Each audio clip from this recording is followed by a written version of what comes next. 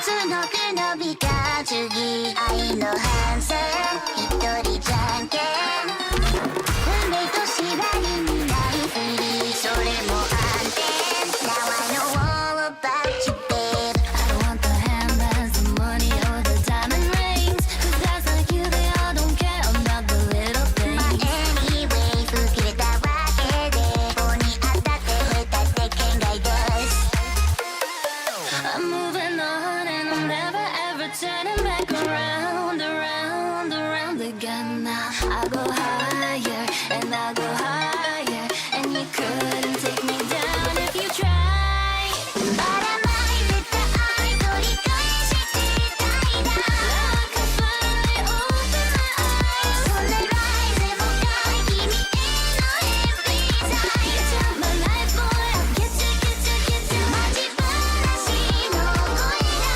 ね今日は過激するでさ Cause I'm fine I'm alright 君なし大正解 You took my life boy I'll get you, get you, get you Get you out of my life boy Get you out of my life boy Get you out of my life boy I'll get you, get you, get you, get you The religion of where all of my friends used to warn me about you Baby I thought that I didn't know without you I got myself no I don't need no alibi 眉毛も止まるときめきすらない今先祖すっては一応よいでかないななななな I don't want the handbags, the money or the diamond rings Cause guys like you they all don't care about the little things So everyday 直愛は順調で先手打ち勝ちをきさらってバイバイ I'm moving on and I'm never ever turning back around, around, around again now I go higher and I go higher and you couldn't take me down if you tried ばらまいてた愛取り返してたいな Like a fly over my eyes 今までにない待ちわった最終回 You took my life boy I'll get you, get you, get you All the lies and every mistake All the goodbyes and the heartbreak Gotta keep on knowing I'll say no more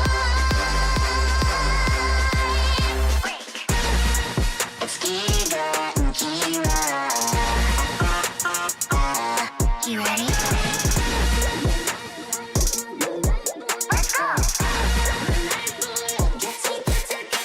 たくまってた以上 ID 暴落した価値を安眠へ切な生活で流されてくスライダー Out the way 盲目な愛が溶けてくアイスバーもろくだけ泡が抜けたそうだ空手のプレッシャーもっとプレッシャーをゲチャゲチャゲチャ今巻いてた愛取り返してたいだ Like a fly over my eyes それ rise でもない君への every time You took my life boy I'll get you, get you, get you 待ち話の声だね今日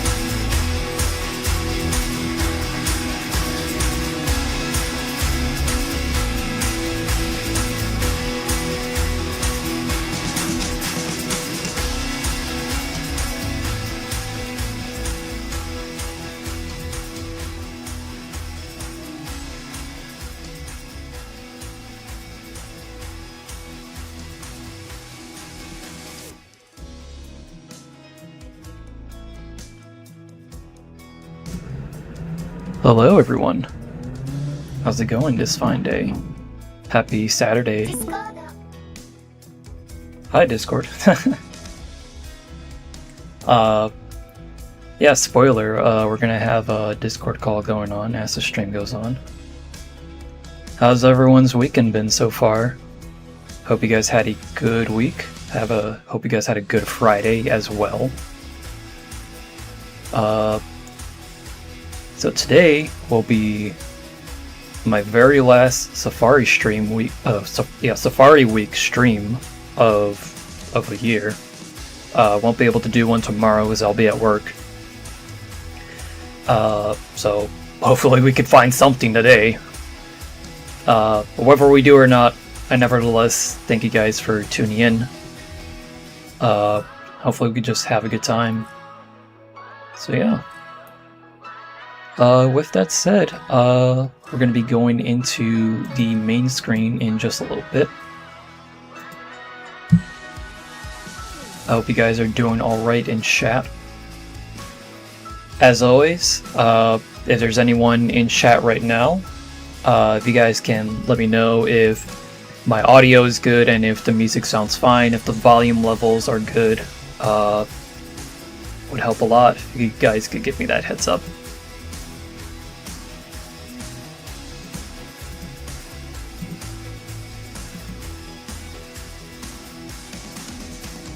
Hey Tyler, good to see you. Been mainly busy today, yeah I see. Hope things get better for you today.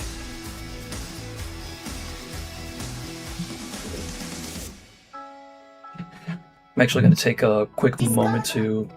Okay, that's getting a bit annoying. I hope that doesn't keep happening. Alright, just gonna do a quick few things before we head to the main screen. I'm trying to set up my my games in the background.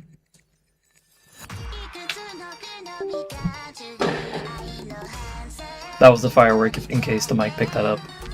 I'm good.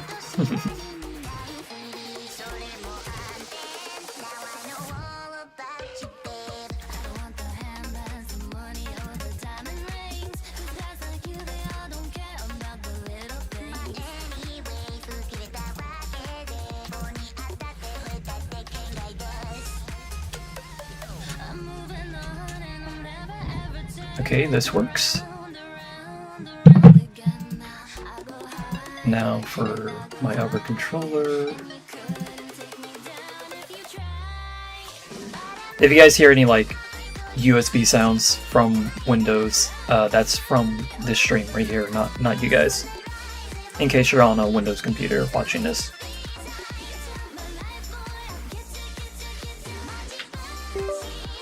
That was me.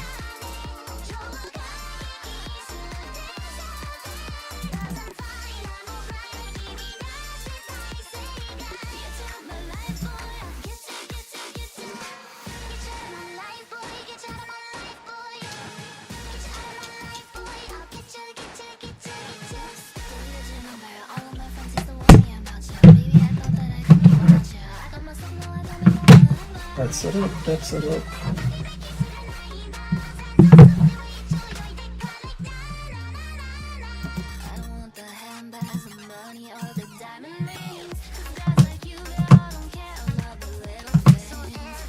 Okay, cool. Alright, we're good. So we can move to the main screen now. There we are. And now I'm gonna also unmute on Discord as well. Hi there, hello.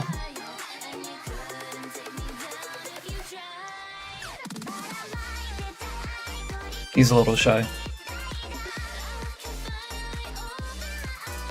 I heard that of you when I just realized you're talking to me.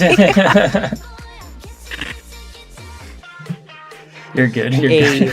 What's the word? This is a Stephen Colbert. I wish we could have Stephen Colbert on here.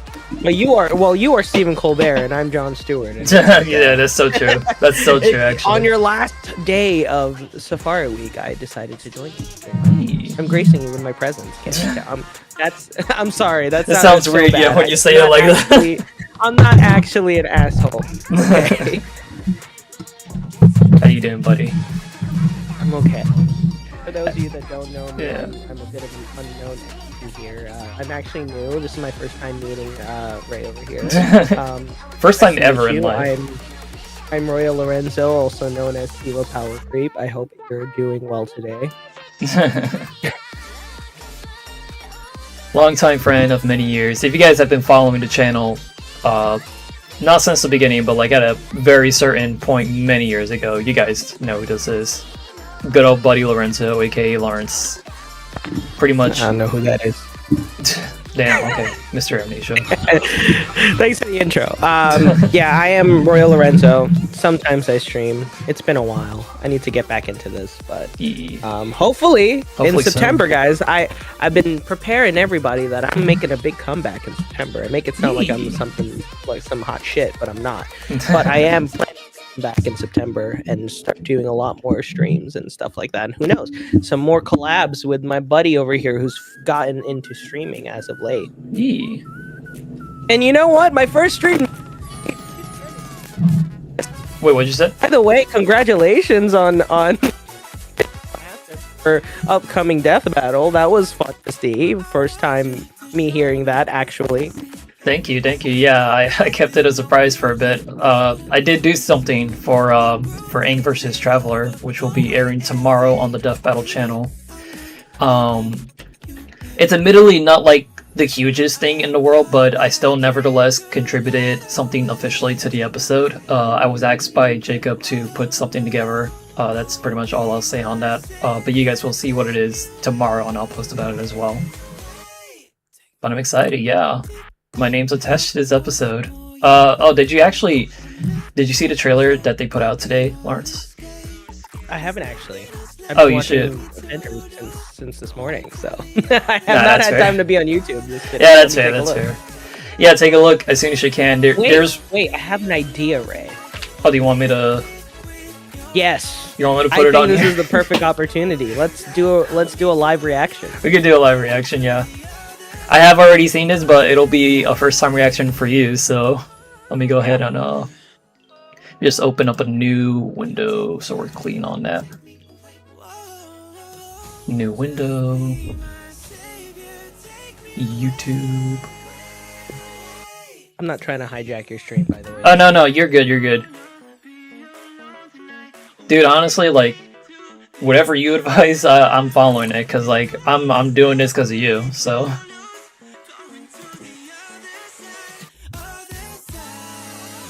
Just give me 1 second.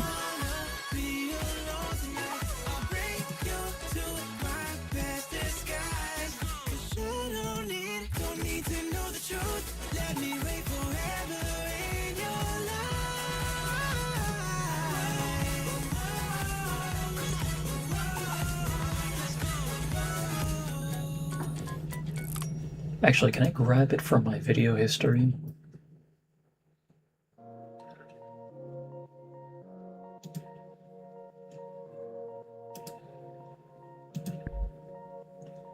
Yes, I can. Cool. Now the side chat for the premiere won't have to pop up, and I'll have to wait to load that. We're gonna pause the music temporarily. And then we're gonna open up a browser source real quick.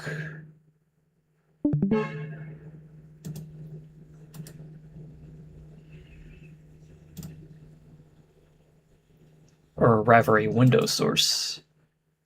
So I don't make that mistake again.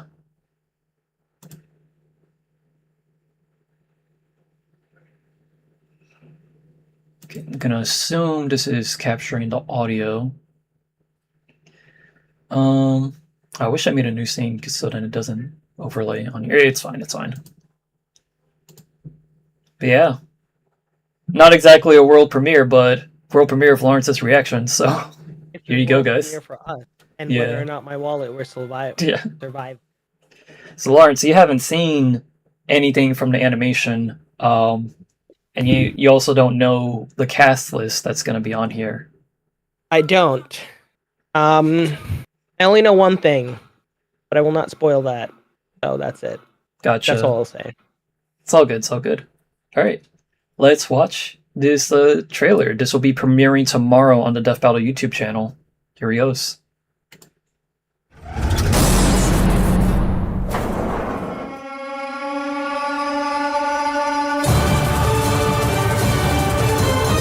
Oh, glider! Can it do this?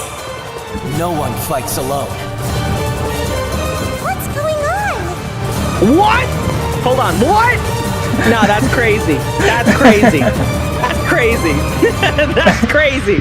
No, wait, that's crazy. Wait, that's crazy though. Wait, that's actually crazy. Wait, that's crazy. I'll play again for you. Oh, wait, that's crazy. What? Oh, glider! Can it Yo, do that's this? I'm not No saying one that the others fights aren't. alone. What's going on? Also, this animation is so good. Yeah, yeah. But what? Yo, that's crazy. July 26th. That is tomorrow, ladies and gentlemen. Make sure to catch it on the Death Battle YouTube channel. Yeah, let me go ahead and just. Wait, Sunday? Coming out on a Sunday? Yeah, that's the usual Yeah. schedule. I thought it used to come out on a Monday. No, am I crazy? Maybe no. It does come out on a Sunday. My bad. I'm thinking about something now. I'm thinking about the trailers. The trailers usually were coming It's out on Monday or something. It's a Tuesday usually. I think Yeah. Death Battles for at some point used to come out every Wednesday, or not every Wednesday, but like every other Wednesday, for a while. But then Yeah. they switched it over to Sunday. Perfect. Yeah. Yeah. Unfortunately, it won't be You perfect telling for me me to do because I something? start Are you as soon as the telling me episode to premieres. go But live? what happened? Are you telling me to go live now? Tomorrow? I mean, it's up to you. You can also just like you can also just pre-record it and then like just upload that. That is an option. Yeah.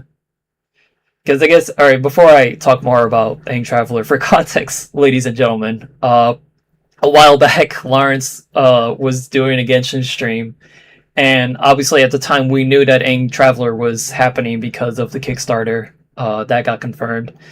And so at some point when he was playing, I think, what you want to explain it better than I can, Lawrence?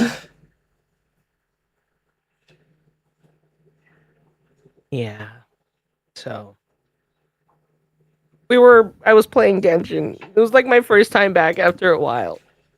And I knew that the next, like, it was going to show up. Like, I knew that was going to happen. And then after that, I opened my big fucking mouth. I said, and I quote, "If Traveler beats Aang, I will take $100 and put it into the standard bank. Mark my words. Hold me accountable. Clip it and ship it." Now I'm regretting it because this motherfucker over here, he actually clipped it and shipped it. And now I have the Death Battle mites in my hair, and everyone's like, "Oh, Yeah, you shouldn't have done that." they came to your shorts, like your stream, like, you know, your stream shorts on YouTube in the comments as soon as this episode got like properly announced as the next time, which is wild to see. Full disclosure, by the way, this is not me saying who the winner is. You guys have to find that out tomorrow. No, 100%, and that's Yeah. not me. That, like, it could very still well be the other way around. I'm Yeah. just saying that there is still a 50-50 shot that I will lose $100. So, yeah, I'm a little apprehensive right now. Okay? So, Yeah. is what it is. Yeah, it's all good. We'll find out what happens tomorrow. But how about Lily Pichu voicing Paimon? I had to keep that a secret from you for a few weeks. When I found out about that, I was like, oh my god, this is the most Lawrence coded episode. Jesus Christ. It really is, dude. You have a long history of following Yeah. Lily Pichu and her work. Lily Pichu has been one of my favorite streamers, and Like even artist. before she was officially voicing in Genshin. Yeah, and yeah, exactly. So for those of you that don't know, she actually does voice Sayu, the sleepy, eepy raccoon ninja, and raccoon or flying squirrel ninja in Genshin. And even before then, like I used to follow her for like offline TV because, she is still part of offline TV. I used to just like, follow her. I wasn't a League player, but like she was like the only like. I thought she was really cool. I like the vibes, and she has this comfy, cozy vibe, which I'm just, I'm a massive fan of. If you guys know my friend Cherry, shout out Cherry Moo. Like she also has the same type of vibe that Lily Pichu has. So like it is it is in my alley, which is why it's like, man, that is crazy. I did actually meet Lily Pichu a few years ago at Castle Point Anime Con. Was that 23, 24? I think it was one of the two. Yeah, it was me and Jeff and Jinwon, and we all went to go meet Lily Pichu, and that was really fun. I think it was either Jinwon or Jeff that gave her a Pichu plushie. Yeah. But I was also there to meet iGumdrop, like Jamie, who, by the way, is, I don't know if you know this, Ray. She's now in the current season of MasterChef. Oh shit! Really?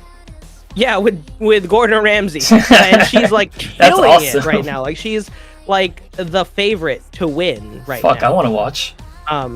Yeah, well, and you can, because MasterChef is one of the only shows that you can watch on Twitch without getting DMCA'd. Yo. I don't know about YouTube, but if you ever want to do it, I'm just saying that YouTube Twitch is the better place to watch for that.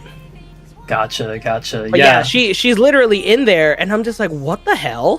She's actually like, and she's killing it. Like she's doing so good, and she's been on there for quite a while too. So it's just really good to see a lot of the people that I'm a big fan of just make it so far. In that's great. Yeah, in the game. But yeah.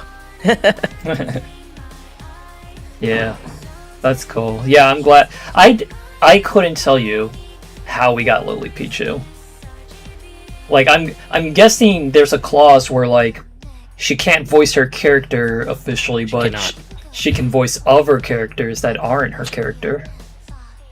That is always like the we were able to name drop her. That's usually the way it goes, right? Like you are not allowed to voice like your own character because they don't want it to be like, that's the same reason why like when you go meet a voice actor or actress at a convention, you're not allowed to record a voice line unless you pay for it.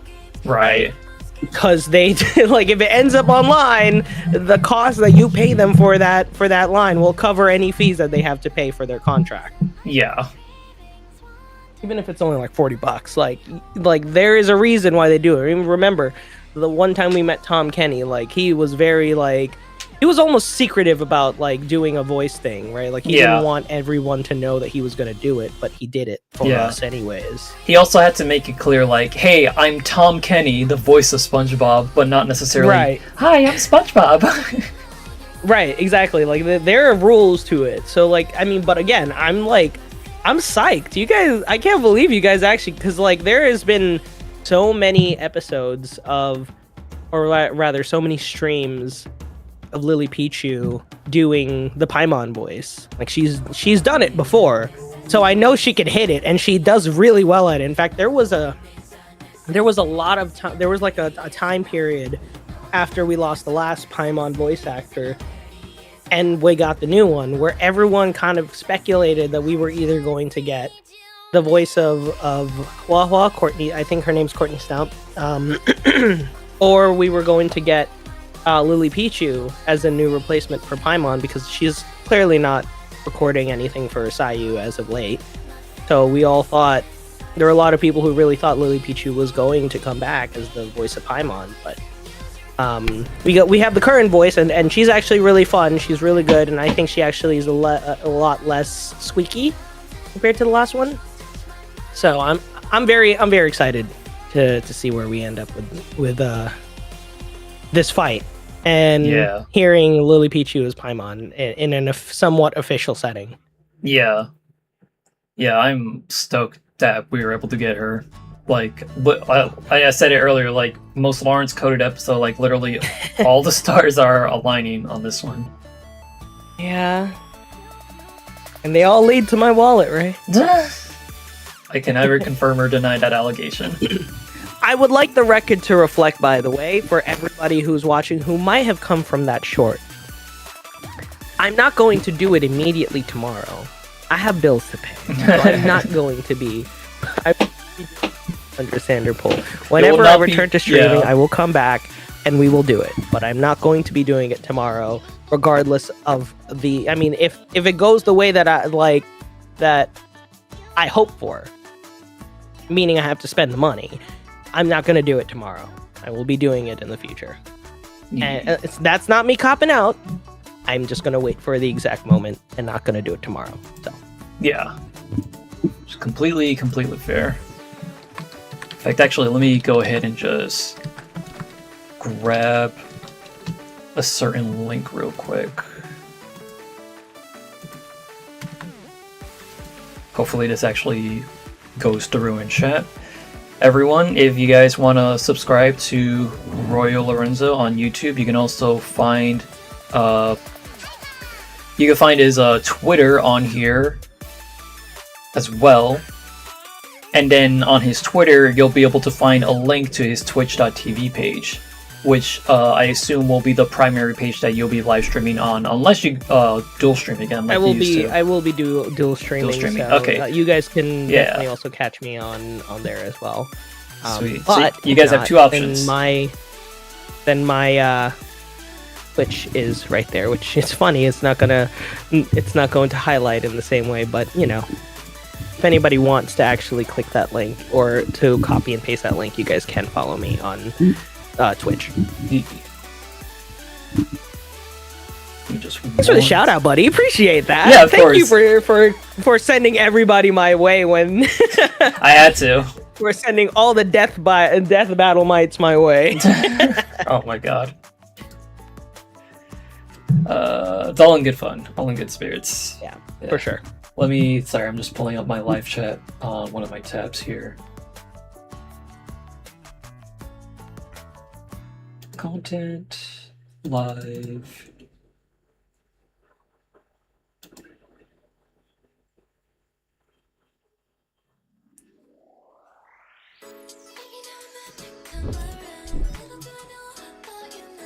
There we go, cool. Alright, yeah, also too, this is unrelated to Death Battle, but I also want to give a shout out to... Oh, sorry, I left the stream on mute for a second when I pulled it up just now, my bad. This is not related to Death Battle, but I did want to give a quick shout out to my friends over at Fan Battle. Tomorrow, later in the day, not at the same time as Aang Traveler, but later in the day, they will be releasing a new episode of their show, and the matchup is Kane from Digital Circus versus Tenna from Deltarune.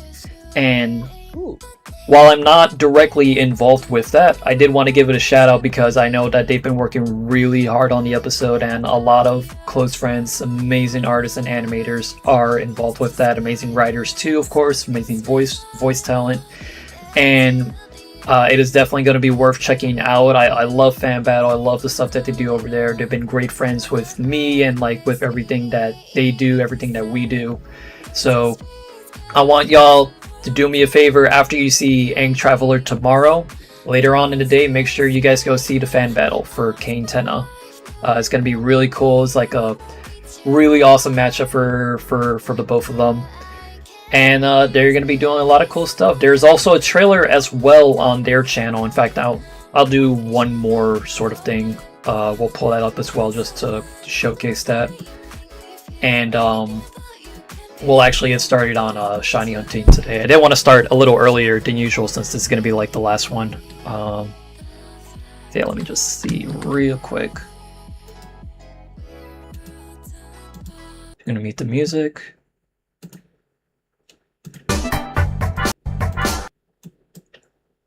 And let me just show that browser source again. Thankfully, I did not delete it. This is what they have to show from that. Sorry, I'm just moving something out of the way.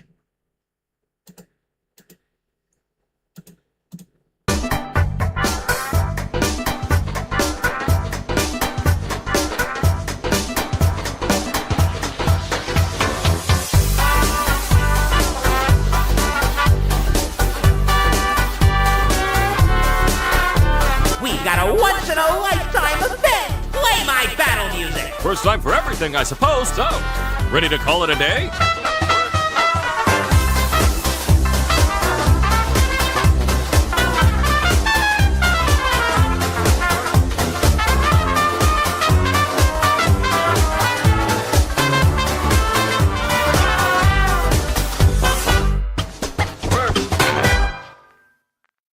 There you go.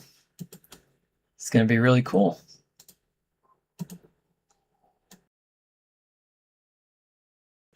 Sorry, I unmuted myself accidentally. Go ahead and hide that. And now, resume the music. Yeah, I hope you guys look forward to that as well. It's going to be releasing tomorrow after Aang Traveler. Not immediately after, but sometime later in the day. And they are hard at work at finishing that up. Alright, so without further ado, ladies and gentlemen, let's get into things. It really does look awesome, by the way. That was awesome. Looks really good. Let's dive in.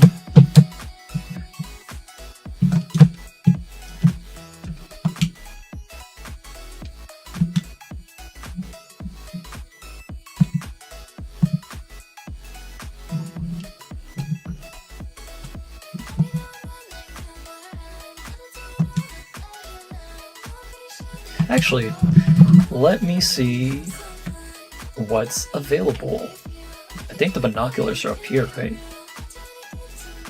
We'll actually take a look this time to see if there's anything that interests us.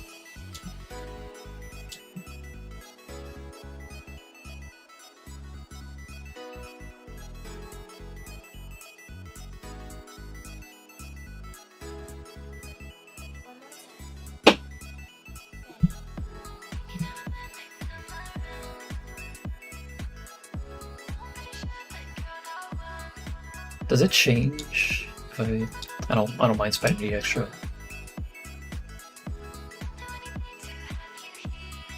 Ooh, Carnivine.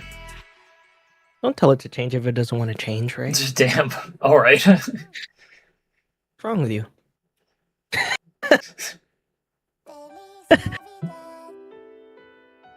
Sound like a Democrat right now. That's crazy, Ray! Oh my god! I'm not Republican, by the way. I'm just letting people know. And that's as much politics as we'll get into on here.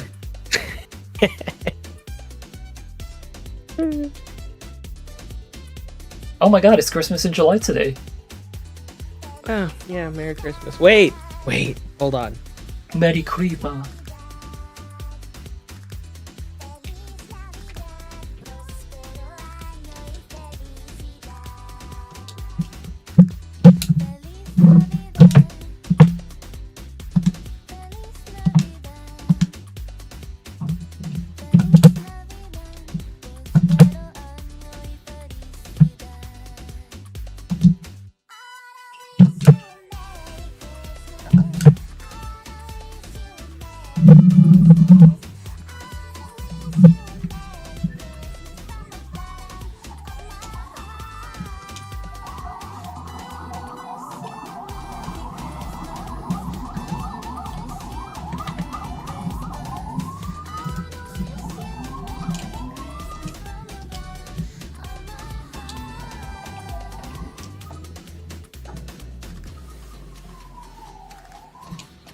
Not sure where I am.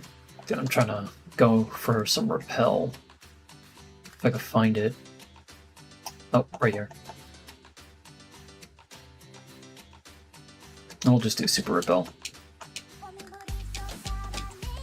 Zone wise, we'll go to. Let's do area 3 today.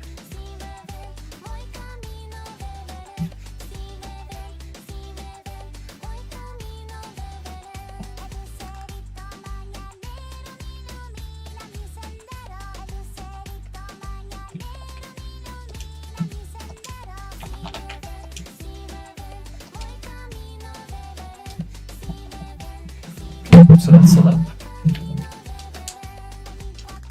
It's not in my bag. Forget, do I have repel here? I have max repel. I'll go ahead and just use one of those.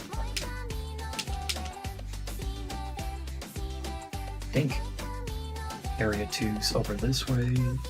Yep, here it is. Cool. So that's set up. And now, just double checking the Kanto Safari Zone real quick. Okay, so area 2 is where I want to go.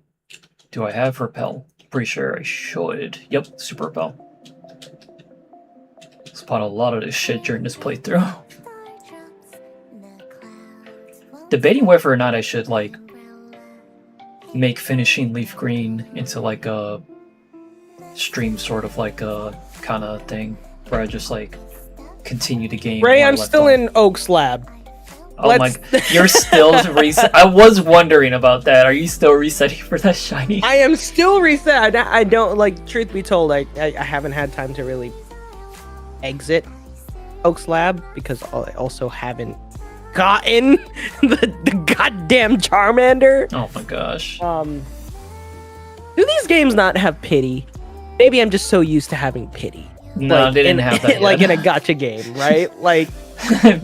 Like I feel like in other games the odds become like you're supposed to eventually get it, right? Like Yeah. like that's the point. I think I've reset over 9,000 times, and that's not a Dragon Ball joke. Like I really believe that I've only Quite reset literally that much. over, yeah. Go ahead and start sweet setting so we can start the counter.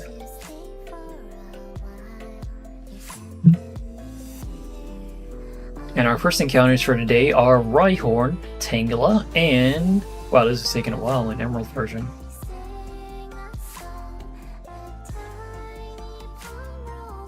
Maybe it's because of the repel. Let me use that up.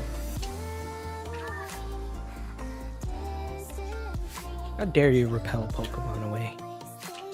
Okay. Have fun with all your early game wild encounters, Lawrence. You know, it's funny. I don't actually like, as of recently, I actually don't use repels as much as I used to. When I was a kid, I used to use them all the time. Oh, me too, yeah. Like now, when I'm going through a game, I'm like, yeah, let's let the wild encounter happen. You know? Yeah, it really depends for me personally. Because if I'm just trying to like get from place to place like ASAP, then I'll use it. But like normally, because especially since like I'm trying to do the living decks, I'll just like keep it off so I know like what's in the area. It's like, oh, I can catch this here. Okay. Yeah, 100%. I used to, and I think it kind of contributed to why like a lot of my older games didn't have like completed decks. Like even just the regular decks, like, you know, is because I just like towards the end of the game just kind of repelled my way to the end. Yeah. It's like nope, I'm not gonna do it. And I remember even like I had to rely on that Rayquaza so hard during the Elite Four back in the ye old days. Mm. Yeah, Forever. I feel like everyone did that. Like, just they relied on the box legendary that they got just to like maul through the Elite Four. I still had to use like the strategy of like throwing out one Pokemon, using that turn to like use a regular revive because I would run out of max revives by then. Use a regular revive, and then if somehow, some way that Pokemon that I sent out survived, I would use the next turn to full restore, and then I would bring it back, and I just keep that happening until like I eventually won out. Either I won out or like, you know, Yeah. or lost, whichever yeah. one worked.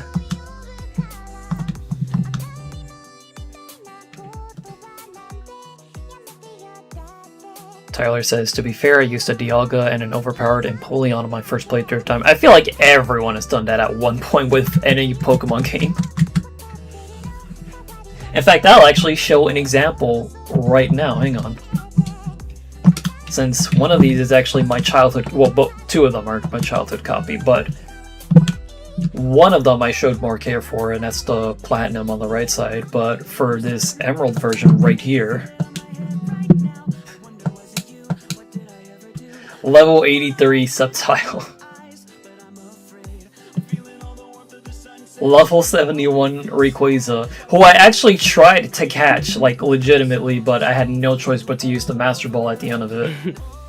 Motherfucker kept struggling. And then, of course, level 34 Tropius, level 40 Linoone, level 41 Smeargle, level 36 Pikachu. Dude, I wish I had my old Pokemon from when I had my Emerald playthrough.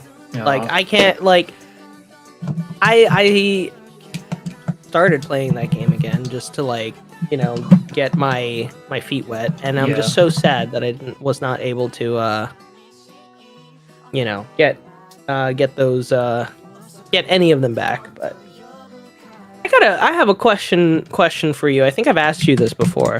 But let's just say, hypothetically speaking, that I play, I play on an emulation device, and I upload my save into a legitimate copy. Does that count? Oh,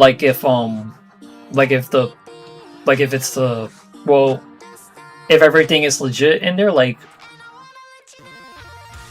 I guess, like, morally speaking, or like technologically? Not morally speaking. I mean, tournament legal. They are, as long as you didn't use, like, any cheat codes, because when you're emulating, no. If you're emulating the game, you're literally just playing the game, just not on official hardware. But they'll never really know about that if you take your Game Boy with the save file you played with to an event or something like that. Assuming you go to an event with that's doing a GBA tournament or something, which I imagine those are probably still out there somewhere. I think if you go to the I don't know if they still do this at the world championship. What's it called? VGC? Oh, VGC. They only do the latest. Do they do the Game Boy one still? Nah, they don't. It'd be really fucking nice if they did. Kind of like how, because you know how, like, some Yu-Gi-Oh tournaments do, like, the older format and all that, and like some Smash tournaments, like, unofficial ones, obviously, because Nintendo fucking gives us scraps when it comes to Smash tournaments. But you know how, like, some tournaments, like, well, any fighting game tournament, like, they just also, like, involve older games as well, like Marvel vs. Capcom 2 or Smash Bros. Melee, for example. I don't think the Pokemon Company definitely does not do that for VGC, but I can imagine there's probably unofficial, like, tournament hosts out there that probably, like, because obviously online battling is already, like, kind of a thing, where, like, you go into, like, Pokemon Showdown, and then you could just use, like, any format from, like, the past now 10 generations, and you could just play that way without having to open up an emulator or be there in real life. With an actual copy of the game. But I imagine there has to be, like, tournaments out there, unofficial ones, where you can bring a Game Boy with your game. You know, it's literally the exact thing that we do when we go on the trips, me and the Red Sus gang, where we open up Battle Revolution and then we pretty much have, like, a Gen 4 tournament, essentially, with our teams from those games. Interesting. Like, yeah, no, I was just curious, just like if that, like, also, I mean, technically speaking, like, if you were to trade that Pokemon up, if you find a way to, you know, is it, like, would that be legitimate to use? I can tell you right now, it will be legitimate to use, as long as you did not artificially generate that Pokemon into existence, and it actually matches the credentials of, like, past Pokemon, like, you know, a Pokemon you encounter in the game, like, whether it's a random wild Pokemon or, like, one of the legendary Pokemon that you walk in front of and you talk to and you battle them that way. Or if it's, like, an event Pokemon that they gave out in the past, like at Toys R Us or GameStop or whatever, or via Wi-Fi. If you got one of those, they'll go through no problem as long as everything matches to a T, which is what Pokemon Home is looking for nowadays. Like, they actually check the statistics and data of your Pokemon. and make sure like everything about it is correct, because the Pokemon Company, to their credit, actually did develop like an internal system that verifies if certain Pokemon from the past actually make sense to be in there. So like Pokemon, like obviously any Pokemon that's like that was unobtainable then and is still unobtainable now, like Shiny Victini for example, you'll never be able to bring that into Pokemon Home, at least until the day they decide to eventually give that to us in a modern game. But like if it came from a past game, no. But if you want to bring up a regular Victini, like if it came from the island event from Gen 5 from way back in the day, then you can do that. You can bring that up. Got it. Okay, makes sense. And it doesn't matter if you play it on an emulator, as long as it's like literally that, because people make backups of those Pokemon and they distribute them online for like people to download, or they give you the option to like essentially enable the event in the game. Like they give you the key item or like or the DNS trick. I don't know if you know about the DNS trick, Lawrence, but the DNS trick is essentially you're connecting to like a proxy server, like an unofficial server some people have made on your DS. There's like whole methods on how to do it on YouTube, but you connect to them and then you can actually get legitimate past event Pokemon that are hosted on that server, complete with the Wonder Card and everything. And you have to set your DS usually to the date that they were originally being distributed, so that your DS, your game can record that as well. Those are legitimate. You can actually bring those up into the modern game, so you can see it in like Scarlet and Violet and all that. Interesting. Yeah, I know I rambled for a bit there, but legit. You gotta teach me some of this stuff when I decide to lock in on Pokemon. Yeah. Yeah, if you play on an emulator and like say you have like the GB operator or you're playing on MGBA, if you want to bring that save into a physical cartridge, you can do that. Or if you want to bring it to an emulation handheld, you can do that as well. And then you could bring it right back to your PC. But if you're worried about legitimacy, as long as you're doing everything legitimately as you would on actual hardware, then you should be completely fine. Like it should be legitimate. Besides generating the Pokemon, is there anything that would be considered illegitimate? If let's say I'm running a macro or whatever to like speed up my like shiny runs, does that count as illegitimate? No one's really, well, I mean, if you want, I'm not saying that I don't legitimately encounter said Pokemon, right? It's just like I don't want to sit there and click the button 8,000 times. Right? No, yeah, you're like you're if I have the thing doing its own, like automated, essentially, until it sees a shiny.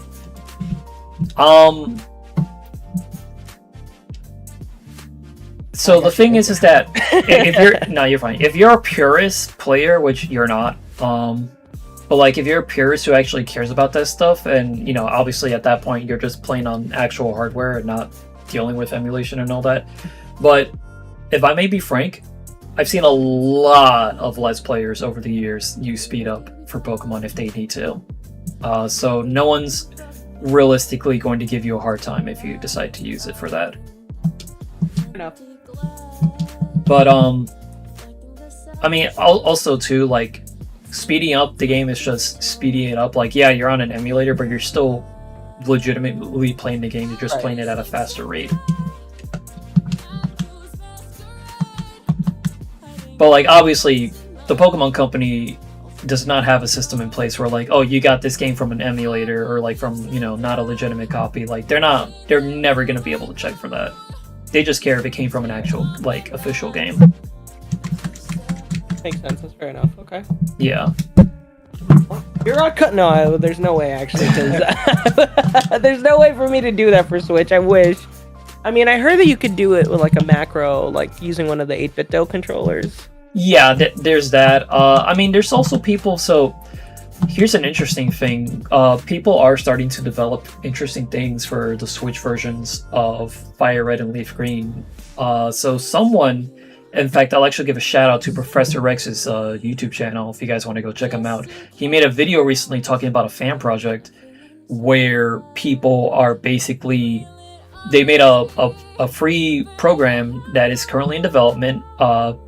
but I believe it's available right now on GitHub, where you can actually, if you have a save file for a game from like a cartridge, like say like I take my Emerald cartridge and I put the save on my computer with, you know, all my childhood like Pokemon on there and everything, you can theoretically trade that over to Fire Red and Leaf Green on the Switch, because it'll send out a signal basically if you follow the steps correctly, and your Switch version, you know, it'll detect it as it being another game using the wireless functionality that is in the port of Fire Red and Leaf Green for Switch, basically creating an unofficial trade situation without having to actually like have a homebrewed Switch or like a modded Switch.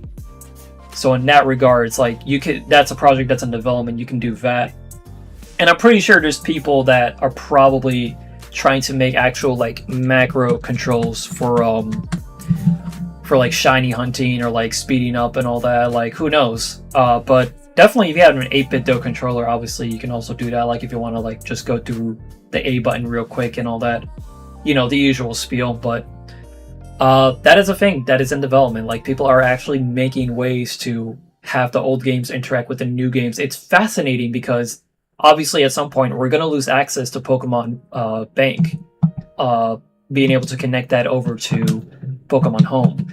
So at some point we're probably going to get Ruby, Sapphire, Emerald on Switch. Who knows, if we're lucky we might even get Gen 4 and 5 like re-releases, like the actual old ROMs on there as well. And if we do, we know that there's going to be fans out there. We know that this is possible now, that they're going to allow us to connect our older games to the newer games unofficially.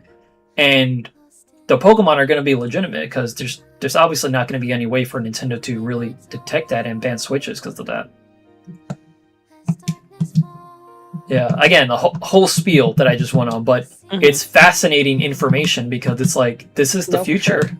Like, we don't necessarily, or at least we may not possibly necessarily have to worry about a bank going down anymore and losing access to like all those past games. Now we can keep connecting whether it's official or not. And I'm honestly excited for that, what the future holds for that, as a collector of Pokemon in game. Yeah, I am curious too, because I would like to get out of Oak's Lab. Yeah. And hey, I want to keep playing the goddamn game. You're fine. Hopefully. But like, hey, Lawrence, at some point, if you do eventually get that shiny Charmander, you can theoretically transfer it to an official game, clone it, and then send it back. So then you can also bring it through the DS games as well, and it'll be legitimate. Yeah. If you want to. Yeah, that's the reason why I'm doing it, because I do want to like get some usage out of that goddamn Charmander. Yeah.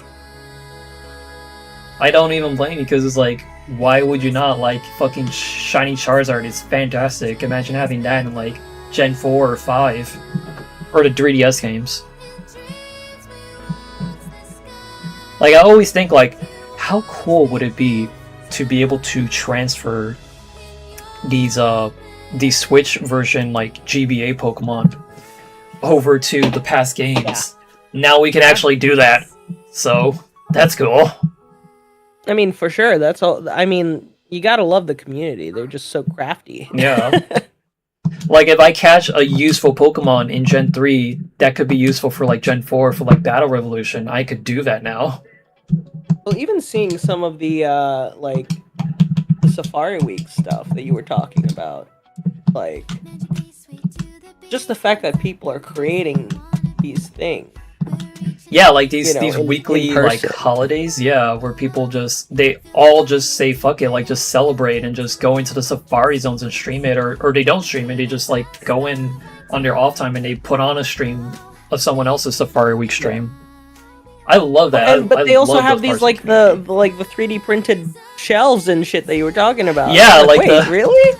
The little station on Etsy that someone made that I've seen people with, where like you could put GBA SPs and DSs and just stack them on top of each other and do what they call the keyboard method, where like they're just going through multiple at once, assuming you have all those legitimate copies of the game ready to go. Like, I love stuff like that. That's really cool. And like, yeah, I think I've sent videos in the past. It's fine if you haven't watched them yet, but there's videos where people like they literally, you know, one of the hosts of or the host of Safari Week basically, Absol Blocks Pokemon, again, shout out to him for creating this Safari Week in the first place. He and his friends, they occasionally do real life meetups where, like, you know, they rent out an Airbnb and for like a few days they just gather together. Yeah, they just hunt shiny Pokemon in their actual games, and then they find some together, and it's really cool because you find one, all your friends get excited and they gather around and then you see whether or not you catch the Pokemon, and it's always a great time. Like, So what you're saying is we need to do the same thing. We could if we want to. All right, Ray, pack your bags. We're going to the former Cartoon Network Hotel in Lancaster, Pennsylvania. Keenan! Here goes. Yo, R.I.P. that hotel, by the way. R.I.P. that hotel. Shout out to Shaq Furless's video of like covering the hotel before it closed. I don't know if you saw that, Lawrence, but I did. yeah. We almost went to that hotel, folks. Several times. Yeah, for my birthday, coincidentally. Like, I think a couple years ago we tried to do it, or like last year maybe. It was definitely, like either last year or the year prior. Like, we really tried to put together like a last-minute trip. Yeah. We're doing this year, pretty much. Yeah. Sorry about the ambulance in the background, by the way. You're actually good. Oh, okay, that's cool. Because, like, from my perspective, that shit's really loud. I wasn't sure if the mic was picking it up. I'm glad, like, so for those of you who don't know, I'm not going to tell the dates just so that we don't dox us, but, like, we are taking a road trip later this year. We are, yeah. Just me, Ray, our mutual friend Brazen Eric, and our mutual friend, I say mutual as if they're not our best friends, like, our best friends, Brazen Eric and Wolfx23. Wolfx23. This is actually the first time, I mean, not the first time we take a trip together, all four of us, but it's the first time that we are taking a, like, vacation, the four of us together. I've taken trips with Wolfx and Brazen Eric at like, we went on a cruise last year. And then, you know, we've all went to Dallas together for WeebCon. But this is the first time we're not going to something in particular. Well, we are going to something in particular, but we are not like going to like a convention. Yeah. And we have to take pictures and all that. And we're like on a tight schedule. Like, we're going on a cool little road trip through the Northeast and, you know, getting these guys to experience nature. Yeah. just to chill, which I'm excited for. I can't wait for it. Yeah, I'm excited. I'm really excited for it. But Yeah. you know, it is me making up for the fact that we couldn't do the Cartoon Network Hotel that one year. Yeah, which is all good. You know, I appreciate the thought, nevertheless. You know, and I'm still, of course, always. I'm excited whenever you host one of these things, Lawrence. Just so you know, whether we actually get to do it or not. Because remember that one time we were trying to do that concert in Boston. Man. Yeah, and that concert ended up getting canceled, but we just spent the whole weekend in Boston just having fun together, just finding shit to do, and ended up being like one of the most iconic trips of our lifetime. Yeah. Did you guys buy tickets for that concert too? I feel like you did, right? I think we did. I think that was the plan. All three of us bought tickets, and then all three of us it all got canceled, and it came back to us, so we had some money to use while we were in Boston. Yeah, that too. We had a budget ready plus extra. Oh man, I don't even remember what the name of that concert was, but like, it's probably somewhere in our emails. Block Party or like something. Yeah, something I don't Block really Party. remember. Yeah. I think we briefly, loosely talked about this in like a past Ink Bros podcast. I don't think we ever talked about it on here though. So if you want to go into like any kind of detail, feel free to. The floor is yours. Yeah, no, like, so we were going to this place because this was around the time. This was like 2019, and I really was getting into like Billie Eilish and her music, and I saw that she was going to be at the Patriots Stadium in Boston for like this big concert venue. It's kind of like your Coachella or your Lollapalooza, but like on a smaller scale. Like, that was what we all thought it was, and there were other artists too there that I was like, man, that sounds pretty cool. And I bought tickets for it, and, you know, bought like we rented a hotel. I couldn't drive yet, so our plan was to take a bus there. Yeah. Which we ended up And it doing. was like 2 weeks prior or a week prior, and we had already paid for the hotel. We'd already like bought the bus tickets, so there was no way for us to get we already took the time off, so there was no way for us to get refunds on any of that stuff. I mean, look, if we tried hard enough, probably, but like at that point we were like, you know what, let's just take the trip anyways. Yeah.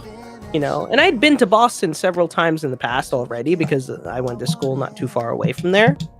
But this was like the first time that we, as a like group, me, Eric, and Ray, like we decided to take this trip out to Boston and just have a good time, and we did. And we, it was a really good time. Like genuinely, we explored all of Boston. We saw like various places.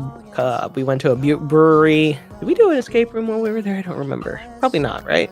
I can't think so. remember. I don't think so. I know we did escape rooms on later trips. I don't think for Boston. I could be wrong. I could be misremembering. That was our first time ever doing like a trip together, and then then after that the Kangdemic hit, and unfortunately we were not able to do another trip for a couple of years. I think next time we went on a trip was 2022. Yeah. And then we went to Montreal that year, and then the year after we went to Montreal again. Mm-hmm. Yeah, what did we do in 24? Did we do anything in 24? Trip wise? Like road we just trip did wise? Dallas, I think, right? We only did WeebCon. That was like the big quote unquote trip. Yeah, I think that was the closest that year, like just going out to WeebCon. Right. Yeah. And then the year after we didn't do WeebCon. What did we do last year? Did we do anything last year? I think we were all scraping for vacation days. Yeah, I think we didn't do anything last year because Yeah. I think you had something. Yeah, I had something, and then I think you had something too going on. I think as a group. Then last we year, didn't do- right, I went to Turkey, and then last year we also went on that cruise. I remember. Yeah. If you want to count it, since you showed up to it, there was the Red Sox trip where we were where you with your family in a separate area, and then us all happened to be in Florida around the same time in close proximity. So you just showed up on. Hey, maybe next time you guys are in the same exact area, because I know that's something you're thinking about. Like I'm down. I got family there, so it'll be easy for me to make an excuse. For sure, yeah. Florida might possibly be the plan next year. We're not sure what location yet, but hopefully it's in close proximity. But it'd be really nice to like hook up again and just like do some tomfoolery together with the group. Yeah, for sure. But yeah, I mean that's the general gist of Boston. There were definitely some fun moments from there, like just kind of a lot of inside jokes that came from it. Oh yeah, iconic trip. Yeah. But that was kind of our first foray, and like even this time, like now we have a car, so like I will be driving a long time, but we will be driving all over the Northeast. I'm so excited for it. Yeah, I can't wait. Yeah, I'm excited. Eee.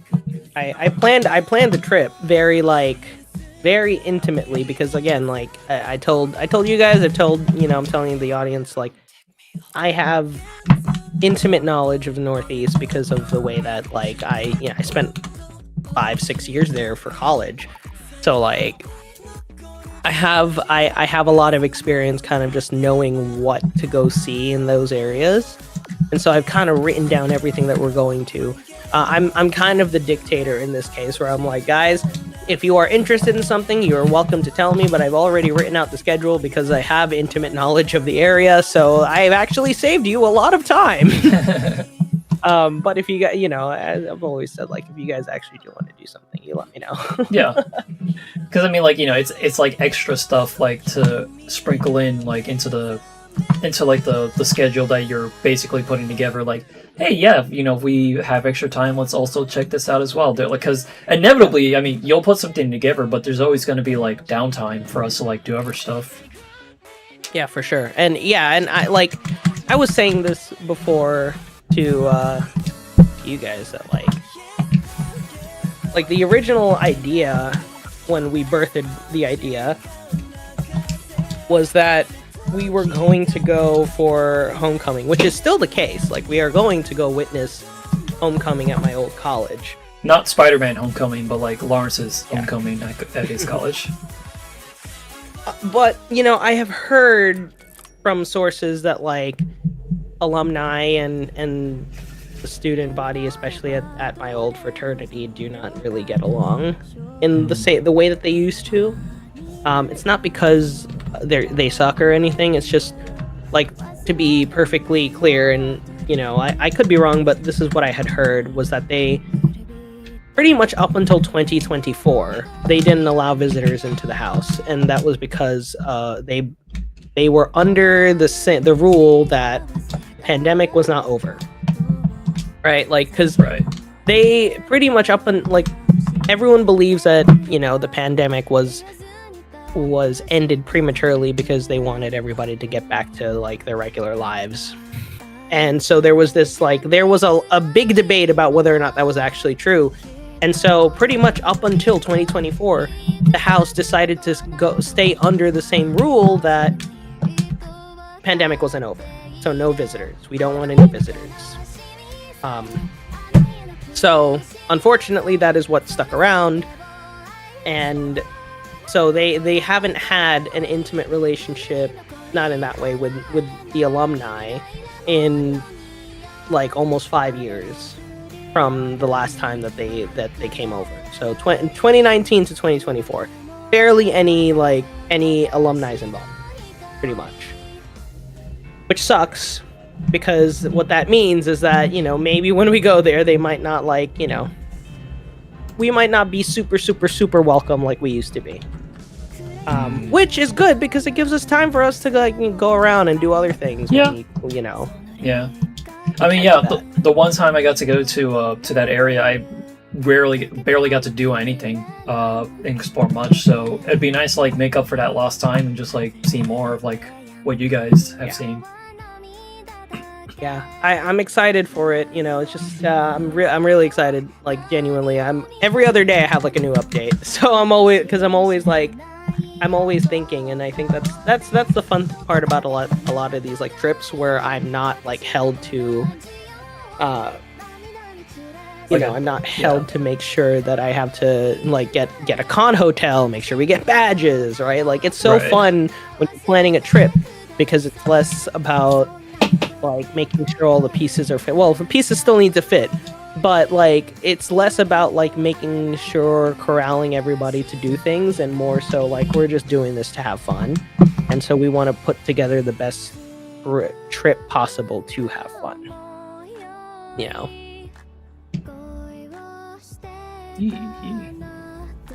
I just went on a whole spiel. I'm so you're so good.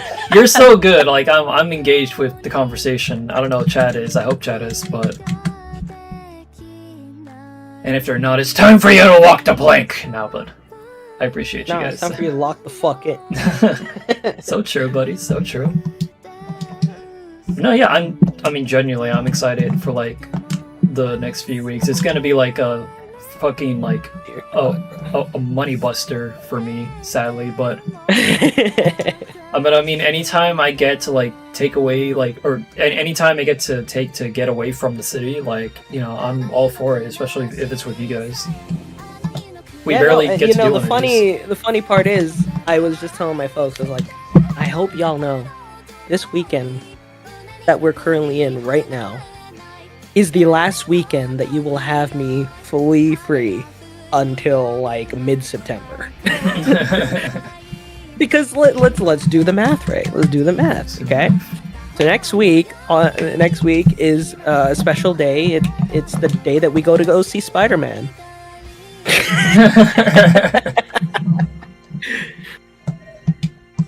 Oh, and I guess it's your birthday too, you know. Yeah, I guess. I guess it's your birthday or whatever. So there's that, right? And then a week later, we're going on a hike. And so we're going to be spending, which is, like, you know, we'll be spending the weekend. Take a hike. And then the week after, we're going to a Mets game. Yeah. And then the week after, guess what? It's Anime NYC. Yep. And then guess what?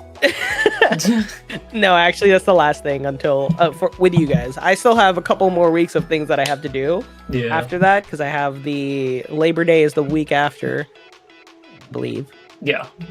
Maybe I didn't do the math right. Hold on. Wait, Ray. What's up? There is a free weekend. I found a free weekend. Yo.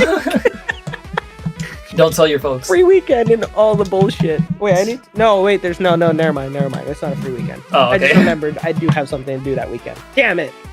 I found a free We weekend, bamboozled Ray. Can you ourselves. believe it? No, I'm going to a Harry Styles concert that week. Okay. Friday. And then the week after, I'm going to go see Ed Sheeran with my parents. And then the week after, I'm going to go see Big Bang. Not Big Bang MetLife. Theory for the audience. Yeah. I No. can't believe. I really thought I had. And then the week. Oh my god! I thought that I was over. Nope. The week after is my birthday. So actually, no. I don't have a free week for the next 7 weeks. I have nothing. No weekend is free for the next 7 weekends.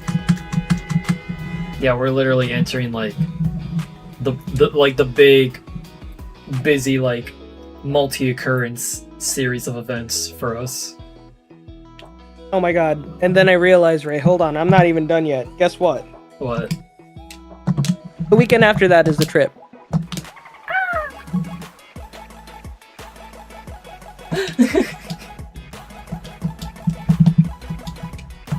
We sure are in for it.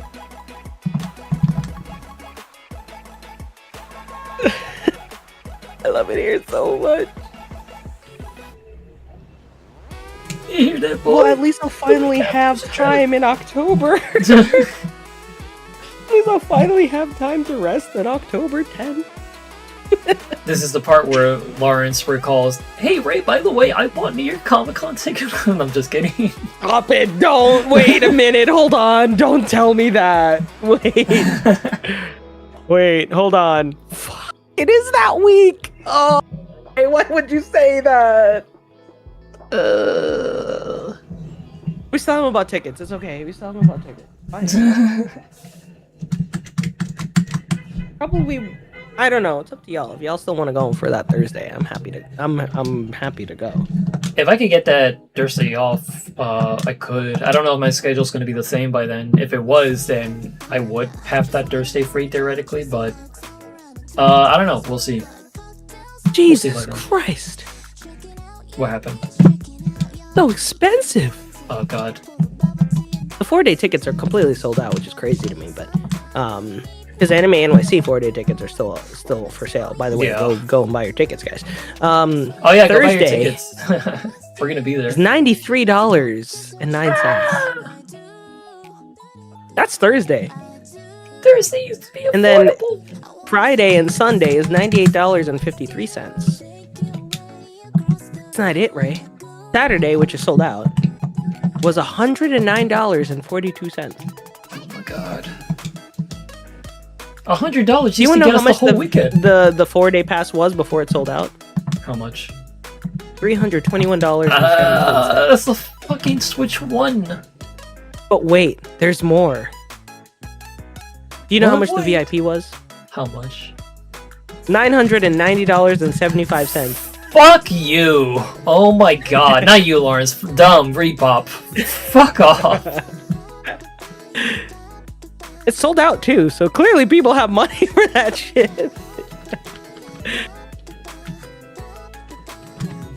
Fucking.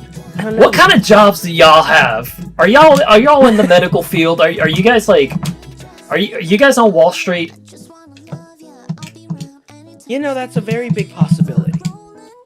That is a possibility, Jenny. Fucking. Are Are y'all tech furries? like you hear, yeah. Well, yeah, that's the thing, right? Like I always talk to Kisu all the time, right? Like, and Yeah. she's an artist, and she makes this joke all the time about like, because she works in almost the same sector that I do. But she lives in Toronto by herself or something like that. And like again, she's a great artist, but she like struggles a little bit, and so she does work a full-time like 9 to 5 outside of her streaming duties and her art duties. And she makes this joke all the time, and she's like, guys, everything is so expensive, I think I just need to go and become a furry artist. And then she would tell a story about how like there were people who requested her to do like the furry art for her, and they come with bank, bro. Yeah, They come with money. I can confirm, like, that's a real thing. Like, there's so many fucking furries in the furry community. You know, I have friends in the furry community. I'm not a furry myself, but I do have a lot of good friends in there. So I'm not just know this is not me like ragging at them. But the fucking furry community, bro. There's a lot of fucking rich people in there. Like, what the fuck do they do for a living? A lot of them are tech bros. We do know one who is a tech bro. We do know one. But I wouldn't say he's a tech bro. He's a tech person, and he's great. We love him. They're a great person. Holy shit. Yeah. So it does but it does make sense, right? Like for them, it makes sense. Yeah. I don't know if they have a suit. I have never asked or seen, but maybe. Do you know? I don't know. I don't think so. You could ask.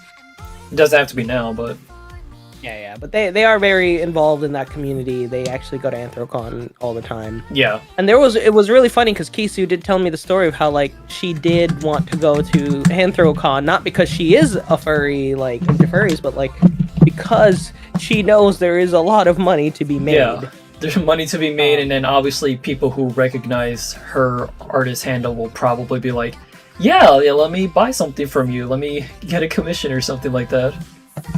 And she loves US cons. The one time that she came to the US, the first time I ever met her in person too. And we bought a bunch of stuff from her. She gave you guys some free stickers and stuff like that. I gave her some free fudge and all that.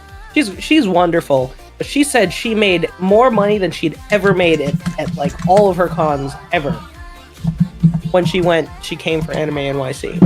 I'm just like, yeah, because compared to Canada, in Canada they're very like they're very picky with what they want, right? Like they don't just swipe on everything. I think that's also has a little bit to do with like how powerful the Canadian dollar is compared to the US dollar. Yeah.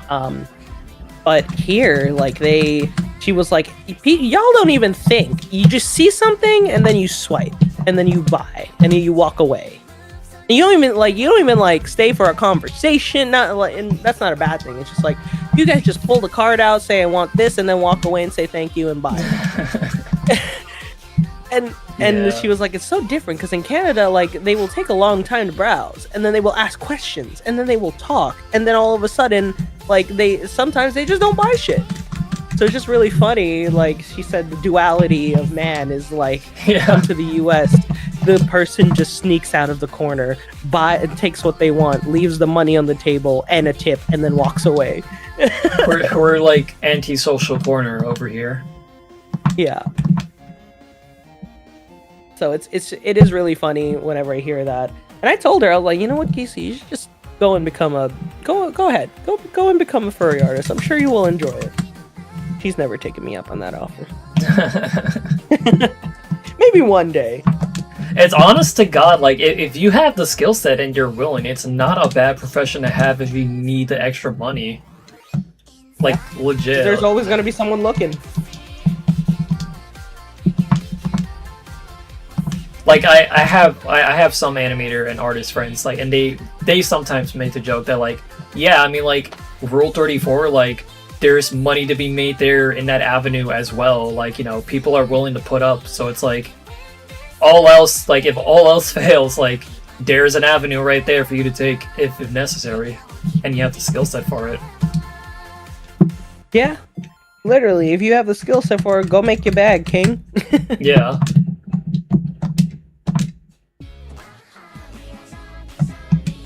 We'll see if we even do Comic-Con. Yeah, we'll see on that. Can you believe we used to do like both Anime NYC and Comic-Con weekend back to back? A month away from each apart, other. Yeah, that was terrible. I don't know how we did that. we were crazy. We cannot do that. And if we made like a bunch of money like tomorrow and kept that going consistently every year, then probably we could like justify that. But we can't do that anymore. Especially like it's a huge time and stress sink. But like otherwise, like yeah, I'm good on just like the one day because it's also like Comic-Con's so overwhelming and a lot nowadays. So it's like, which is why Thursday is the best day to go. You go it's for literally one day, you get to see Yeah. everything. oh, here's the thing about Thursday, ladies and gentlemen. So Thursday, everything is mostly still available because, especially if you're going in early, because then everything is just like right then and there. Like you're good to go. Things are less expensive. Sunday's like probably the least expensive because everyone wants to get rid of their stock. But things are not bad on Thursday, all things considered, because it's not Saturday where fucking everybody's there and people are trying to upcharge to like make sure they get their money's worth. There's not as many people around. Comic-Con has gotten so much crowded over the years. Shout out to MatPat. He was absolutely right with his whole thing way back in the day about like Twilight being like the reason why Comic-Con has gotten a lot more crowded, both San Diego and New York, because of just mainstream pop culture taking ahead and like a lot of like non-comic book fans coming to these events now. And now it's just like there literally is an everyone who walks type of event, and everyone who doesn't walk. If you're like, you know, if you're disabled, there's a spot for you here at the convention as well. But point is, everyone comes to Comic-Con now, and it's a huge issue because there's barely space to walk now, and it's tiring. But Thursday, there's a least amount of people because some people are still at work, and there's always tickets available. So it's usually the best day to go if you want to go. And nowadays, we've done Comic-Con for so many years. We've gotten so used to exploring the entire floor. We know the Javits like the back of our hand now, so we know what to do or where to go. So we managed to get everything out of the way that we want to do in like a day. If we miss out on panels that are on every days, then, you know, it is what it is. But vendor wise, and like just going to our different, like the Yu-Gi-Oh booth, the Konami booth, I love going to that every Comic-Con. I wish it was at Anime NYC, but I love going over to there every year because I like getting my photo taken for a token card every single time that we go over there. And I just like seeing whatever new products that they have or whatever new demos for a new Yu-Gi-Oh game they have. It's always cool. Like, just I love doing that, but it's cool that we can at least get it done in like a day. They were there, I think, at the last Comic-Con I went to, which by the way, I must say, I did go last year, just after work. So what had happened was, and I'll tell quick story here. Yeah. But I was working across the street from at a vendor. One of our partners works across the street. And I knew it was Comic-Con weekend also, so I just decided to, you know, as soon as work was up, I was like, yeah, let me just go in front of the, Javits and see if somebody will give up their ticket. Somebody did give up their ticket, so I did end up going inside. And even then, there were a lot of people who were selling tickets, and they're not scammers. Like, they did have a stack of Thursday tickets that they probably got the same exact way that somebody gave it to me. It's just like, hey, can I have your ticket? I'll pay you $20. And they pay $20 to these people just to get their ticket for the rest of the day, and they have a stack of them. And then they'll probably sell them for like $30, $40, get some like an extra profit on top, which, again, you're still paying like a fraction of how much it costs right now. So even then, that's still a fine deal. Yeah. I got there at like 4 or 5 o'clock, so there was still like 2 more hours left of the convention, which, yes, is not a lot of time, but I will tell you this, guys, I actually did manage to do everything. Like, not like I didn't get to obviously go to a panel or anything, but I walked through the artist alley, I walked through the vendor hall maybe 6 or 7 times. I'm so sorry for the number, my bad. I didn't even think about it. You're fine. I did actually walk through the entire like vendor hall, and it was great. Like, yes, I was slightly in a rush. Still got some free stuff out of it. Like, there was still a lot of free stuff. I got myself a free custom Lego from Whatnot. It was free, 100% free. I didn't buy shit. Nice. And it was like a free Lego that I made at the Whatnot booth. there were some other stuff, and then I bought some other things for myself. You know, like I think I bought a Shaman plush, and I bought some stuff for the guys as well, and Sarika. Like I definitely, you know, went out of my way to still like get some stuff for people. And it was just great. Like it was, even in the 2 hours I went, I still had a good time. I still took pictures, and you know, I hung out with Duolingo. I saw the Smiling Friends booth, which was cool. Yeah. Again, just like, you know, I knew where to go. I was just running through the aisles trying to see if there's something there. I ran into our friends at C3, the Copper Coast Confections, the fudge booth. Shout out to Copper Coast. Shout out to Copper Coast, the best. I have to work on their pictures, hopefully this week or next. But yeah, it's been great just to, like, you know, get all that out to, you know, and even just to go experience it for a few hours. That's why I always tell people, I'm like, guys, we should really do Thursday more often, because it is so chill. Even when I went, like, there were people, but I could still fall in line and go do things when I wanted to. Like, if I wanted an autograph, I still probably could have gotten one. You know, I just didn't. It's not as insane or chaotic in later days. Yeah, we'll see. I think that, you know, we probably could even, like, if you went in the later afternoon, like at like past 12 or 1 o'clock, we probably could just like stand outside of the Javits and wait too. We could if we want, yeah. And or just buy like a ticket from somebody who's selling it for like $40. Yeah. $50 even. Because like, that's how much it's worth. Yeah. It's like what you said earlier. It's like, you know, I'd rather pay that than, like, you know, double that price basically. Yeah, 100%. Like, sure, I'm considering just buying it now and buying it official, and just getting out of the way. But, you know, like, which also there are people bad. Who will sell it the day of for a decent price. Yeah. Yeah, we don't have to necessarily stupid fit everyone into the convention. But you know what you do?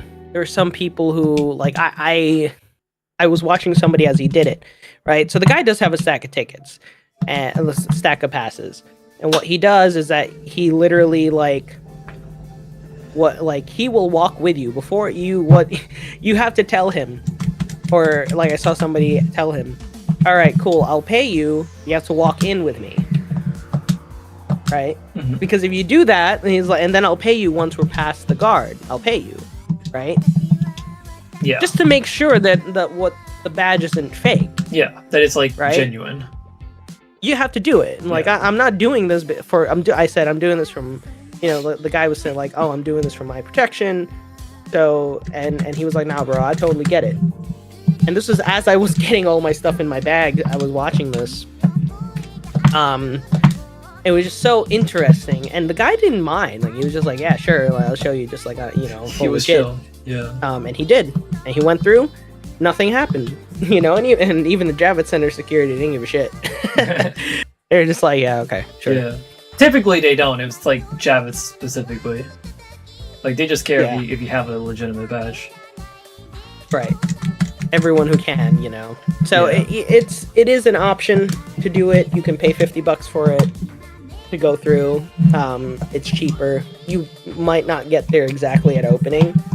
So it is up to you guys, you know. Yeah. Yeah, something to keep in mind. We'll still think about it. I would love to, but we'll see. Convention tips with Ray and Lawrence. We're still giving them out years later. Say we wanted to do something like that once. Like, we wanted to create a guide, like a Ned's Declassified School Survival Guide, but for cons. Genuinely, yeah. I guess I could tell to the audience. But a scrapped idea that I had years ago that I wanted to eventually create. I think I might have talked about it at the PonyCon panel we did forever ago. I don't remember at this point. That was like 9 years ago. But one of the ideas that I had, because at a certain point in time, like almost a decade ago, or about a decade ago, we had been to so many panels I'm sorry, so many panels. We have been to so many conventions, different types of conventions, and there's knowledge and info that we've retained as we've grown and learned like how to like survive these and like how to show up to these, like, you know, just how to get through them, get through the weekend and everything, con etiquette and everything like that. So I figured, hey, I don't really know a lot of other people who are really doing this.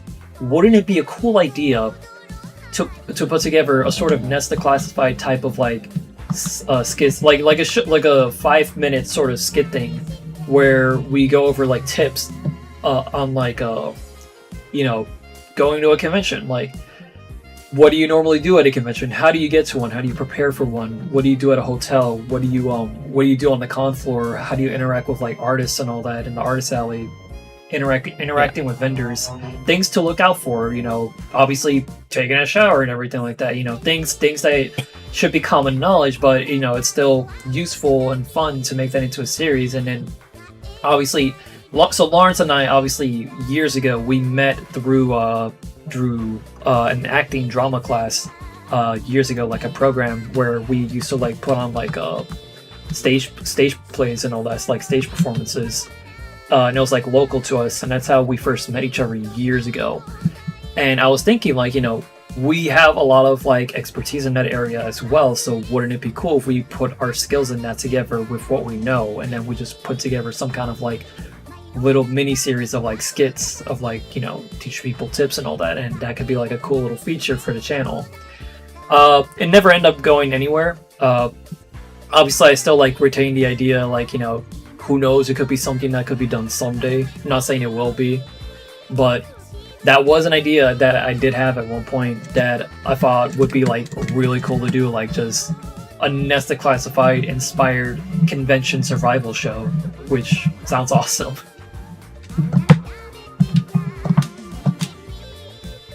Yeah, you pretty much hit all the notes. I am hoping, you know, one day we could do it still. I think there's still an opportunity to. Yeah. Like if we ever get like much bigger, like if things like, you know, if we build enough connections, it would be nice to like put together like a sort of like production for that. We certainly have the know-how on like basic elementary like filmmaking at this point, so would it be like a terrible thing to like attempt to do? Yeah.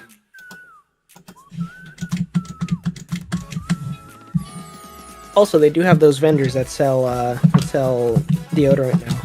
Yeah, I love that.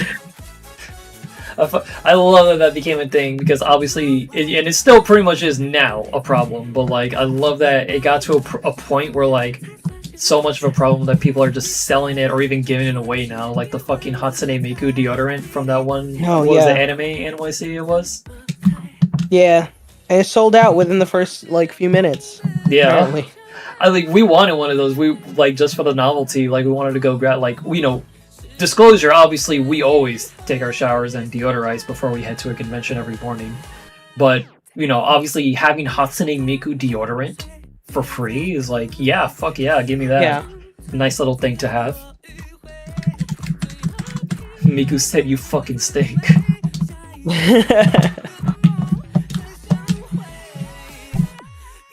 Dead ass B, take a shower. Dead ass B. with their fucking Tims. Yeah. Yankees cap.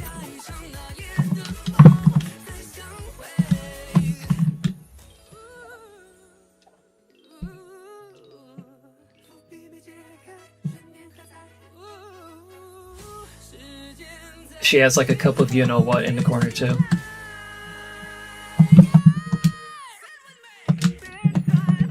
I just realized what you're talking about. I'm not gonna say what it is just in case, but like, yeah. That's crazy, right? Yeah. God, I want to show that fucking meme at some point, the fucking Paimon meme I made for you. You please do. Yeah. I don't think I can show it now, I don't have it on me, but if I find that, I'll like... Yeah, I'm sure it's around, yeah. I'm 90% sure I downloaded it. And it's somewhere in my documents, in my pictures.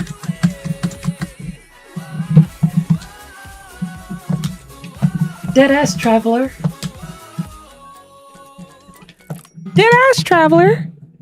Say that with a fucking Lily Pichu ass voice. I wish I could get Lily Pichu to say that. Deadass Traveler. If we ever see her, that is a consideration. If she's like down to saying that. Maybe next time you see her. If she says no, completely She's from New understandable. Jersey, like she. Oh, so she would grew up- know. Fun fact: she was born in the Bronx. Yeah. Lily Pichu was born in the One Bronx. of us. I forgot So- about that. Yeah, you're right. And she eventually, I mean, she lived in New Jersey most of her life, which is a reason why she was able to go to CPAC. And then she eventually moved out west. But like, you know, she is an honorary like New Yorker. Yeah. And it a lot of Honorary sense that she Bronxite. lived with Jamie like for a while because Jamie is from Queens. So from Flushing. Let's go. So, you know, again, it makes all the sense. And like when you hear Jamie say things about New York, she's like, "Dead ass B." Like she says that in her tiny little voice, but like it makes sense. Right? But if you were to hear somebody like Pokimane say something about dead ass or whatever, like it sounds so forced. Yeah. But like with Lily, it's like it's completely natural because like that's her culture. Yeah, like, you know, hate it or like it, she did in fact come from, you know, this side of the earth.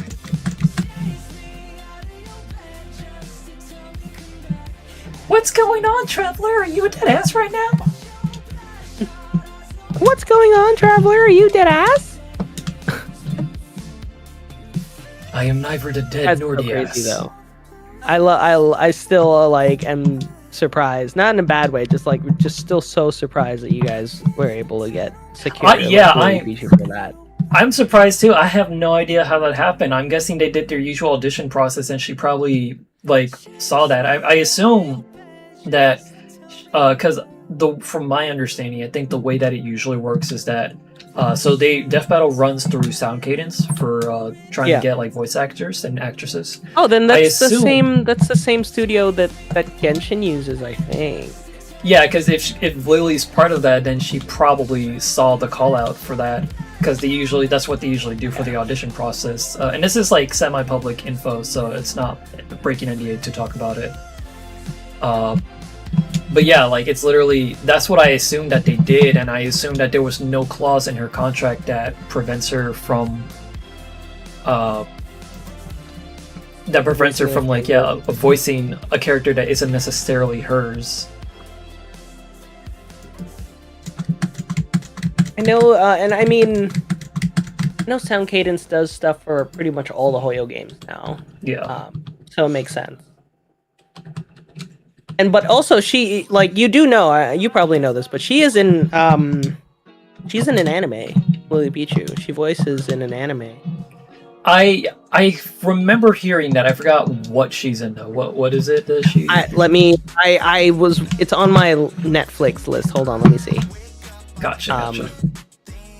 But I watched a couple episodes and I thought it was really great. By the way, ladies and gentlemen, you might have seen me increase the meter twice. I had to do that because I forgot. I just double checked and I forgot to increase it for the previous encounter before this one. So I just did it twice. To count Witch both Watch. those encounters. Witch Watch? Yeah. Well, I got a Witch Watch VAD. That's Witch cool. Watch as in witch is spelled witch, like Scarlet Witch, and then watch, right? Yeah. So, Even Tyler and- mentioned it in chat too. Yeah. Yeah, it is. It's good. It's really good. And she's in a couple others too. She's in Kimi no Todoroki, My Love Story with Yamada-kun at level 99. She's also in Mashal? I did not know that. That's crazy. Nice. She's in Mashal. Look at you, girl. The Misfit of Demon King Academy. And then there's a bunch of others that she did prior to that, 22 and prior. I didn't know she was in Cardfight Vanguard also. That's pretty Oh crazy. shit, that's funny. Yeah. I love that though. I'm really Yeah. excited. Like really, really excited for that. and her video game stuff that she's done. She was in Me Side. I forgot she does voice the the character, one of the characters, like one of the like obsessed characters in Me Side. Nice.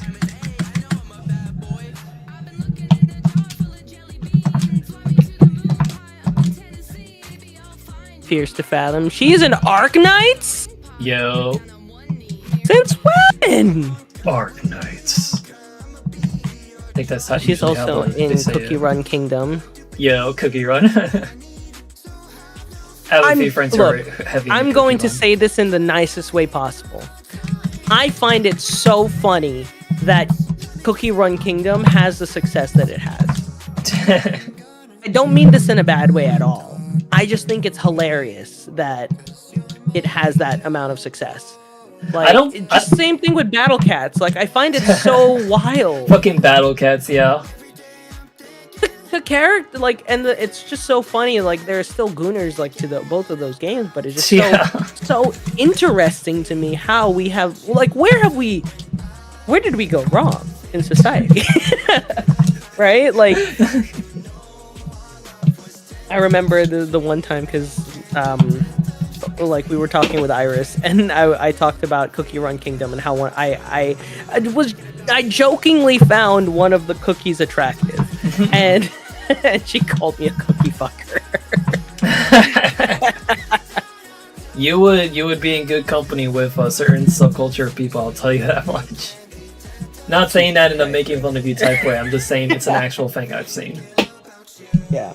But it is really funny to me just how popular that game is. Like, I will never play it. I had been reached out at one point to sponsor it, and I was like, I'm good. For them to sponsor me, sorry. And I was like, I'm good. Because I don't want to get to the point where I do it, and then suddenly I have nothing, like, I get addicted to it. Yeah. That's kind of and the then thing. I'm gonna have to explain to everybody how much I want to. I'm not gonna finish that sentence. But anyway.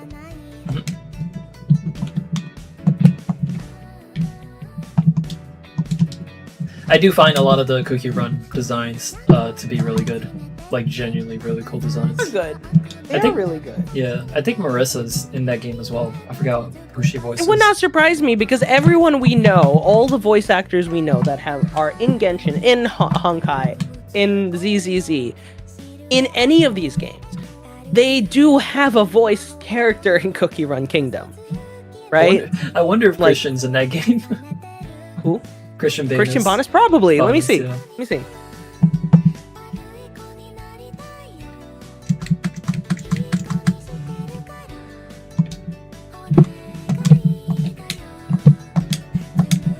Oh my God, Ray! He's in the game. Ray, he is. He's He's in Mango the game. Cookie. He's which cookie? Sorry. Mango Cookie. Mango Cookie. And that's so easy to remember too. Oh my god.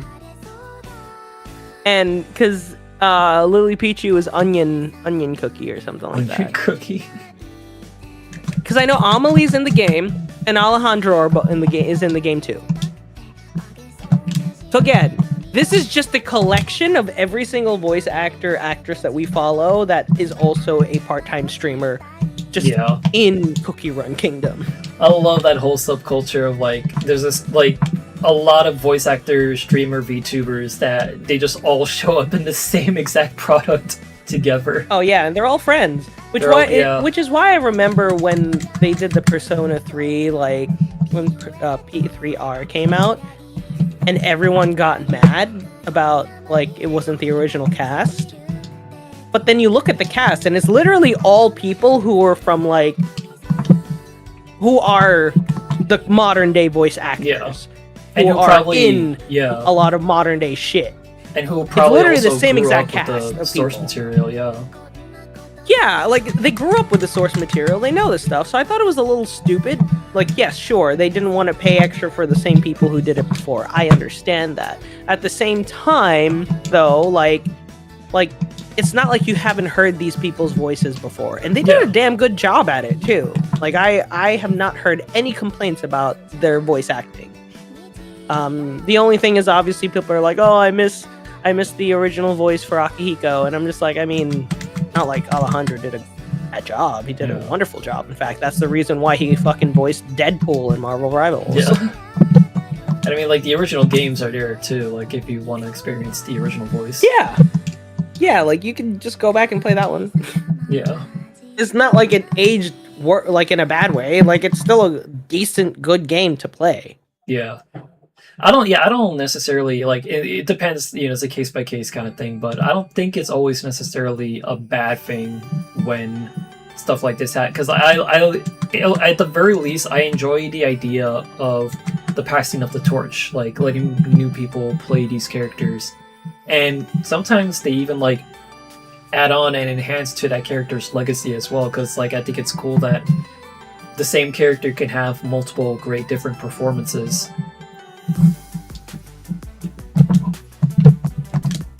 I still haven't looked at the Persona 4 cast list. Is it Persona 4 Remix? Is that what it's called? I forget off the top of my head. Revival.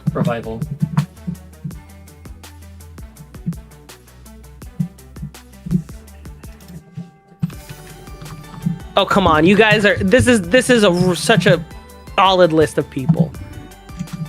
So they have Nazi Tarsha as you, and he is the voice of Al-Haytham in Genshin.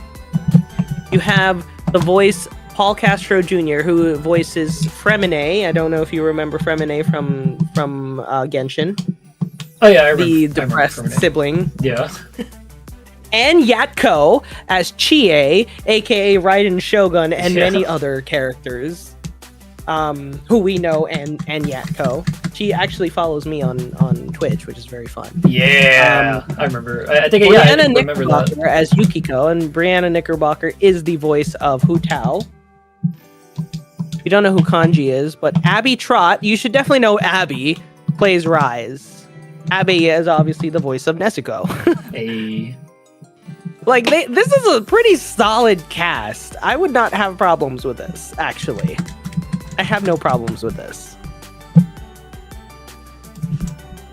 Yeah, honestly, that's a fine cast list if you ask me.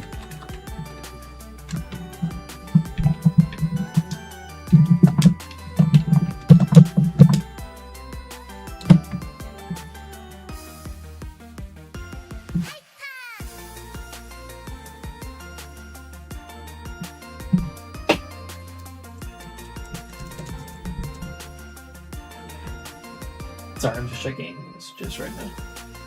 No, you're fine.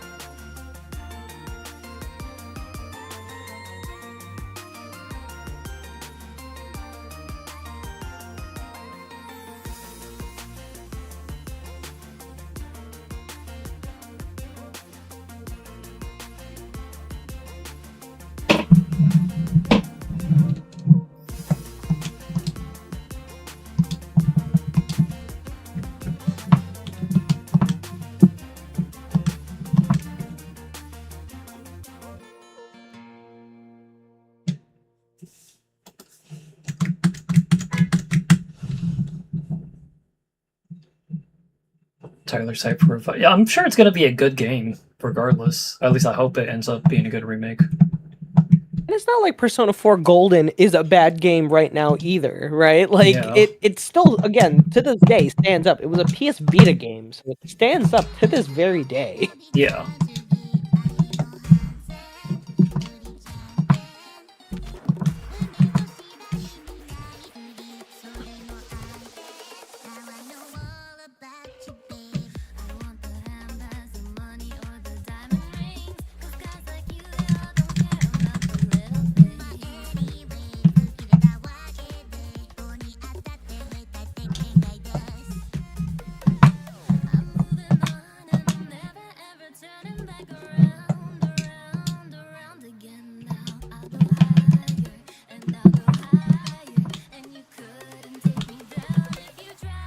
Got up to the cat versus cat fight in Endgame.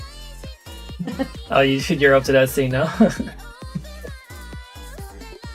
For context, folks, Lawrence is watching Avengers Endgame in the background right now. rewatching it.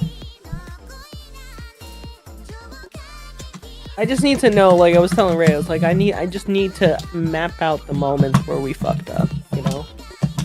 How did we get to the place we are right now? Me and him have been having on and off discussions about the road to doomsday all week. Like, how did we get here?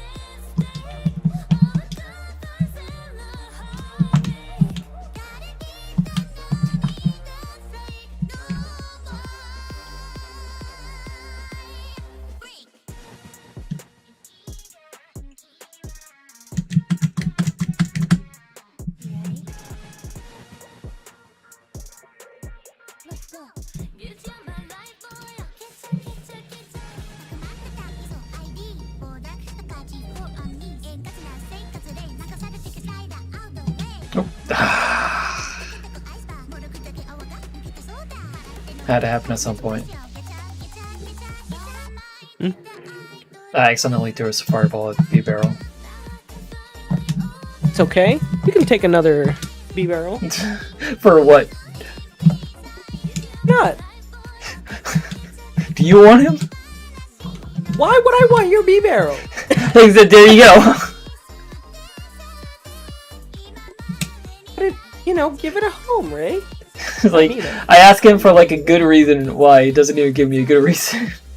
Like, why should I take it? If you don't want it, then why should I? Nah, it's fine.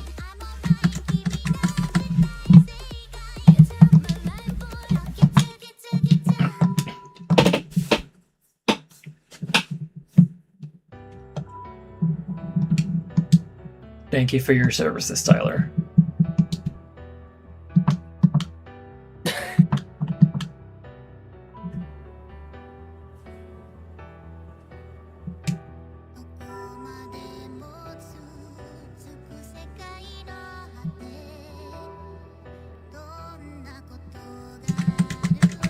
You can't be real. You can't be real. What? You spent the last 20. Sorry, I'm not going to turn this into a thing. I promise.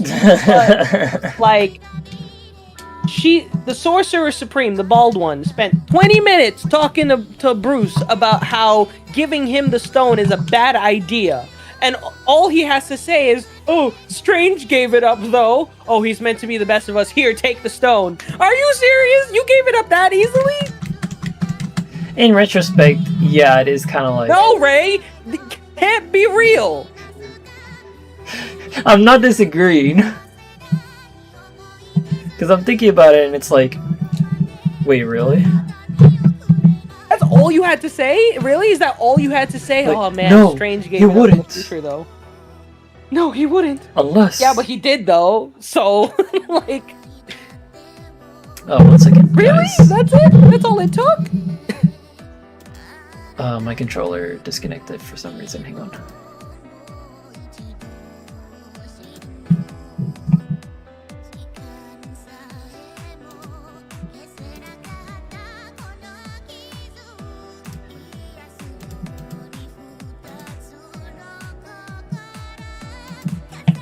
Okay.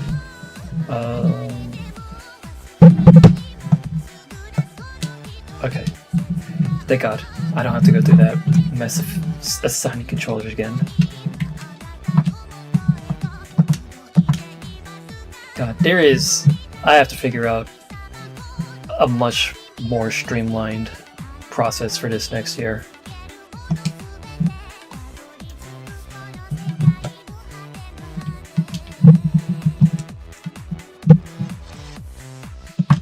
I also need controllers with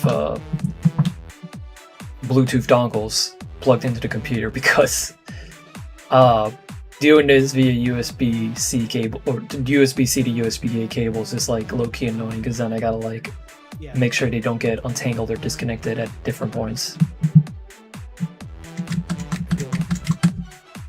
I mean, like, that's the reason why I was wondering if the 8-bit dough I have, the Evernight one, if that's even, like, I can use macros on it. Apparently I can, but I don't know.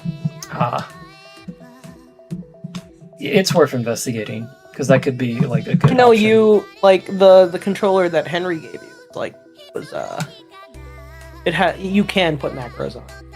Yeah, if I'm not let me just check, yeah, you can. I just felt the buttons on the back.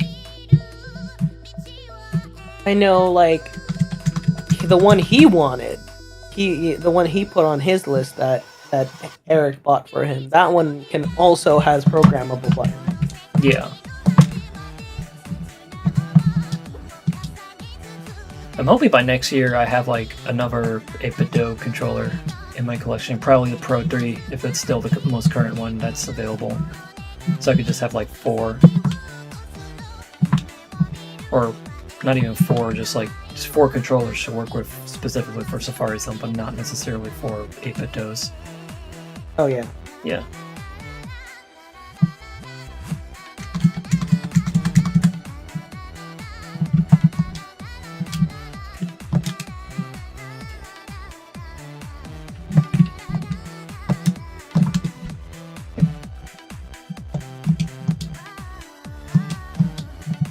I see the rest of the group is having fun playing Marvel Togon. That came out already? There's like a free play thing that's out. Ah. Yeah. I forgot if the full game is out. Maybe Tyler knows and I'll tell us in chat.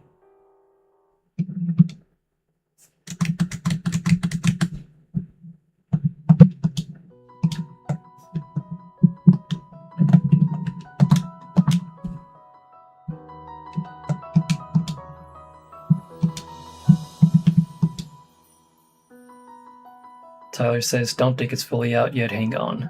Alright, so he's gonna look up what the actual status is. I told you I got the DJI Osmo Pocket 3, right? I don't think so. If you have, I probably forgot, but no, I don't think you did. Alright, Ray. So Buckle up! Okay, so what had happened was, I think it was the weekend before I went to Vancouver. I decided to go to Micro Center and buy the DJI Osmo Pocket 3. I got a really good deal for it because it was like quote-unquote open box, but everything was attached inside. There was there was nothing missing. Everything was there.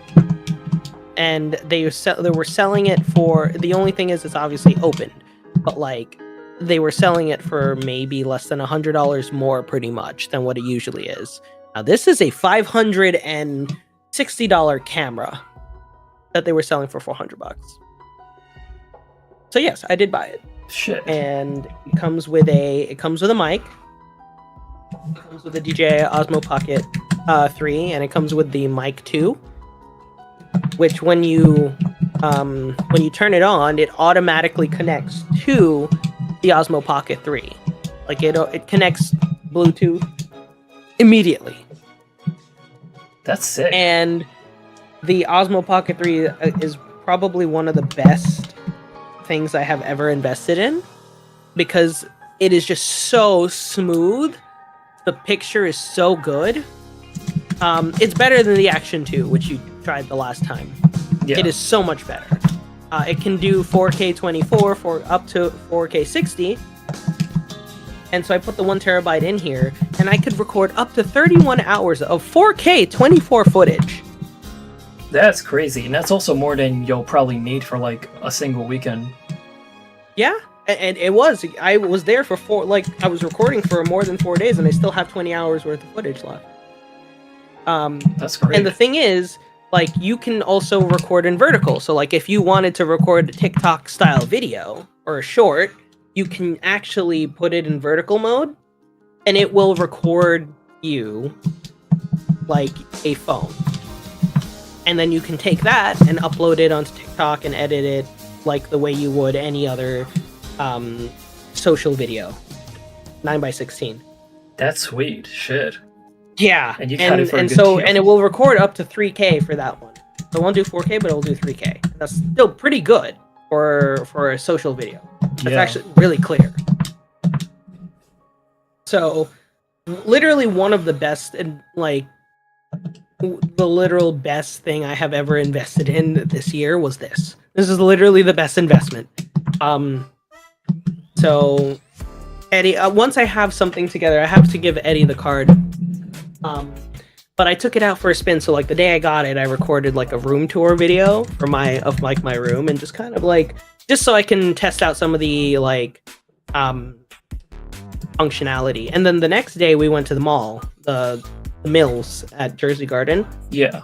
And I literally just like I did a mall video. Like I just toured the mall for like I got like an hour and 20 minutes worth of footage. And Eddie even told me himself, by the way, it records RAW. It does record RAW, so you can actually get professional color grading on it. Yeah. And Eddie, literally, when he went and he made the selects, he ended up pretty much saving 77% of the video. Like, usually, they take more. But he takes more because, like, there's a lot more that you can cut out. But he ended up saving 77% of the video. And then when I did the room tour video, he said he only cut out like a minute of it. From like a 25-minute video, he only cut out a minute. Like that's how Shit. good it is. That's cool. Yeah, right. It's just I'm happy. It's a good thing. You'll be able to test it out next time I see you. Maybe next week. Ooh. Sounds like a good idea. Yeah, well, like, that doesn't mean anything. It just means that, like, for the Action 2, like, I can still use it. Like, I was reading a lot of posts online that were saying, like, you should still own them both, right? Because the Action 2 has a specific purpose, right? It is an action cam, so technically you should still be using it in, like, situations where there is action, like, or, you know, you should still be using it. It's not completely out of your arsenal.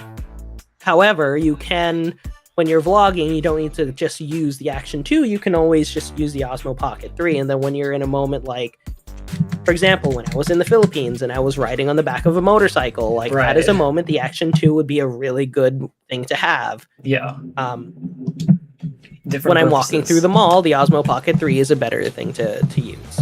Yeah.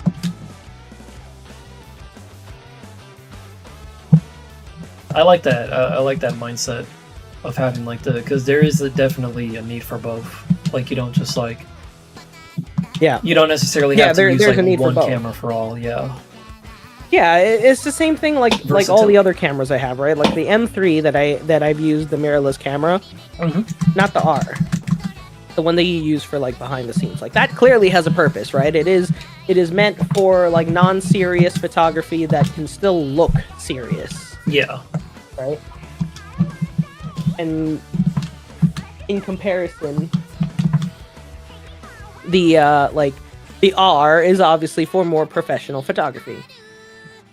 And the thing is, like I did when I did the room tour video, when I was at the hotel, I took two videos. I took one video that was on the Osmo Pocket 3 for Eddie to use, but I also took a video on my phone, and that's the one I sent it over in like the group chats and shit like that. Yeah. And that was the one where like Eddie said he liked the one from the phone better, not because he doesn't like the technology on the Osmo Pocket 3, but he was like, you shot it perfectly. You shot it like the way I would. And I'm like, you know, that just kind of goes to show that like your phone is also can be as good as some of these cameras. You just wouldn't show up to a client event and use your phone as a Right, yeah. you know, camera.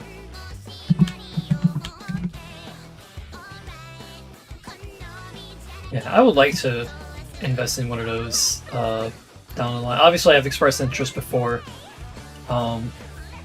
Just a matter of like getting the money together and like finding it on a good day. Because there is, I do have definite use for it.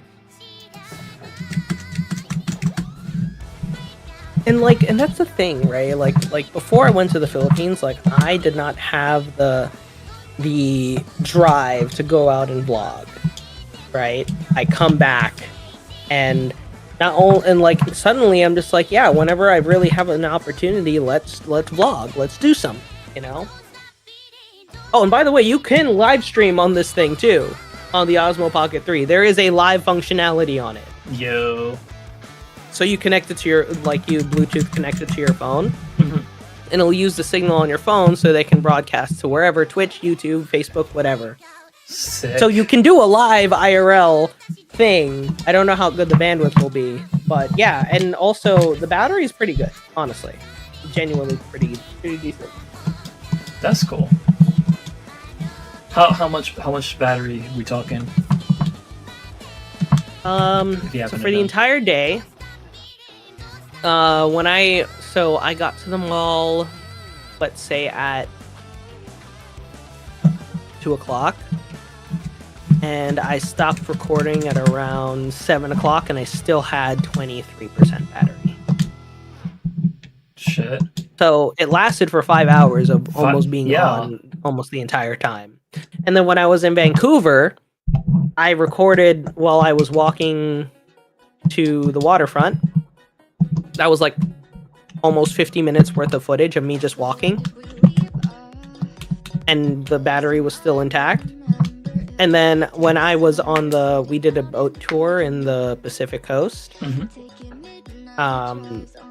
And that was 90 minutes worth of footage.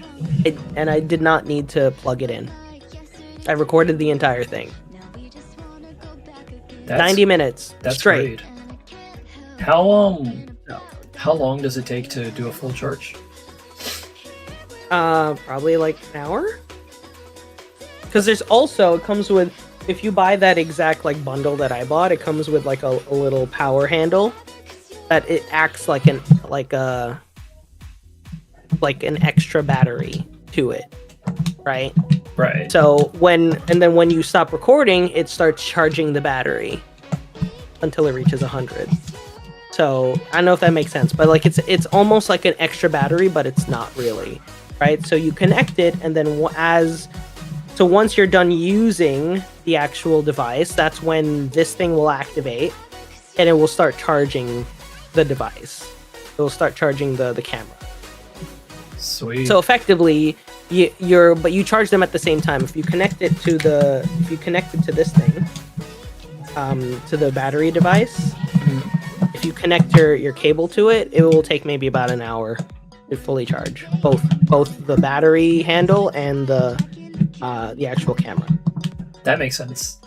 That's good. Yeah, it's really good. And same thing, like the mic is USB-C, so you can also charge that as well. But that one, it does like, you won't like, I think I only ever need to charge it like once during the week. So that was maybe like 10 hours worth of usage on one charge. And like, if you are using you're taking that much of audio in a day, I question what you're actually doing, right? But like, Yeah.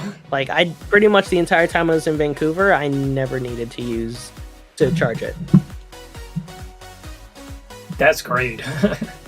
Yeah. I'm thinking about like, Mic is cheap. The mic is cheap The too. mic- Like if you didn't want to buy the mic, like you didn't want to buy the bundle, the mic by itself is like $50. oh, that's not bad. That is not bad. No, it's not bad at all. Yeah, like I'm thinking about that, like in terms of like how that could be utilized for like say a convention. It's like you can literally get as much footage as you would reasonably need, and then you'll still have some left over. And even if you don't, you could literally just chill in the hotel room for an hour, and then Yeah. you're right back. You can go right back at it. 100%. And that's why I'm like, damn, this is kind of, and also if you are the person who is carrying around a power bank, this is not sponsored, but Ugreen just released a Honkai Star Rail themed power bank. So if you Topical. are a fan of Honkai Star Rail, make sure you go out to your local Amazon or TikTok shop and purchase your HSR. You go to and purchase your own HSR bundle, or buy yourself the actual items. Right now it's on sale for 10% off at $45. I promise this isn't sponsored. I'm just saying, guys. Yeah. So that being said, you can just charge it also on a power bank too. Like if you're walking and you just connect it to the power bank, you can just do that too. Yeah. You don't even need to go to a hotel. You just do it and you connect it, and that's it. Yeah, that's another thing charge the too. rest of the day. Yeah. If you have a power bank with you, even better. Just That's what I unlimited did when film. I was in the Philippines, Filming. because I didn't have the obviously I didn't have the Osmo Pocket 3, so the battery is it's much worse on the Action 2. It's not a bad thing. It's an older device. It is much worse. So like there were times that as soon as I was done recording, like for like an hour or two, like it would need to be charged. So I would need to plug it in. And that definitely hurt when I was like going for like 9 hours in a day. Like I was recording for 8 to 9 hours in a given day. But this thing can definitely withstand that, and could definitely even just use a power bank when I need it. So I'm a fan of it all. That's dope. I approve.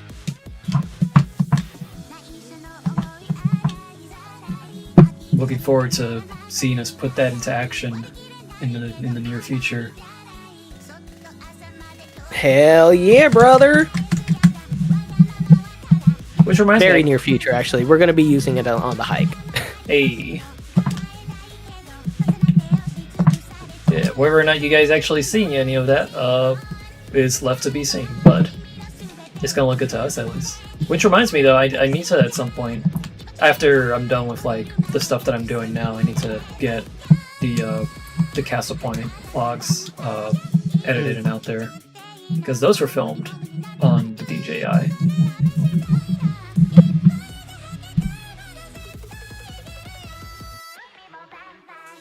I forgot if I filmed in 4K or not, but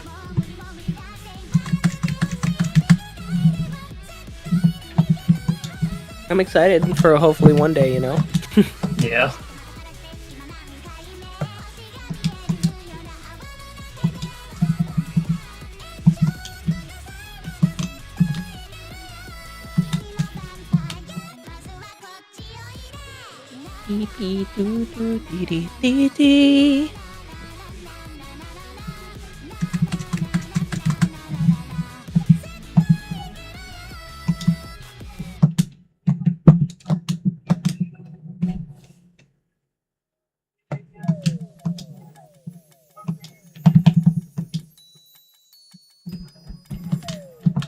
How's chat doing right now?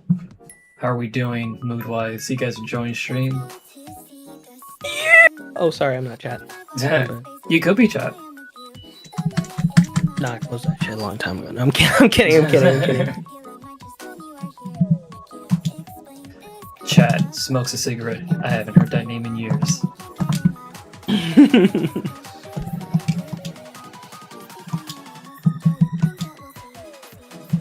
You're doing fine, Tyler. That's good.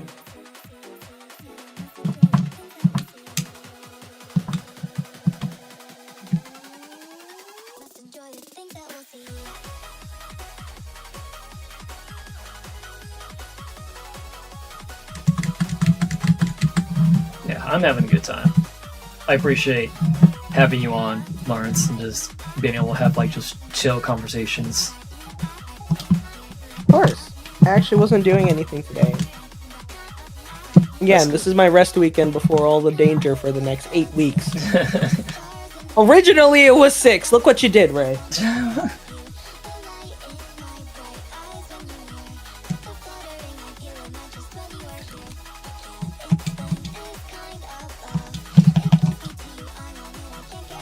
Thanks for being born, Ray. Really Hey, I appreciate didn't say it. all that. You did. No, you might as well have.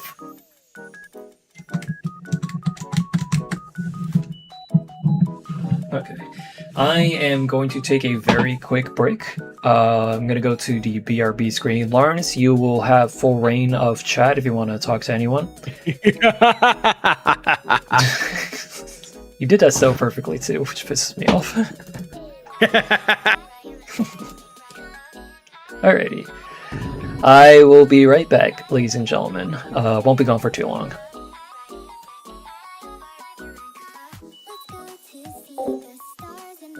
Hello, chat.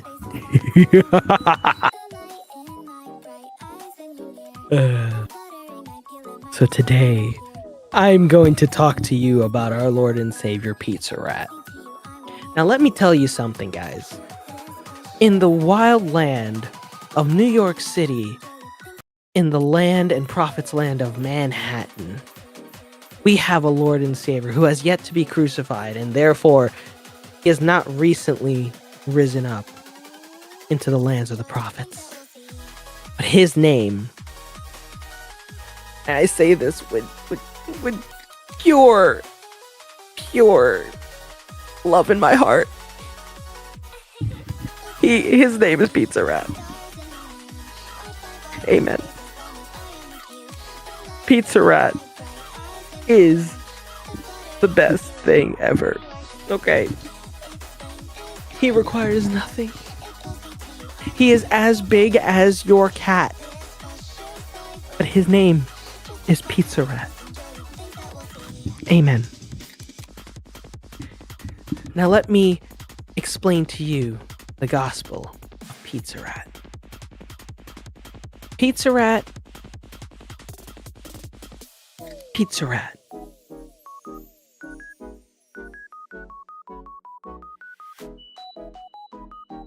I think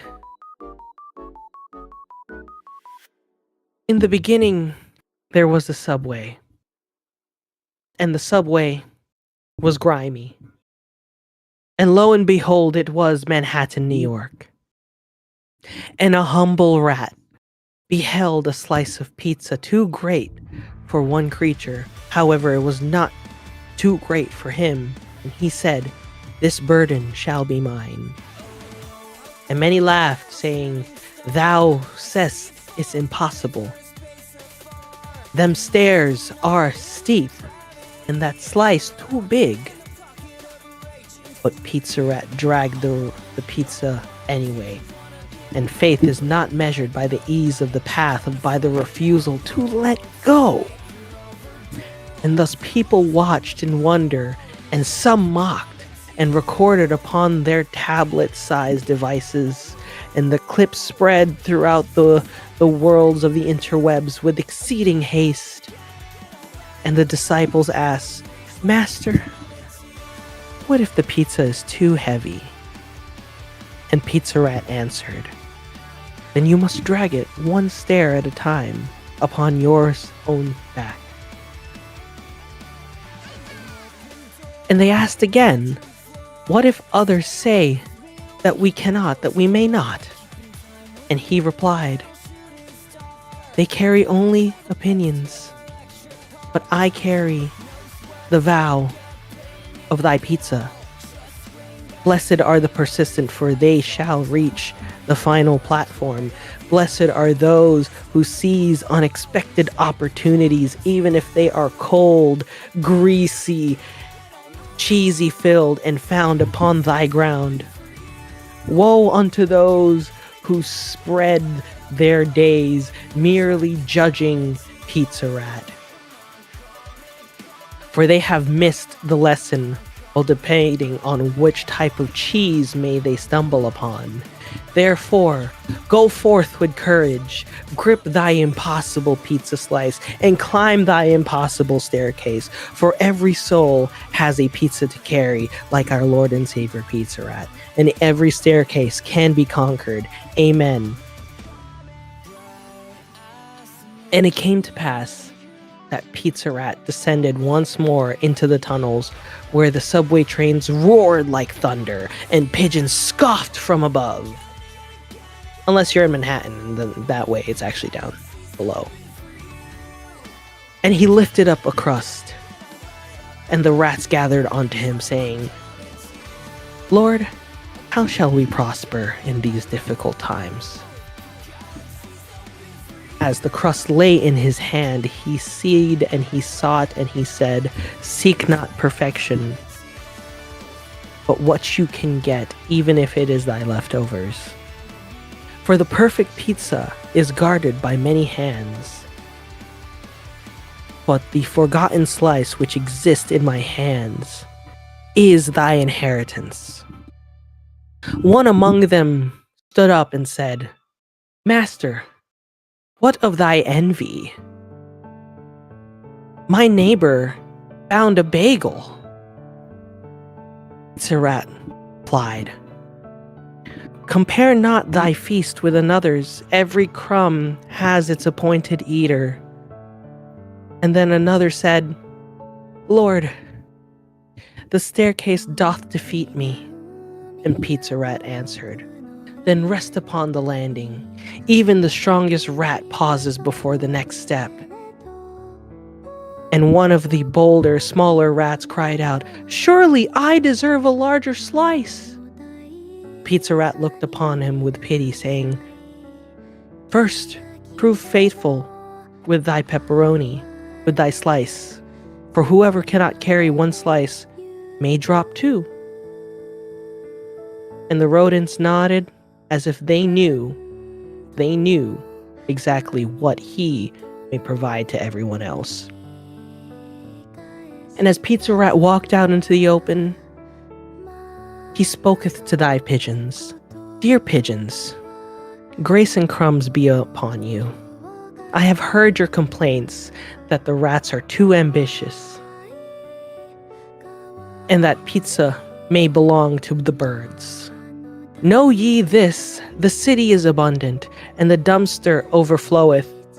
Therefore cease thy endless cooing, for he who spends all day watching another drag pizza shall himself go hungry." Amen. The Sermon and Beatitudes of Pizza Rat, Chapter 3, Section 7. Blessed are the determined, for they shall reach the top step.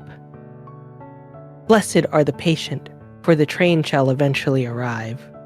Blessed are those who ignore the laughter, for everyone fades, but dinner endureth. Blessed are the adaptable, for today's obstacle is tomorrow's shortcut. Blessed are the humble, for they know that even a crust may be a banquet. Blessed are the resourceful, for they cannot fit through places others cannot. Unlike our Pizza Rat. Amen. Chapter 3, Section 8. The revelation of thy Pizza Rat. And I looked, and behold, a great cheese hanging over the city. The humans have determined this to be what they call a moon. A cheese moon, if you may. And the rivers of tomato flowed through the streets. The subway tiles were made clean, which caused great fear, for no rat had seen such a thing before, except Pizza Rat. The cats may lay down with the mice, for they had all eaten exceedingly well, and every discarded slice may have been hot, and every crust was not stuffed, because we don't do that shit in New York City. Excuse my language.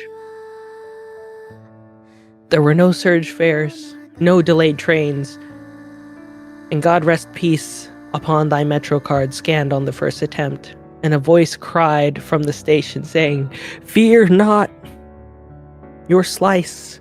It was never the pizza that made thee great, but thy willingness to drag it down thy impossible stairs." And all the rodents and all the folks replied together, "Amen, to thy pizza rat. Amen.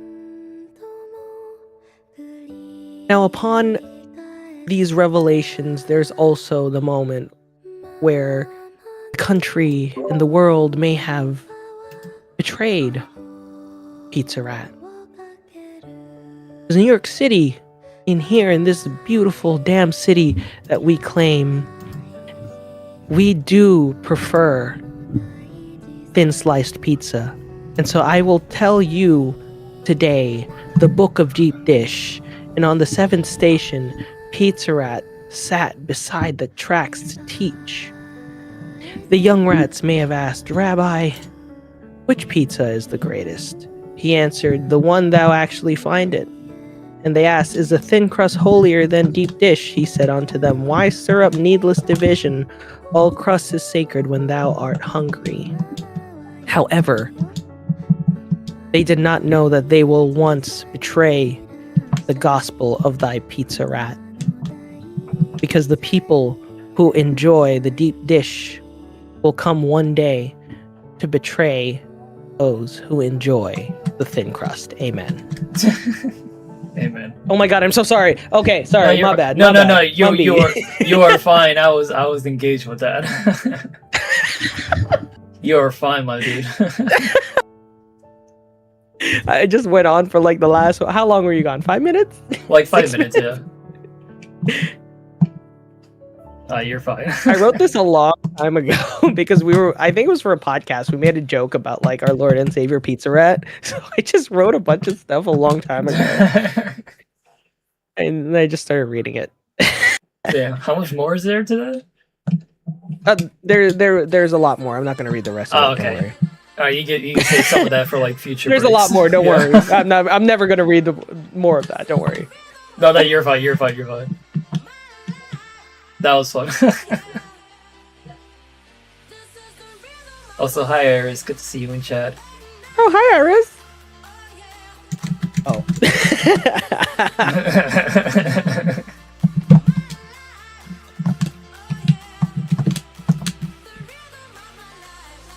Tyler says it was a damn good sermon.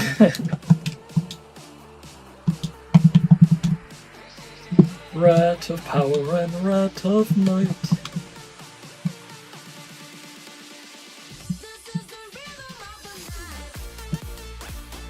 The gospel of Pizza Rat. Yo, how much time do I have sometimes in my life, bro? No, I feel you. Look, I can't lock in on any of my projects, but I will lock in to write down a 4-hour project about Pizza Rat. For memes. It's like how I locked in with the Paimon meme. And the Nidoran. Or the Nidoran. The Nidorino meme. Yeah. I will not say what the other word, the other name that he came up with it.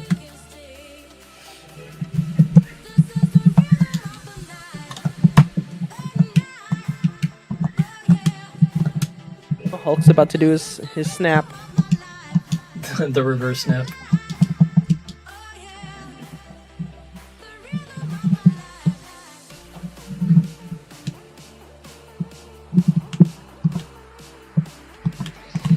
So Cherry's been streaming for 21 hours. Oh, she's still going? Yeah, she's still going. Shit. Good shit. Congrats, her. I really like her new model. Like, I really do. I do too. I like. It's just a cat. Like, it's just you're supposed to be using it on Saturdays, but I'm just like, I really like this one. It's so cute. When she was showing off her model collection on stream last night, I was like, Jesus Christ, there's a whole archive. Yeah, And they're all fun. They're all great. It wasn't even her like the model I met her on, because the model I met her on was the one that it's like the one that I have in my on my desk and everything. Even back then, she had a bunch of like costumes. She calls them cosplays because they are not like official. You know, like they are not her official models, but she'll use them for special events, so she calls them cosplays. Right, yeah, that's fair. There's old Thanos coming in and, you know, Old Thanos. stirring up trouble. Old man Thanos. Do they call this version of Thanos, the one that's not dead? They call him 2014 Thanos. That's literally what they use. Oh, in really? Wiki. Yeah. Because he's literally Thanos pulled out of like the beginning of Guardians 1, but like no one's gonna call him Guardians 1 Thanos. Yo, The one where he goes like, this is the one where he's like, fine, I'll do it myself. Is that the same one? That's the same one, yeah. I will say, I think it's bullshit how the way that he discovers this, like through an old, through memory of a nebula that he can't access. I think it's kind of bullshit. Because somehow the two nebulas linked up with one another, and this shit just ended up in the other nebula's head. I forgot Which exactly is how it weird. worked. Like, yeah. I think that's bullshit. Like how did they that's connect? not- Like, they literally put a fucking Bluetooth connection between them somehow. yeah, like I know they had to have some way to like usher in the big final battle. Yeah, and the also sacrifice. and also bring Thanos back to the movie. Yeah, but like I just think it's so dumb.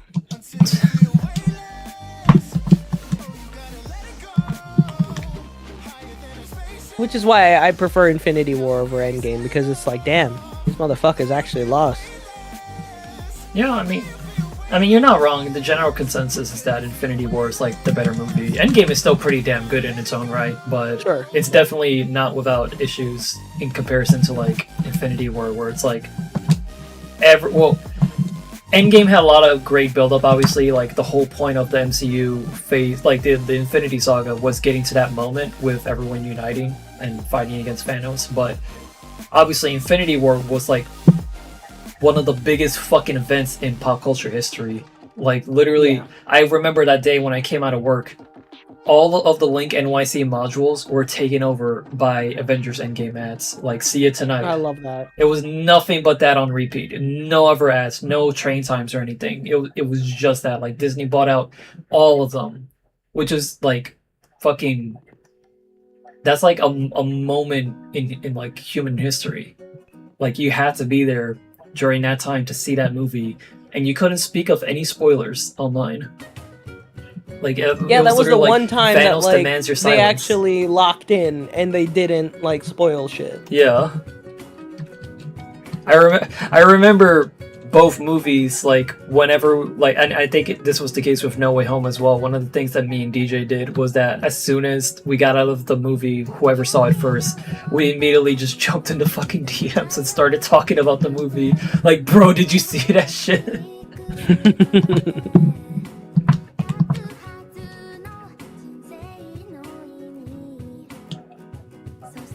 You know, I'm hoping that next weekend they're also going to do the same thing, because I'm not I really fucking do not yeah. want them to I hope brand new. spoil that one. It'll probably be decent, like, you know, at worst, but I hope it's a damn good movie, and I hope that we can avoid spoilers for that as well.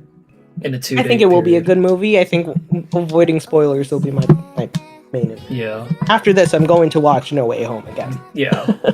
It's like I was saying earlier, it's like I'm mentally preparing for like fucking YouTube recommendation Spider-Man Brand New Day post-credit scene, and you see fucking Tobey Maguire or whoever like teasing Avengers Doomsday or like Secret Wars. Oh, did you hear that theory too? I heard that theory too, yeah. I knew he was there, but like the theory was that they would see like the Great Incursion, and they zoom out, and it's actually Spider-Man, but it's not our Spider-Man, and Yeah. it's Toby.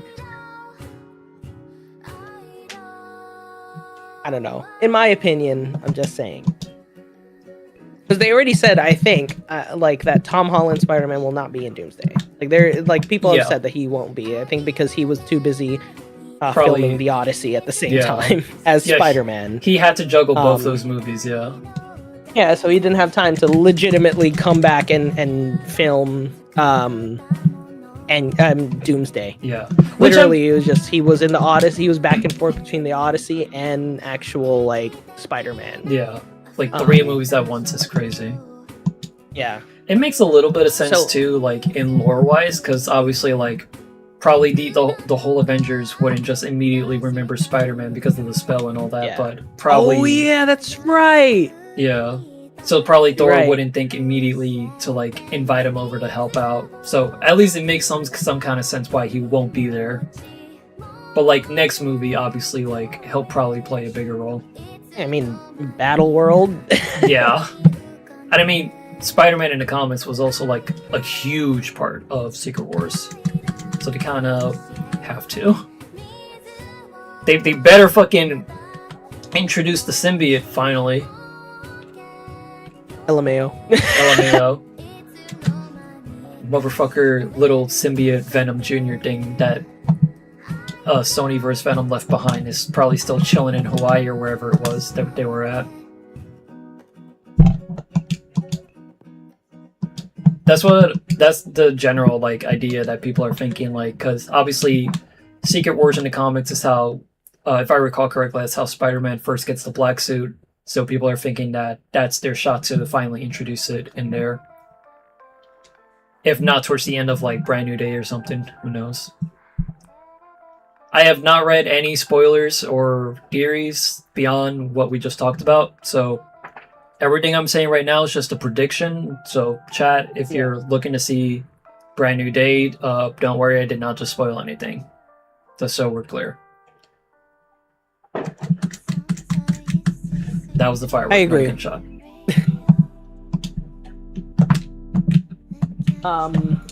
Yeah, I like it makes sense, I think, to an extent, right? That we wouldn't see this version. Like they were saying that like what happens in this Spider-Man is happening parallel to what's happening in Doomsday, right? Yeah. So like whatever is happening in, and there was also somebody who had a theory that what's happening in Brand New Day is happening on Battle World.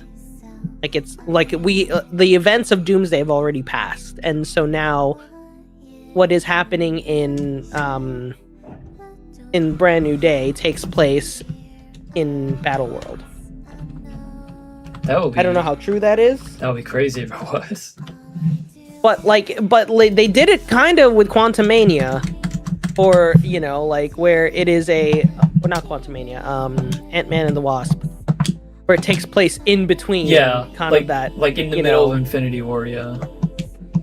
right? Like it takes place in that, like where what the fuck happened to Ant-Man? Yeah. Or what? Who?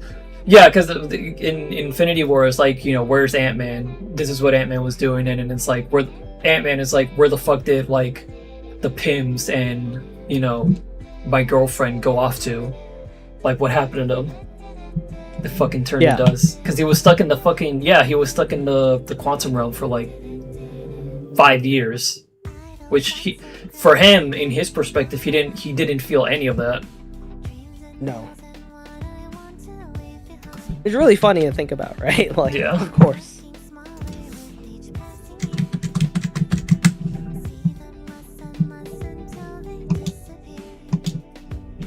Tyler says would be interested to see the MCU take on the symbiote Spider-Man story. Yeah, I mean, hopefully they fucking do it well too.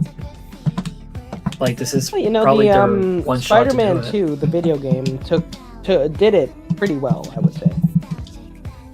In the Like, I would say Insomniac, right? They did good. Yeah, the Yeah. Insomniac game. I think they took on the symbiote pretty well. Well, that's good. Would I have chosen Kraven the Hunter as the main villain? I don't know. I think that was a little strange for me, personally. Fucking Sony with their backup plan for the original version of No Way Home, where they wanted Kraven the Hunter as the main villain if there wasn't a multiverse part of it. Yeah, I remember. Oh, that movie apparently was so bad. The Kraven the Hunter movie. Yeah. I did see parts of that movie because my dad was interested in it. It is most certainly a Sony Marvel Universe film, I'll say that much, and it's not even so on a scale. So here's the thing, right? I am the Venom trilogy's biggest defender because those are flawed movies, but I still fucking love them because they're so stupid, and I love Yeah. Eddie and the symbiote's relationship in that. But those are literally the best movies they've ever made in that universe. Everything else is just utter garbage for some reason, instead of just being on the level of Venom, where you can forgive it for not being accurate to the comics, because obviously Spider-Man's absent from their origin stories and everything. But at least they can still make some kind of a decent film, like how we're getting Clayface, like a solo movie of that, you know.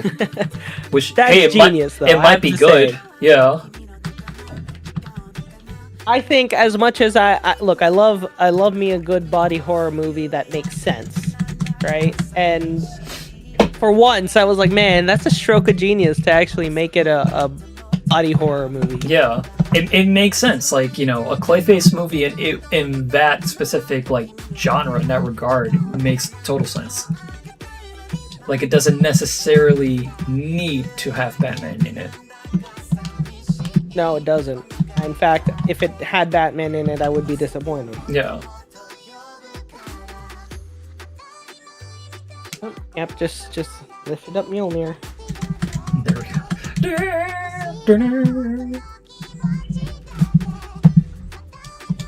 This is the moment in the theater where everyone fucking lost their shit.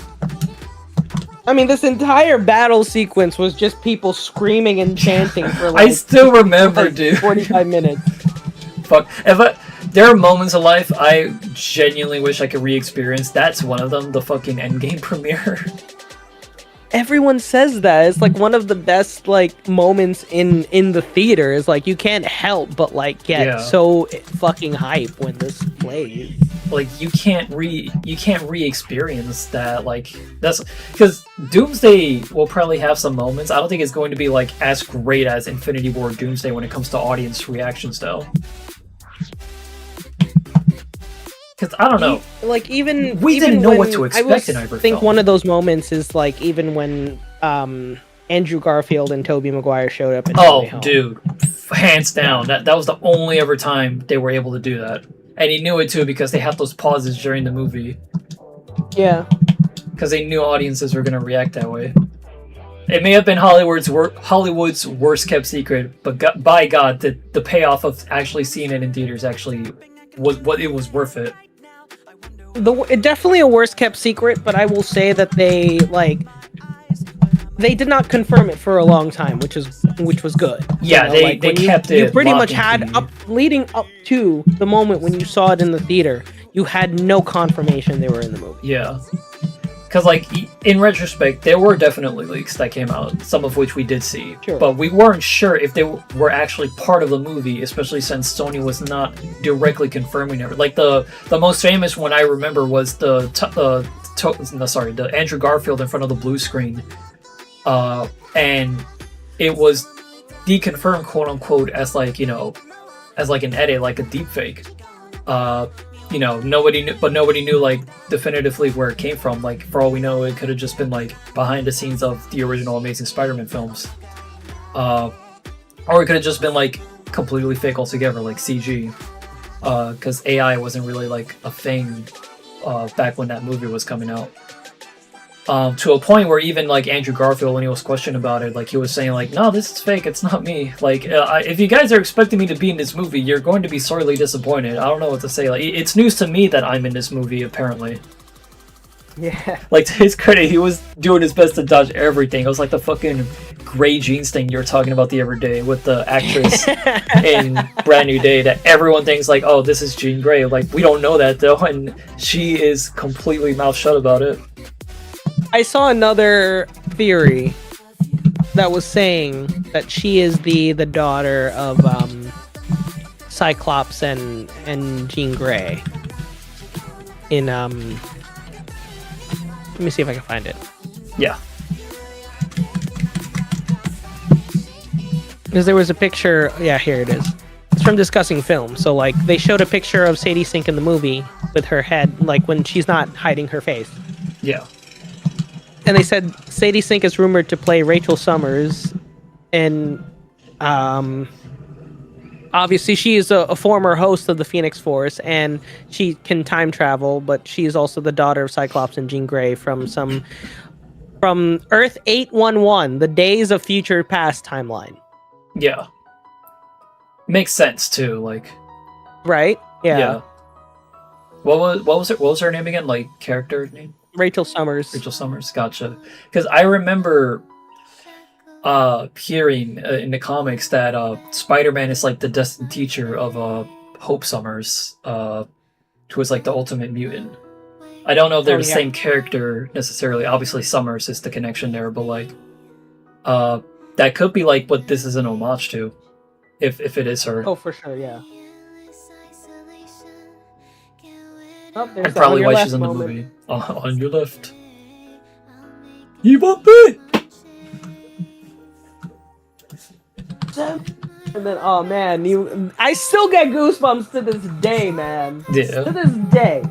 It Greatest is one of the fucking best payoff. scenes in Earned. modern superhero. Yeah. It is fucking earned, too. Yeah. Instead of throwing shit at the wall, they fucking planned this shit.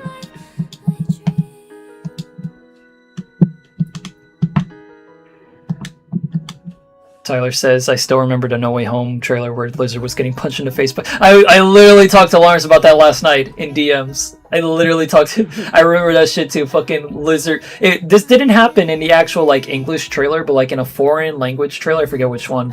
In one of the uploads, they forgot to edit out Lizard getting hit in the face by Andrew Garfield. So you see him getting hit in the face by an invisible force that they forgot to cut out before the title drop. Which is so fucking hilarious.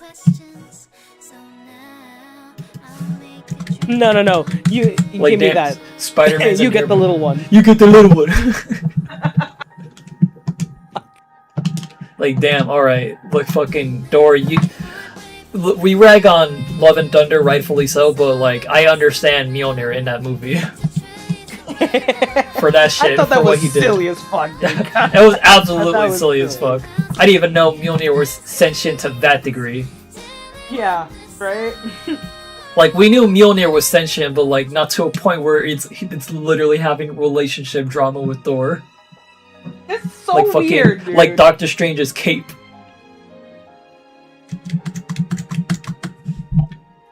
Thank you, Mr. Cape, sir. Thank you, Mr. Cape, sir. Oh, by the way, my name's Peter. Oh. Oh, we're using our made-up names. I'm Spider-Man. I fucking thought Doctor Strange was a made-up name.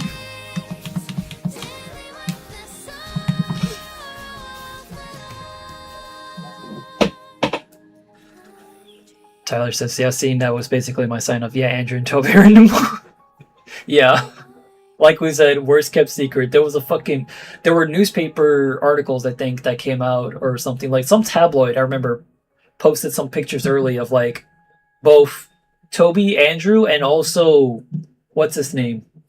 From Daredevil. Guy who plays Matt Murdock. Sorry, I mean Charlie Cox. Charlie Cox. Like, they leaked them, like, pictures in advance, but we didn't know if they were real or not, so we disregarded them. So when stuff like those images were in the movie, and when the blue screen moment from Andrew Garfield, that leak, when it actually showed up in the movie, it came immediately to my head like, oh my god, the leaks were real this time. But it's cool that I didn't have that, like, hard spoiled for me, because we still weren't sure yet. And just seeing it actually unfold in the theater was an unreal experience in and of itself.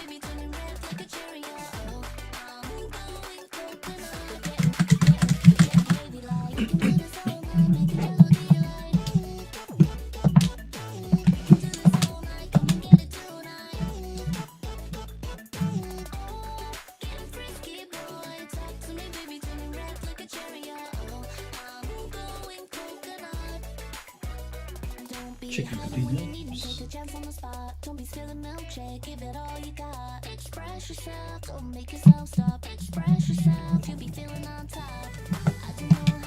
Oh yeah, folks, if you guys want to check it out after stream, just to let you guys know, the Avatar movie is now officially available on Paramount Plus, and apparently it's in a more finished state from the version that leaked out months ago, so if you guys want to go check that out, if you guys want to actually support the people that worked on that film, by all means, you know, not saying it to support Paramount as a company, because by God, they fucked up really hard. Fuck Paramount. But definitely go see the Avatar movie. It was pretty good when we low-key saw the leaked version a while back. Oh, my homies hate Paramount. All my homies say Paramount.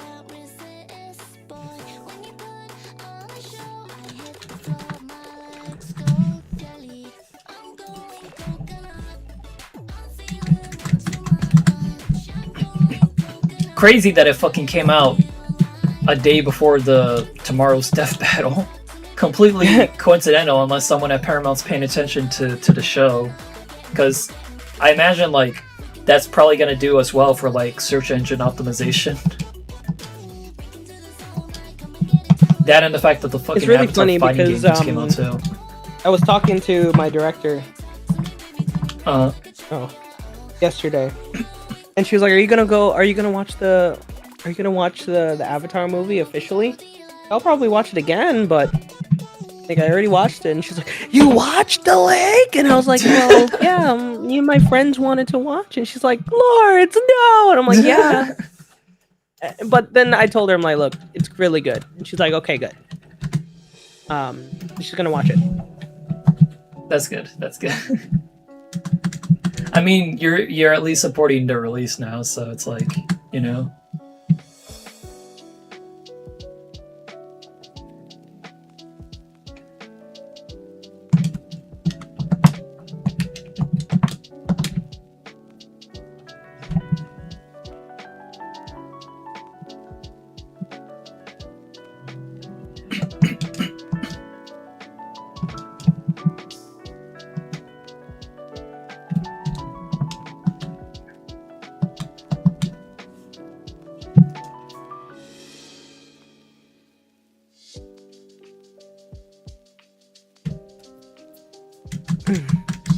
So I will probably watch it because I think we were talking a lot when we watched it too. So like That too, we didn't yeah. get a chance to hear it. We I saw was- what happened. Yeah. I was like, are you guys gonna, like, actually watch the movie, or? So I'll probably watch it again just to understand what the hell happened. But you know, Yeah, it's all good. Yeah, I want to watch it too. At some point, if I get a chance this weekend.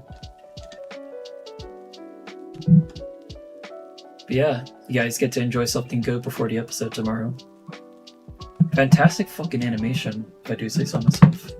Crazy that was the one thing I did notice was that it was just so well made. Yeah. Fucking crazy Paramount wanted to delay this shit to fucking this October or December, whatever it was. They wanted this shit to compete with Doomsday. Fuck you.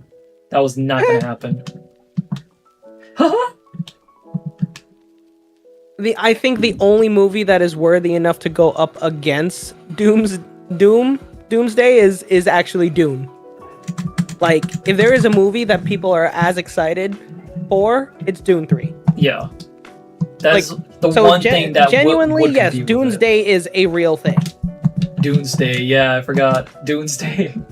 The next Barbenheimer. It's in fact, it's a bad thing because, well, not a bad thing, but like, it's a bad thing for Marvel because guess what? Dune bought out all the IMAX theaters.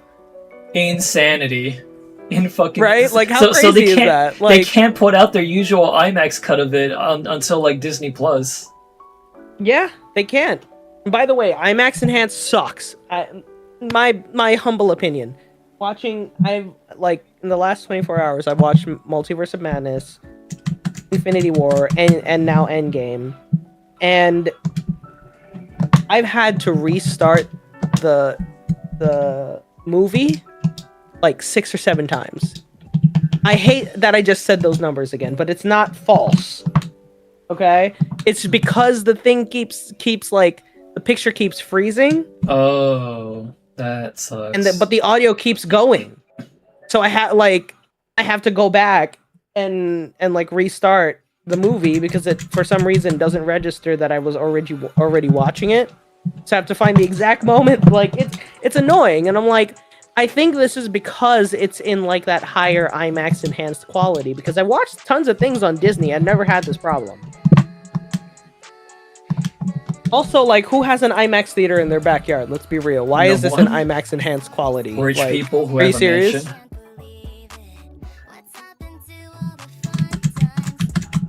fucking all those YouTubers who have like, yeah, I built my own like theater in my house. Like, good for you. I wish I could do that. I wish I could have a house. Yeah, like we can't afford houses, guys. Come on.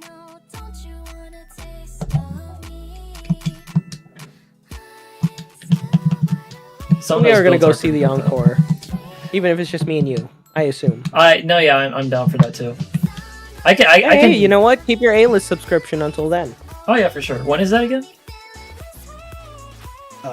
September 7th. Oh, okay, that's like right around the corner. Endgame encore. September 25th. Okay. Yeah, I'll try to keep it by then. Assuming I'm planning to discontinue it after. I think you might have to keep it up until Doomsday. Not because you want to, but because we have that ticket.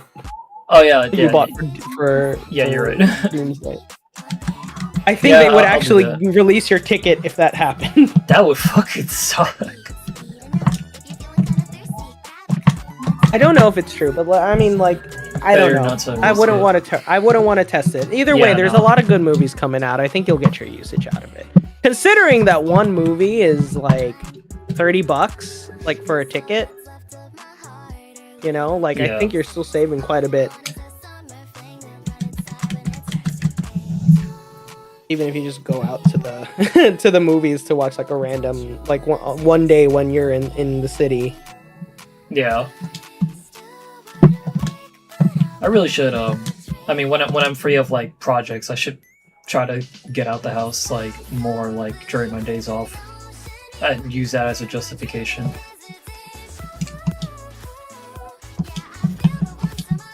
I have a mutual who like goes to movies like all the time.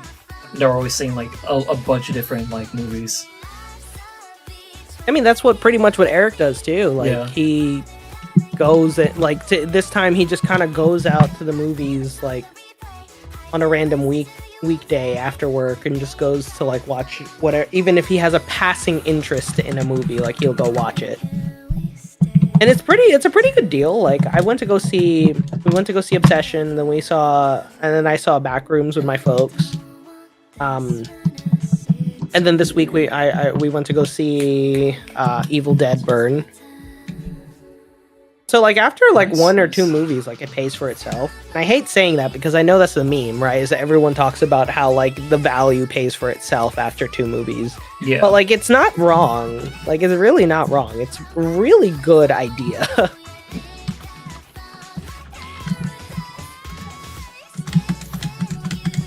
Yeah, we'll see if this sticks before like the end of the year. But it sounds good though. It's fun. The mutual I was talking about just now too. It's funny they were tweeting out that they were at the AMC in Rockaway, the one that we usually go to whenever we hang. Oh shit! Really? Yeah, and I was telling like, yo, we go to this one all the time. I just went there to go see the Backrooms. Yo, how was it? What is it right now? Oh, I really liked it. I really like the Backrooms. That was a good movie. I didn't see the one with the extra footage in it, unfortunately. Oh wait, they got Pinocchio, that weird ass Pinocchio movie. Which one? Pinocchio Unstrung. It takes place in the Puniverse. I'm so sorry. Wait, which is that like the horror movie thing? Yeah. That's funny. Apparently, it's gotten a lot better. It just came out yesterday. They actually improved it. Yeah. So after the second one came out, the director locked in, and every other movie after that has been like pretty okay. I say that to be real, like it's okay still. Oh, but they have Hadestown. Okay, that's cool. I might go see that. I might go watch Hadestown because that's cool. Nice. I've always wanted to see it, but they're putting the movie out on Broadway. Sorry, on Broadway. In theaters. Yes, on Broadway, because that's exactly where it is. Broadway, they just have a screen. Did it just come out yesterday? Okay. Let me see if there's tickets. There is. I might just go tonight. Tyler, Oh, that's right. Saturday is tonight. Tyler says nothing will be funnier than Alvin Chipmunks 4 going up against Star Wars The Force Awakens. I forgot about that. There's a showing at 9:30. It's a 2-hour movie. But I would be the only one in the theater. Hey, theater won't be noisy. That's true. It won't be like the fucking Digital Circus the last act screening where fucking kids were in there. God. Oh, dude, when we went to go watch Evil Dead Burn, there was some people on the the left side of us. Like, the movie was surprisingly packed, which was very interesting. It was very packed, and like there were some people at the far left side of the theater. They were just laughing at weird ass moments. Like, somebody was getting may have gotten impaled, and they'd be like, "Pah!" And I'm like, okay. Like, okay, I get that the gore can be kind of funny, but like, what is funny about this? Like, I'm confused.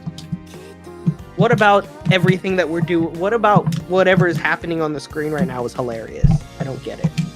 Maybe the joke is lost on that. I would be lost on that too.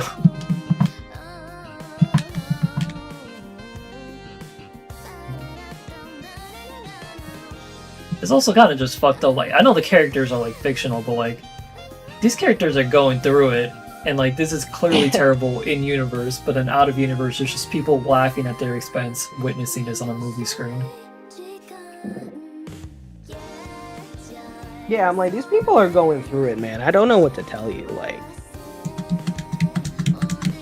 I don't, why are we laughing about this? I know it's a horror movie and we're meant to be partially scared, or just to They're just to understand. Yeah. There's moments where it's we're okay, I see why we're laughing. Because obviously the scene in question was directed in a way where the director's intent was to make the audience laugh during this. But then there's other ones where it's it's literally just the person getting murdered in a fucked up way. Yeah. Where's the comedy value in this? Why are we laughing? I don't know if I sound weird saying that. No, you don't. I didn't, even us, we didn't see any value. I was I turned to Eric, looked out, and he was like, fuck, what is funny? It's not in a, it's not what was happening was super sad again, or super upsetting, it was just somebody was getting murdered on screen by a deadite, and it was just I don't understand what's funny, buddy. Yeah. Again, I'm not saying that what was happening was particularly hilarious or sad or upsetting. It's just it was not it doesn't make sense why you're laughing. Yeah. I was gonna name a example from the end of Obsession, but I don't want to spoil that movie for people in the audience who haven't seen it. Oh, it's coming out to streaming soon, so you probably actually can. Well, I don't know. I mean, it's not out yet, though. I will be able to soon if I do another stream, in the near future. By the way, definitely worth seeing, viewers. Go see Obsession if you want a really good fucking horror movie. Oh, okay, reset already, so I can actually. Nice. Okay.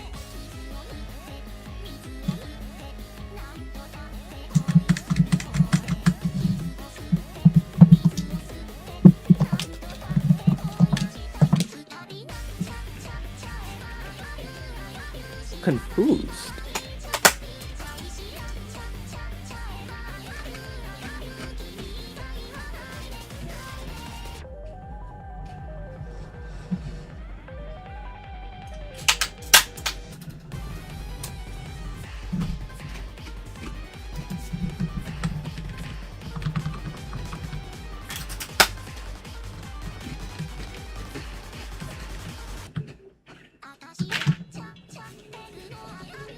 taking a few bites of the shrimp crackers.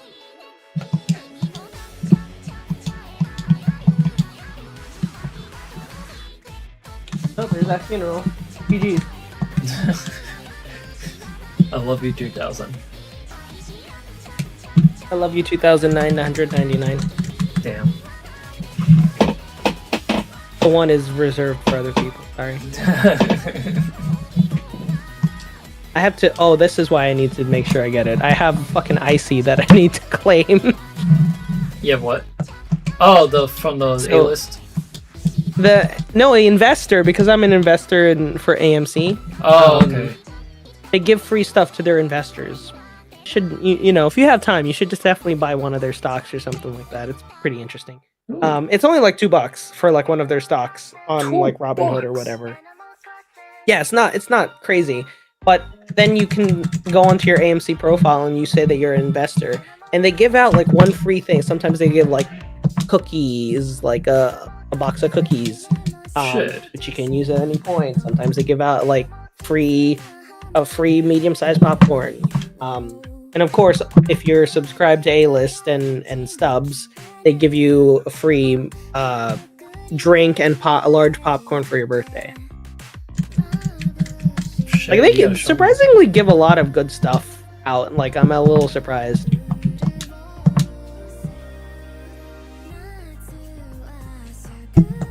Are you gonna do anything for like me being an A-lister on my birthday next week?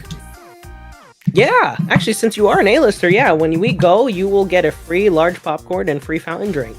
Just make sure you have the app ready. Will do. Thankfully, you managed to figure out the login thing that one night. So it works on your phone too? Yeah. Okay, Should hopefully be good.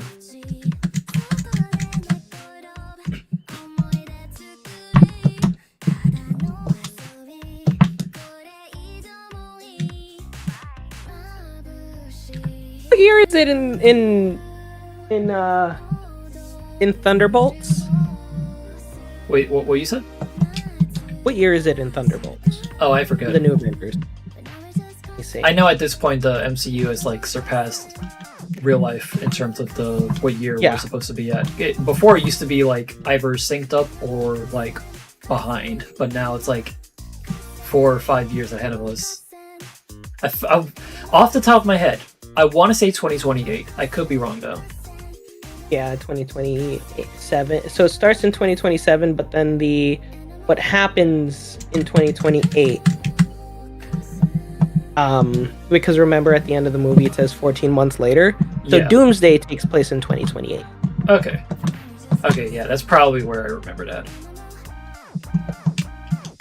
But the main events of New Avengers takes place in 2027. Gotcha.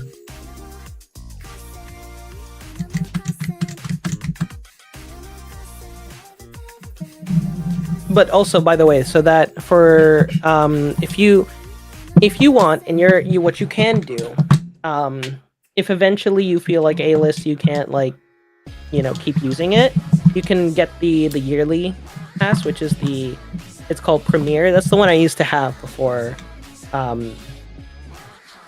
I decided to upgrade to A-List. Mm-hmm. That one is only $20 a year. You don't get free movies like that, but you get the same, you get the free large popcorn, you can save money, you get more rewards and stuff like that. So for $20 a year, it's pretty good. Oh, also you get the 50% off tickets on Tuesdays and Wednesdays. Oh, nice. Which is pretty decent. If you're going to go see a movie, the price of a ticket's $10 at that point. Yeah. You know.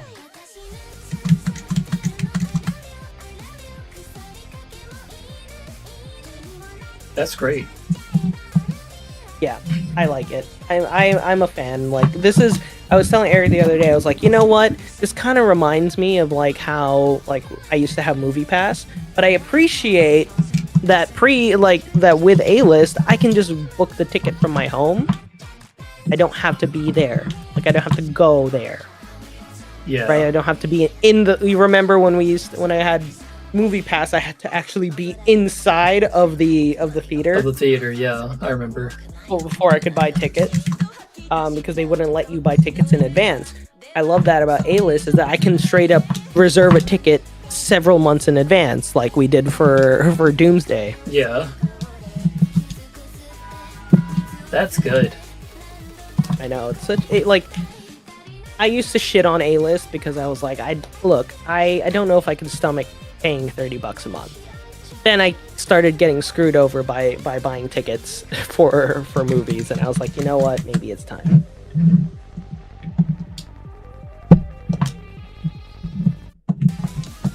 Tyler says, Stubs is such a useful service, and I'm sad I didn't take advantage earlier. I think Premiere is the one I have. Nice. Yeah, Premiere is the one that you pay for the year, and then A-List is the one you pay $30 a month. But again, if you're in New York, like, that $30 is like one ticket. You pretty much pay for it after 2 movies a month. You save a lot of money by watching at least 2 movies a month. Even if you have a passing interest in something, you should go see it. It also helps because, like, AMC is what, $6 billion in debt right now. Surprisingly, they're not doing so hot, right? So it's really funny because there's a lot of like, there are a lot of people who are like, sorry, there are a lot of people who are like, you know, I'm just saying, AMC, contact me. But I'm just saying, like, if you wanted to get yourself out of your debt situation, what you could do is buy buy some sort of like, or get a partnership with Auntie Anne's, and then stop serving your shitty food inside of your theaters and start serving Auntie Anne's along with some of the shitty food that you have, like popcorn. Like, keep that, right? Keep the drinks, keep the popcorn, and then have Auntie Anne's also.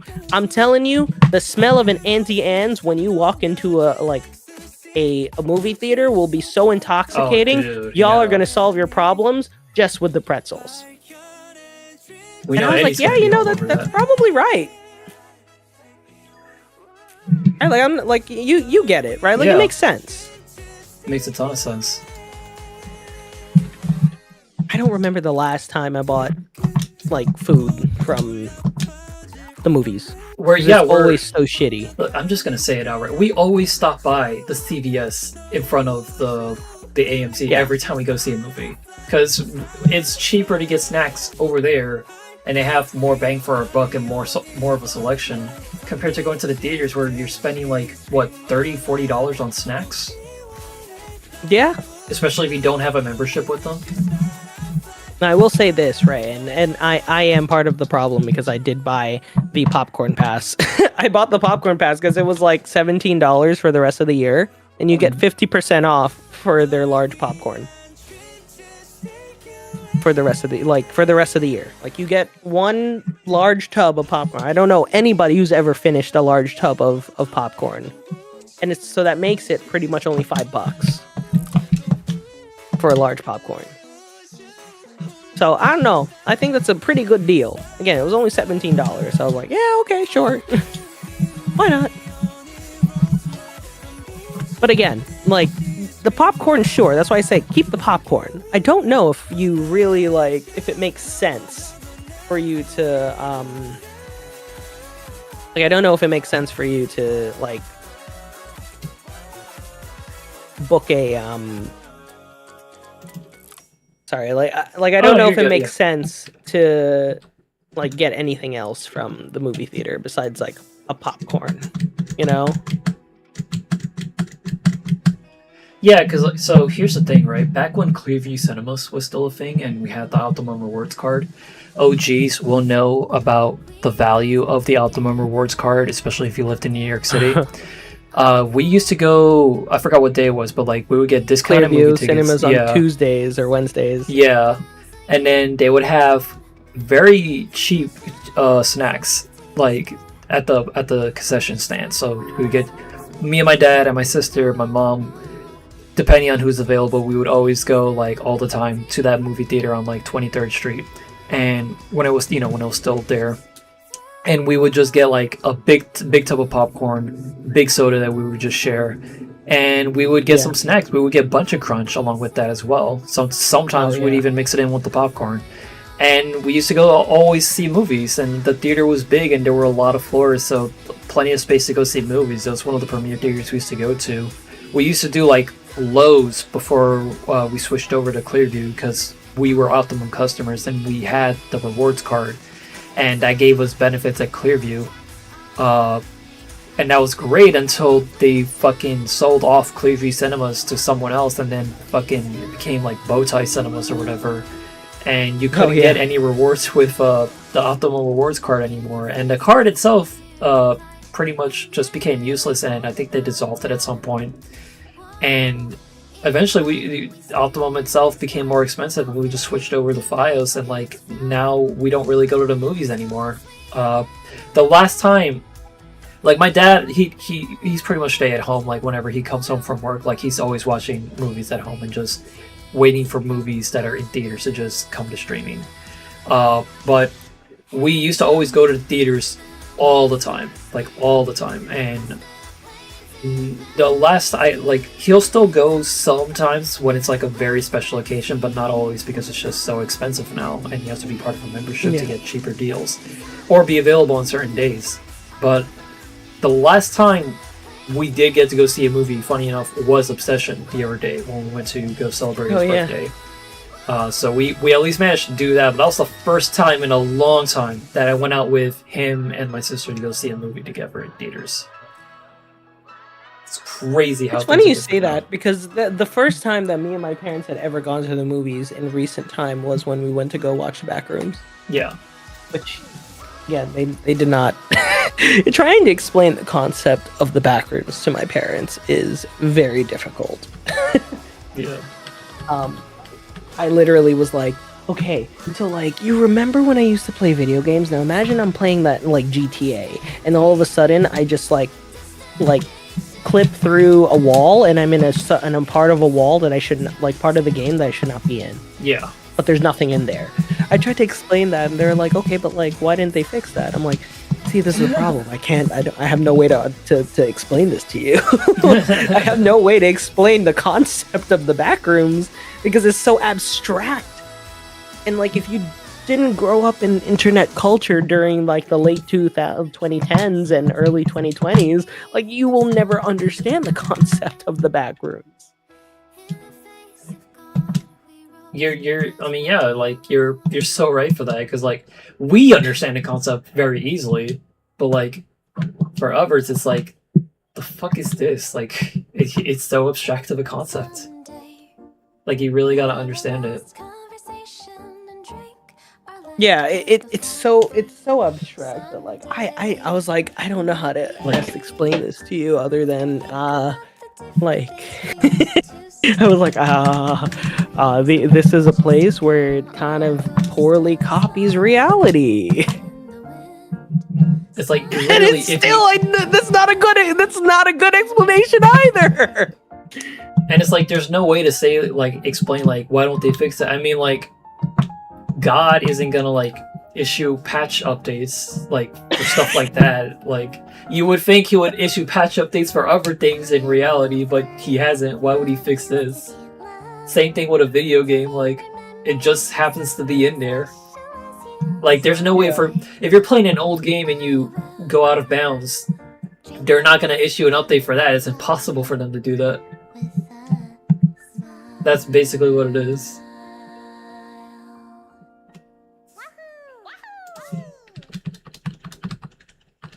We did some unintentional foreshadowing, putting some Lovely Pichu on this playlist this week. And some Hoyoverse music. I do be doing that shit. Alright, what time is this movie, so I know what time?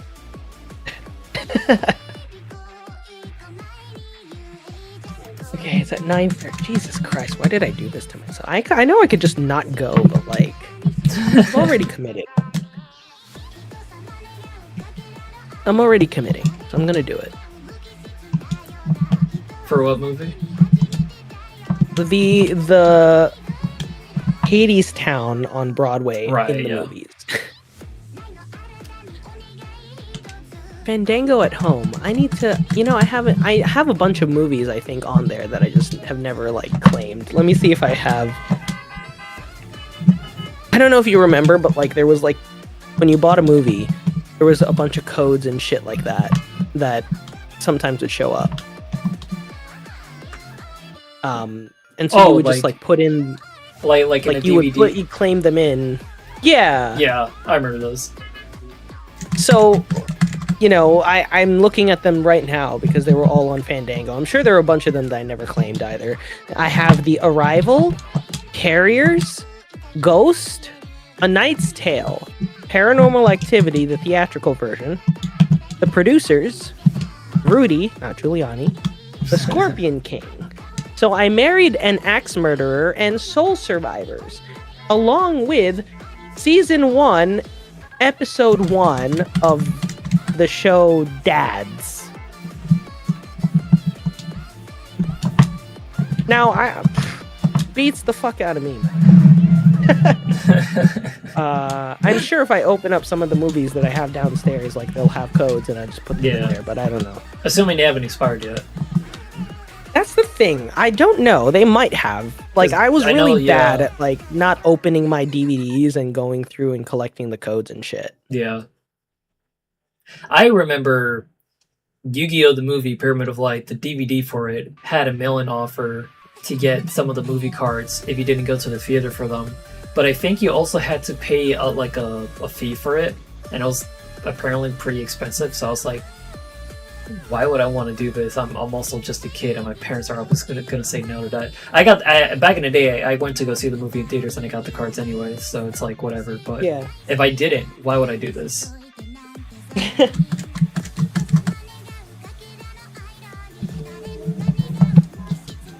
Though I guess whoever did do that, if you ended up getting those cards and they had like a different release set printed on them, then I guess you have something very fucking valuable that'll never be reprinted. That is true. So hey, you could probably, if you plan to sell those, you could probably get your money's worth out of that.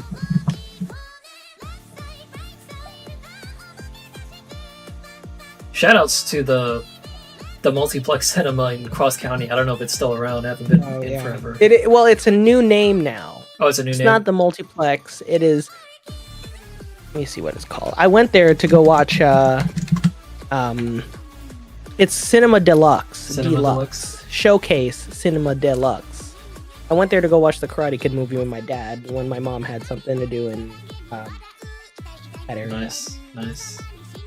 Yeah, so they were not a Clearview Cinema, but that was another theater that my dad and I used to frequent back in the day. It was actually the theater I went to go see the Yu-Gi-Oh! Movie in back in the day, Pyramid of Light. And I think I've told this story to you before, Lawrence, but when we went to go see the movie, it was running late, and they literally weren't even playing like any trailers yet at the designated time. So my dad, he told me to stay there, and he went to go talk to them so that they could go get the movie started. And the movie started, and he came back, and he ended up coming back with like 5 of the booster packs, and I ended up getting 2 Blue Eyes Shining Dragons and the 3 ever cards, the Pyramid of Light, Wadapon, and a Sorcerer of Dark Magic, which was pretty cool. Yeah. I ended up giving some of them to my cousins. I loved when they used to give out the free cards, man. Like, that was the best. I miss that too. Yeah, they did that one more time for like Dark Side of Dimensions. They gave out the obelisk with the new Kazuki Takahashi art on it. I can't wait till the next Yu-Gi-Oh! Movie, whenever that is. Whenever that is. Assuming they're able to make more, because, there's that whole, like, thing in Japan where, like, they try not to, like, continue a property without the creator. But, I mean, who knows? It's Konami's, like... Yeah. They still don't fully own Yu-Gi-Oh!, but they're pretty much, like, the big ones in charge of the brand right now. Of course, yeah. If they're working with, like, Shueisha and all that. Shueisha is Shonen Jump. Yeah. Studio Dice. Yeah, Studio Dice. Yeah, that was Takahashi's company before he passed away. They're still actively involved, though. That's good. That's all you need, right? Like at the end Yeah. of the day, like at least his estate is still Yeah. involved. I know that Dan Green expressed that he is like fully willing to do another Yu-Gi-Oh movie if asked, because I think he even posted If like it came down to it. yeah, because he pitched an idea a while back about like a potential Dark Side of Dimension sequel, and he even expressed interest before in like dubbing over like the manga or something. So I don't know. It'd be really nice if they brought back that whole Yu-Gi-Oh uncut thing that they were trying to do back in the day. Because obviously, like, we have the subversion fully available now, so you can definitely make like a new script, and I think the voice actors would all be like willing to come back, whoever's still around. Yeah. Obviously, the only difference would, in casting wise, would be like Grandpa Moto, since sadly Matty Bloston's no longer with us.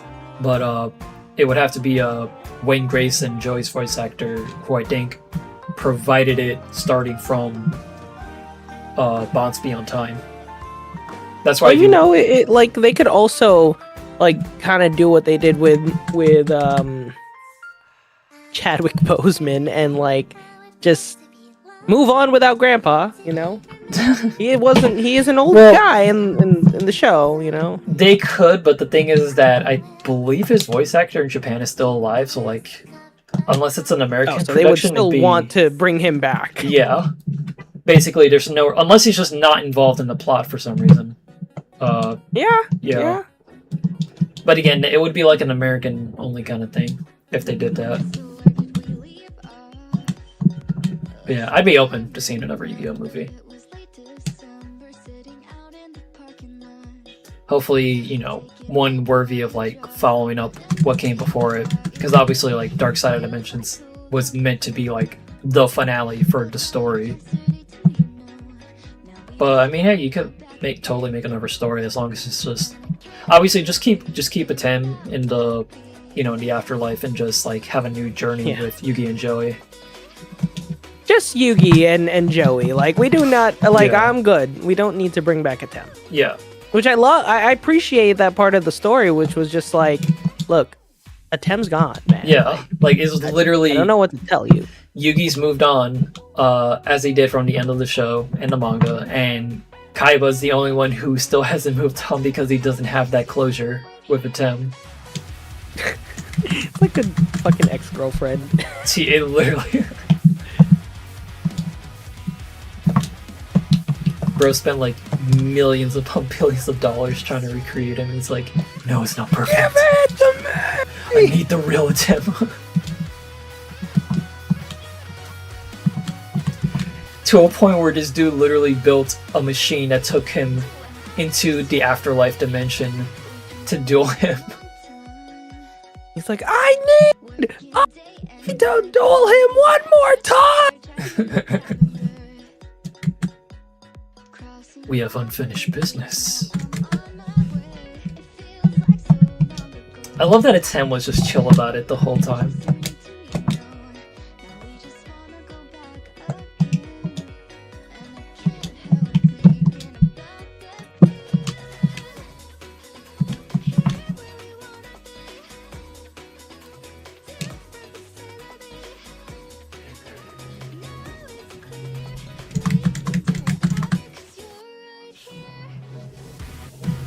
Let me see what chat's saying. Still found out. But Ray, don't you want to eat a whole pickle for $3 during your movie watching experience? I still can't fucking believe they were selling that shit. You remember that too, Lawrence, right? Or I don't know if you were. Yes. Yeah, the fucking pickle. Yeah, in the Disney Springs AMC theater. Still found that hilarious when we went to see Sonic 3 in Orlando. Didn't some of the Pokemon movies on DVD used to come with a card? I believe the Pokemon movies on DVD used to come with a card. I know that there was the Ancient Mew card for Pokemon 2000. I don't recall precisely if that was like theater exclusive or if it also came on a DVD, but I remember that was a thing. I swear there was a Mew card that came with some copies of the card. You're probably right, Tyler. I can't remember for sure. I owned Lucario and the Mystery of Mew on DVD from back in the day, but I don't remember if my copy specifically came with a memory card or not. Probably not. Maybe it could have been a later printing, or they had limited stock of that. Bulbapedia probably has the answers. Or Sarah B.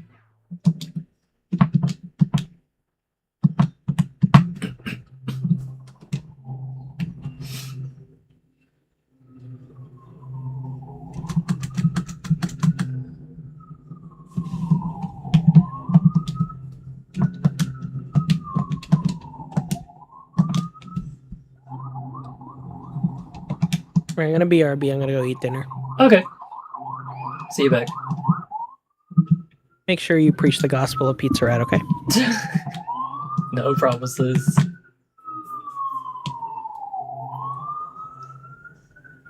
Alright, Lorenzo will be back in a I don't know. However long it takes for him to finish dinner. He'll be back later, guys.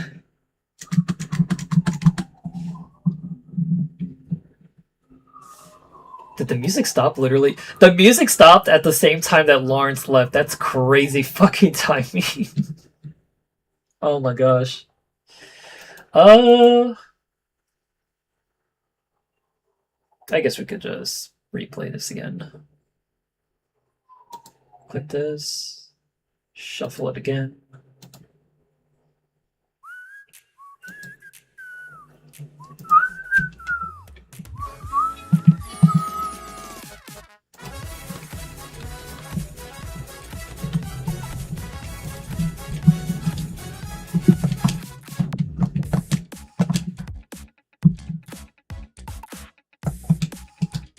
But yeah, I hope you guys in chat are having a great stream and a great Saturday so far.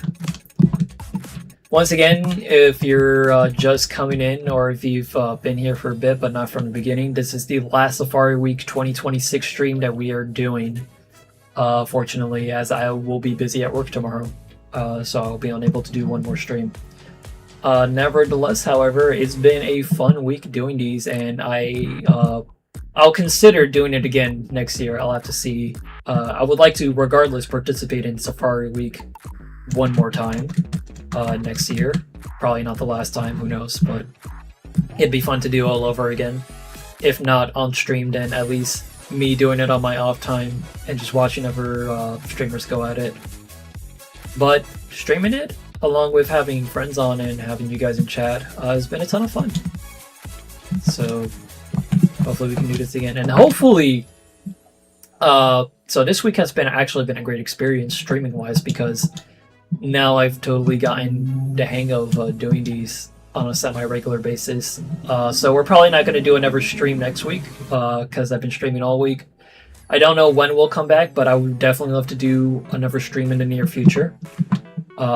Definitely some art-focused streams so I can get some commissions done, some long-awaited commissions that are still on the back burner. I would love to do more gaming streams, especially Pokemon stuff, because I am doing a Living Dex, and it'd be nice to kind of do that with you guys. Maybe even like finishing up some playthroughs, who knows. Nothing's locked in, but it's an option. It's an idea. Reaction streams would be pretty fun to do as well. Depending on if the content I'm reacting to is like completely safe to do it with. But yeah, would definitely love to do more of these in the future. Maybe we could possibly even do not locking this in as a definitive thing, but it would be nice. One of the things I've one of the things I was thinking of doing for the longest time is like doing a watch through, like a complete series watch through of Death Battle, just revisiting all the episodes across multiple different streams and seeing how I feel about them and ranking them on like a tier list, which I think will be a fun idea, and we could probably watch it together with you guys. So yeah, I don't know, that's a potential idea. I'm not locking that in, but it would be fun for the future.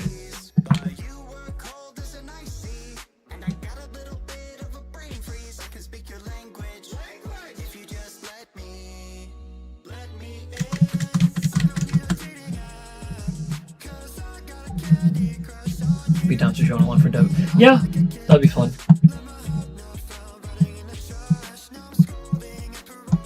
Weird. 3,600 encounters, 1,200 in each game. Yeah, I think it'd just be a fun idea.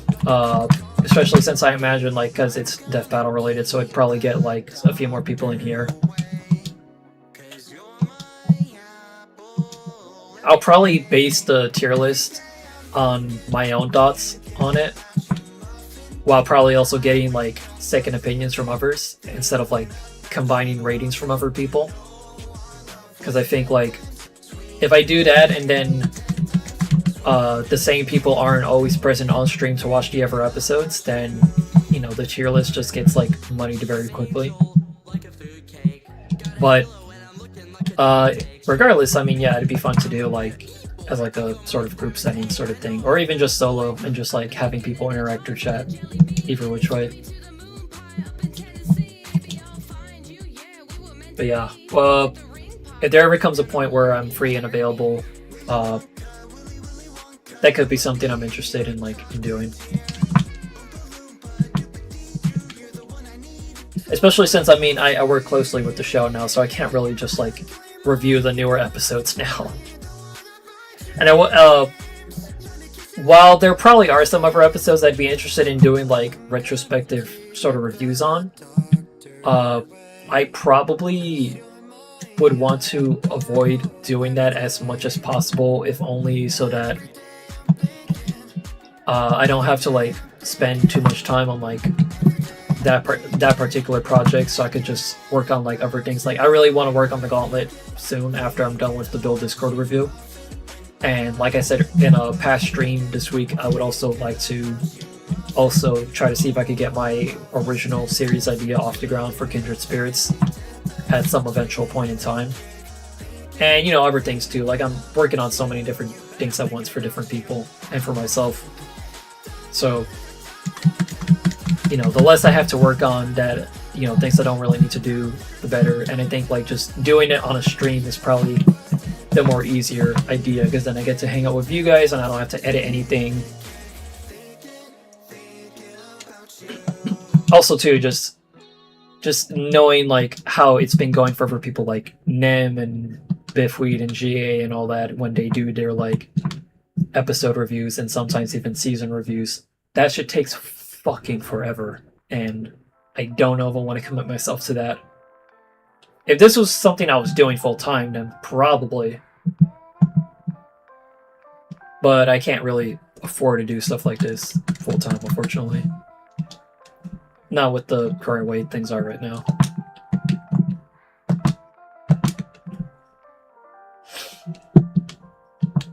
It would have been cool to do an extra stream tomorrow to watch Aang Traveler and then probably later on Kane Tenna for Fan Battle, but I'm at work tomorrow all day and I get home around like 11 o'clock, so it's sadly unfeasible. I'm probably just going to watch Aang Traveler at work and then probably Kane Tenna when I get home, depending on what time it comes out. Probably when I get home, to be honest.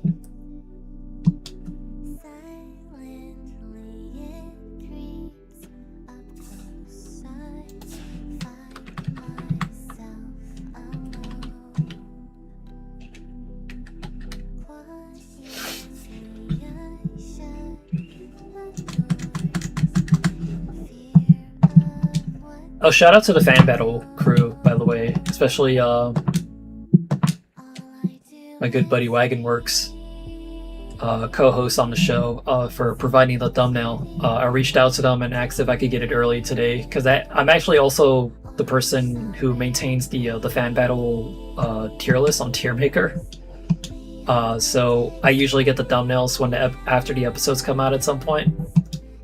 But I asked if I could get this one early just to promote it on stream, because I wanted to do that for them, just purely out of, like, kindness of my heart, because they're my friends and I want to do that.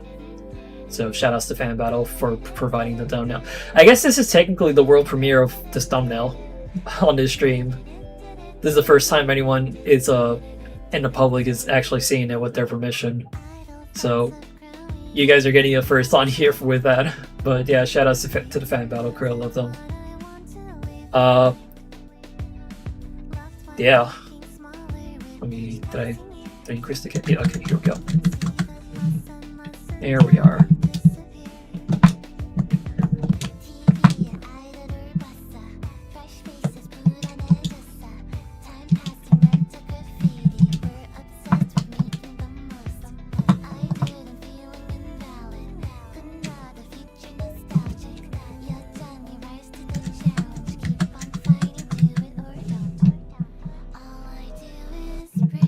Oops.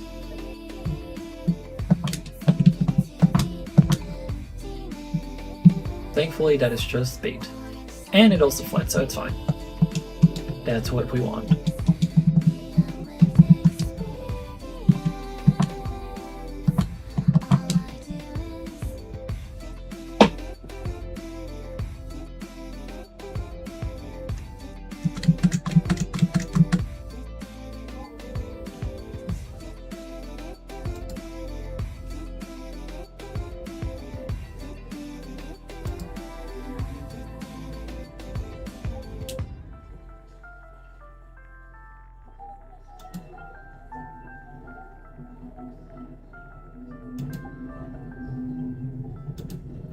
Checking my DMs. 私ヴァンパイアクロスしちゃっていいのもう無理も無理なんでも言う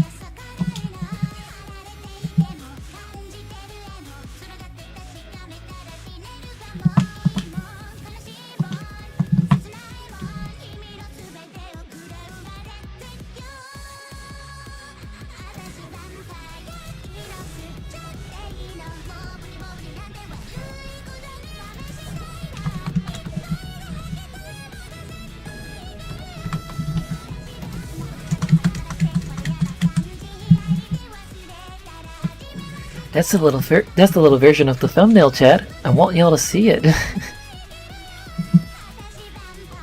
Yeah, I mean, all things considered with the layout, that's pretty much like the best I could do with showcasing it. You'll get to see the thumbnails in their big and large glory tomorrow. Pause.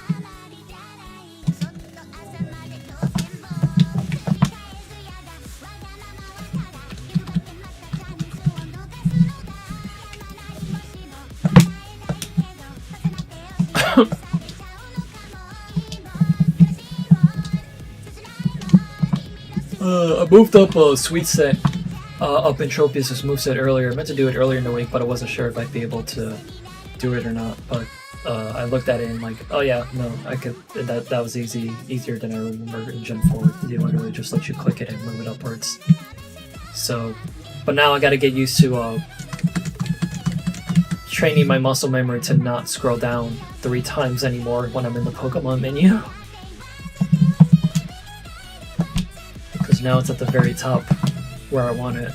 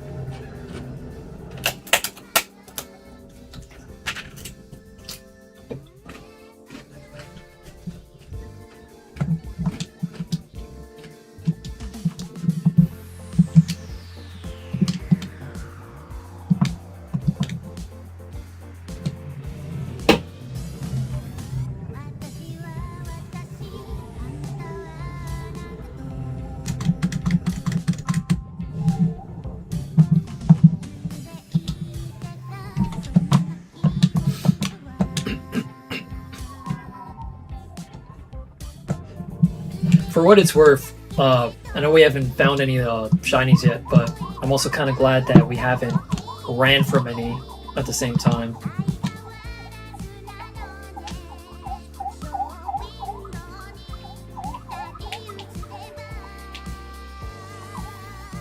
I'd rather we find a shiny and it flees from us as opposed to us accidentally hitting the run button on it without me realizing it. Which I have seen happen with other people's streams, their Safari Week streams. Give me 1 second, gang. I gotta change out my headphone. The one I have right now is dying.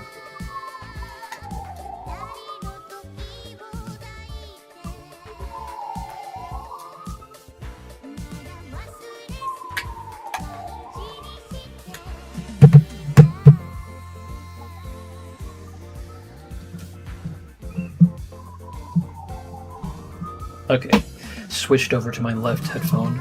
I'm using Bluetooth headphones, by the way, in case you guys don't know.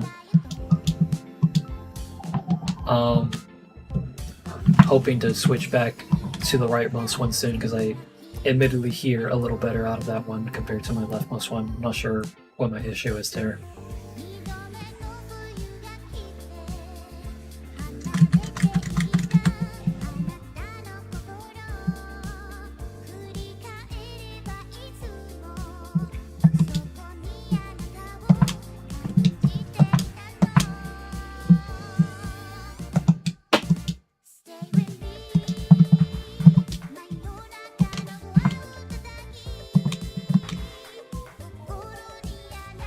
Once again, by the way, folks, if you guys are enjoying the music, the playlist for everything you're hearing today is in the description at the very bottom, along with the 2 other music artists I featured in past streams. If you want to go listen to their stuff isolated off stream. I would like to have a widget at some point that shows what's playing on screen. I've looked into a few, but we need to go through a whole process in order to get them on here, so not gonna see them this time around. But everything you're listening to is in the description if you guys want to go check that out, see all the artists involved.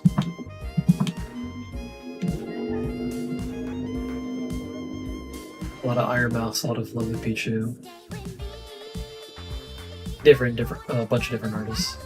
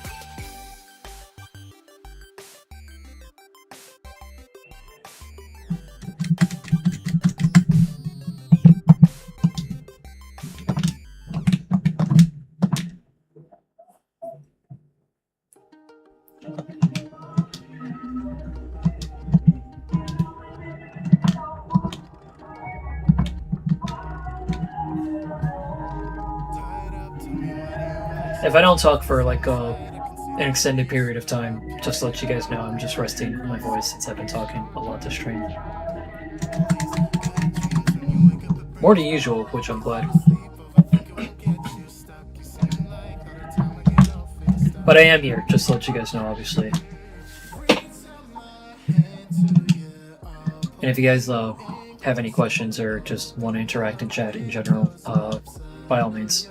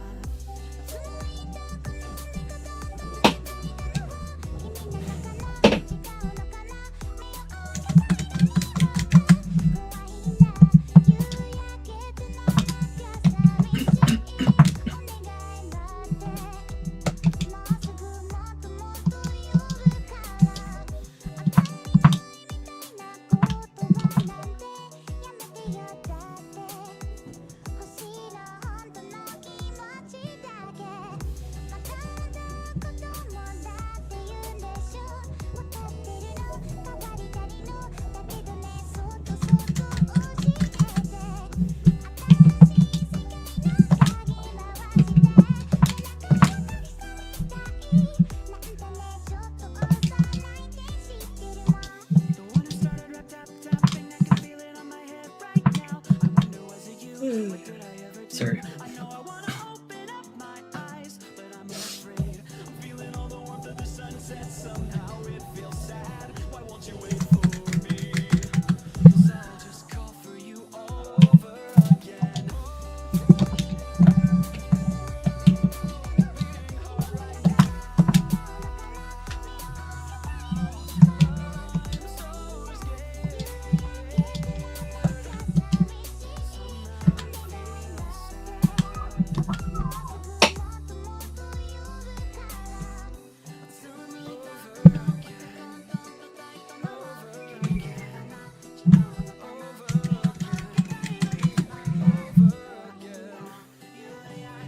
Worth pointing out, we are now at 1, 2, 3, 4 encounters in each game.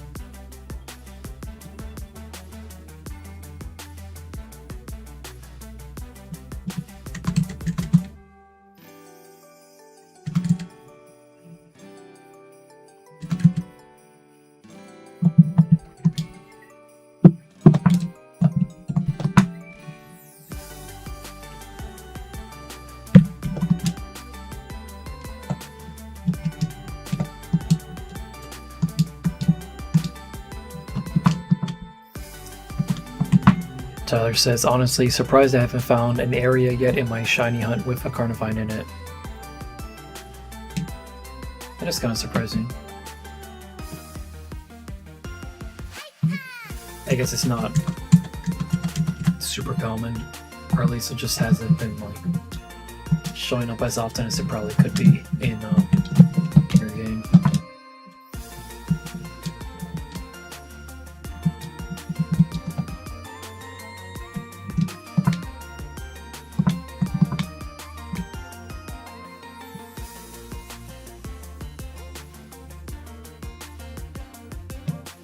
Shiny Carnivine would probably be cool. So it's another one of those shinies that actually look pretty decent.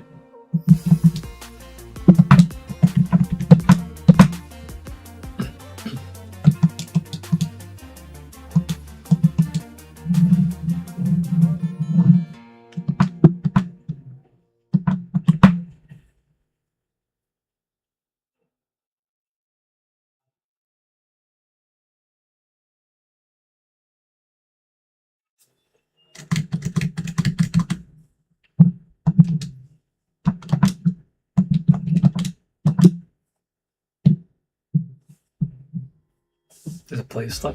Oh, okay, no. That last song just took forever to load.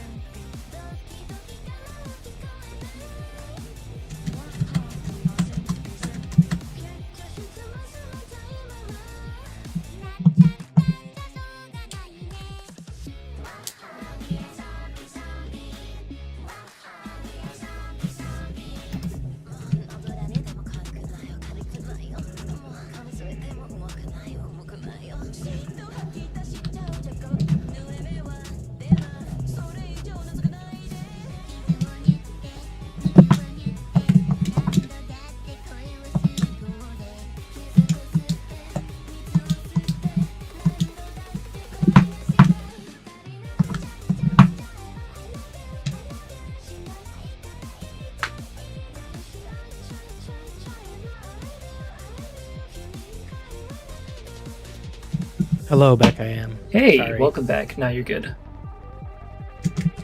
Did you spread the gospel of Pizza Rat while I was gone? I don't have a direct copy of it. That's crazy, bro. You don't need. Hold on. No, Ray, you don't need a copy. You just need to speak from your soul Okay, and but your heart. But in the Book of Eli, they explicitly needed a copy of the King James Bible. So I assume the rules are That's the same. crazy. That's crazy work, The Ray. Pizza Rat. That's crazy work. The Pizza Rat sermon.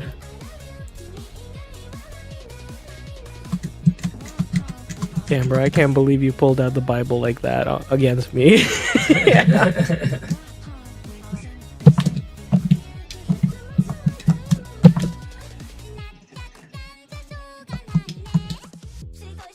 I love this tweet I just came back to that says, Marvel having Sadie Sink do an entire press tour pretending to play a quote-unquote secret mystery role in a Spider-Man film when she looks exactly like the comic book art of Jean Grey.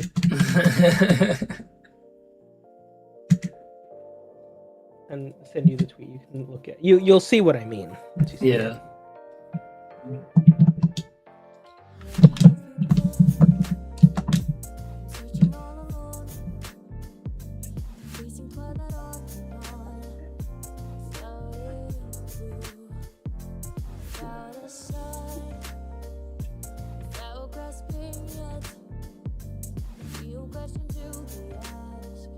Cherry, I think Cherry is starting to wrap up. I don't know. It looks like it, but I can't tell. Gotcha. She is now 23 hours into her stream. My girl needs some rest. Yeah. It's Sunday there for her now. I think it's like past 4 or 5 a.m. already. Jeez.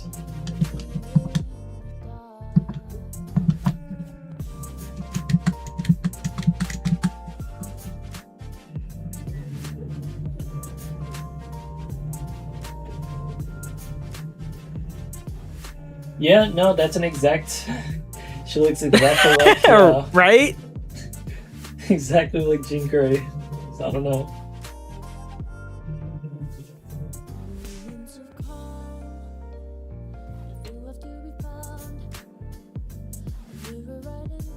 That would be crazy. Yo, fucking the reply underneath.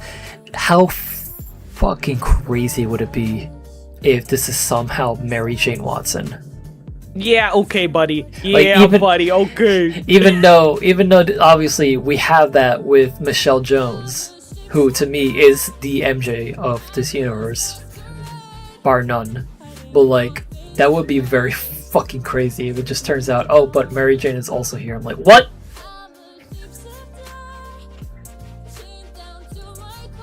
That would be crazy, but Yeah. also like, It didn't also- they call her MJ? Yeah. Technically. It also just wouldn't make sense though, because then why is she getting involved directly, like with all these like this big thing, like this big battle that Spider-Man is having with this mysterious unseen villain? A mysterious villain. Like I'm sure you've seen like the invisible villain, right? Like that they've talked about. That like they're in the trailer, but like we don't know who the fuck it is, and they're possessing bodies or something.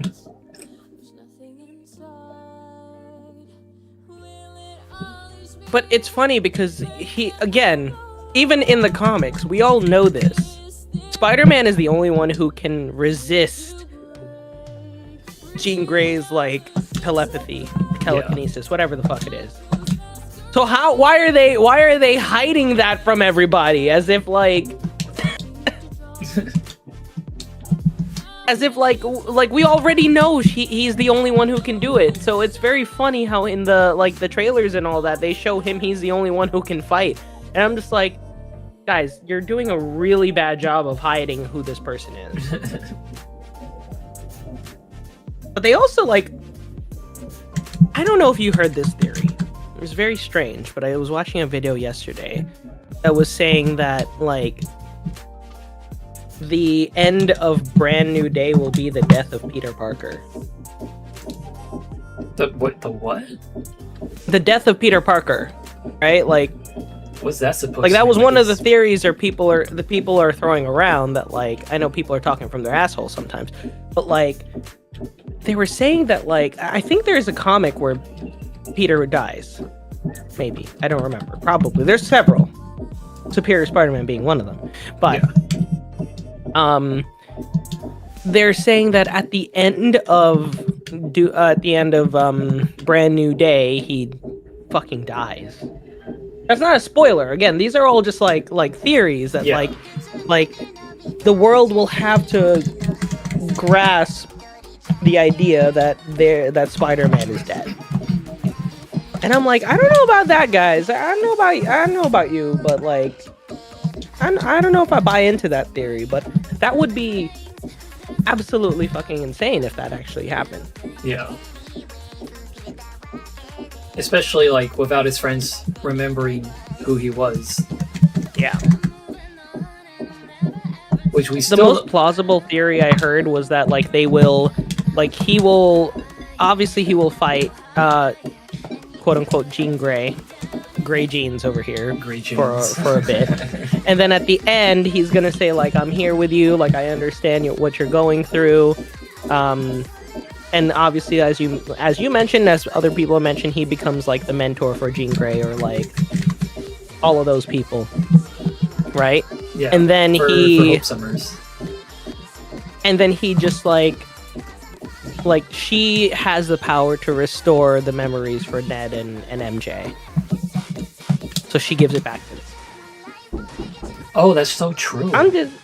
Yeah, right? Like I feel like that is a pretty plausible theory, and not only did we get Jean Grey in the MCU, who might actually stand a goddamn chance against Doom, by the way. But you also get kind of a resolution to the Spider-Man story.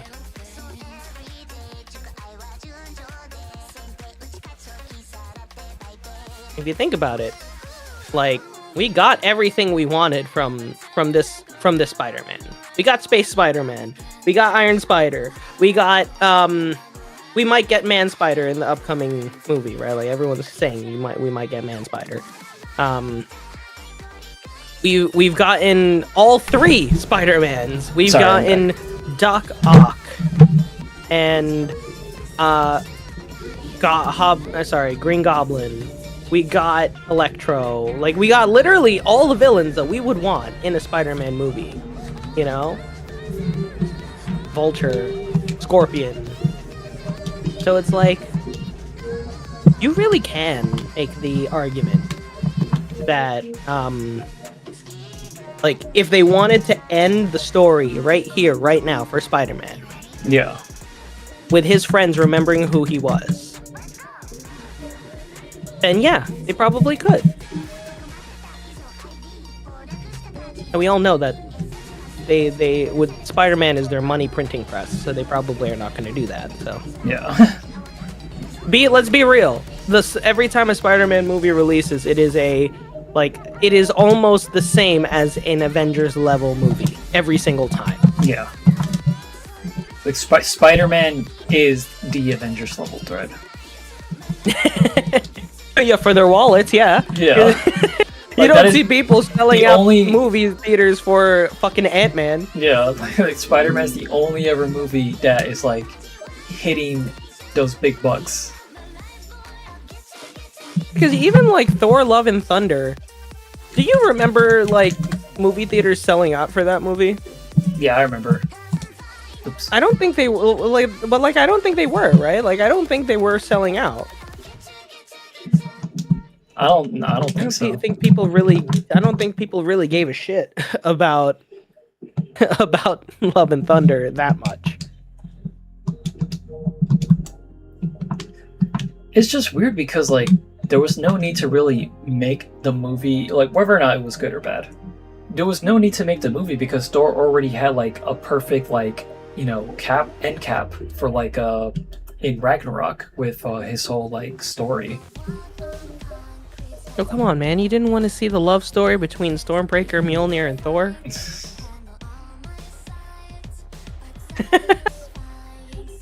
No. Give that here. Give me the little one. You take the little one. You got the little one. I still can't over the fact that they unironically used the fucking screaming goats in the fucking movie. I don't know about you, man, but I already hate that movie so much. I don't know what about it. The best part was definitely Christian Bale, and we're never gonna see him ever again. Oh my god, dude, yeah. Fucking, they wasted Corey the God Butcher. Fantastic casting choice, by the way. Fantastic, but I wish they used him more. And honestly, now they're never going to bring him back because he's fucking dead. So, like... Motherfuckers should have been, like... Yeah, they should have had him, like... Literally, this dude was the fucking Kratos of the MCU. Like, they could have had him kill more gods and shit on screen. Like, he should have been at that fucking council that Thor was at, with all those, like... With all those fucking selfish, pathetic gods and everything that weren't helping him. And he should have fucking slaughtered, like, all of them. Almost all of them. And then that probably could have been, like, a good excuse for Hercules to come out. For like, that they were setting him up. And that post-credit scene is garbage, bro. What came out of that? Nothing. Nothing. The fucking Hercules still isn't here, and he's definitely not fucking helping anybody in fucking Doomsday. Yo, bro, come on. I got mad, like, hope that Hercules is gonna save the day in Doomsday. Fucking, bro. I've just remembered. You remember how he showed up skinny looking in the post credit scene? Hercules. Which one? You remember how Hercules showed up skinny looking in the post credit scene for Love and Thunder? Yeah. I remember the reason they said for that is because they literally had just like casted him like I think the day before or something like that. Oh, get out, bro! Come Like on. they literally did not give him time to like work out. Which granted, I mean like he's only showing up for a fucking post credit scene. Of course, who the fuck is gonna want to like put in a whole workout regimen for like 30 seconds? Fucking CG that shit at that point. It's so wild, Which dude. makes Also, sense they didn't CG it because the CG in that movie was fucking shit. It's so funny because I just saw another tweet that says, "Not gonna lie, I'm gonna burst into tears if she says her name is anything but Jean."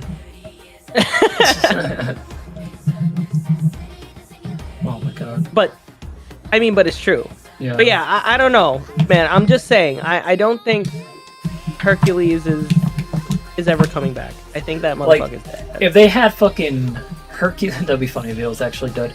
If they had Hercules, Adam Warlock, Sentry, all those motherfuckers, and the Hulk, like, and Thor all ganging up on Doom, then like, you know, who knows if they'll actually win, but at least they'll have like a good fucking like Superman level like team right there to fucking like hold them down while like everyone else like tries to like get one in on him.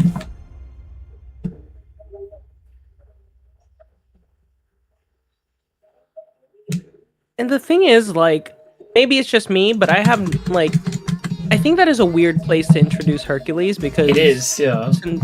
Since when is he like and maybe this is just my ignorance, but like, is he really that OP in the comics? I feel like no. He's not the strongest of the verse by any means, but he's definitely like a powerful character. There was an episode of Death Battle where we used, where I say we as I was around during that time, where they used a Hercules' like Marvel Hercules' feats. I think it was for the Magneto episode because coincidentally the actual Greek mythology Hercules appeared in the next episode right afterwards. But they did not use Marvel feats for that. They used like actual mythology. But it was a funny coincidence because they used Hercules feats the previous one, like in the previous episode before then. But I think it was Magneto Tetsuo they brought him up in. I forgot what the context was though. It was strength related. Maybe they fought each other and that's what they were going with.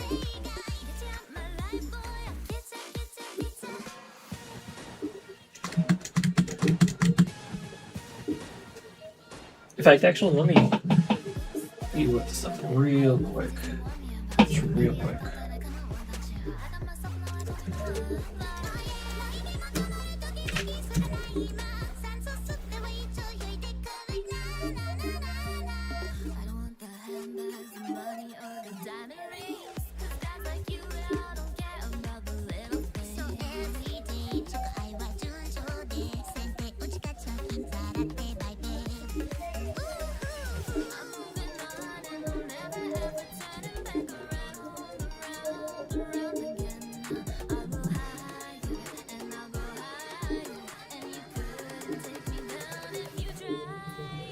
Okay, yeah, I was right.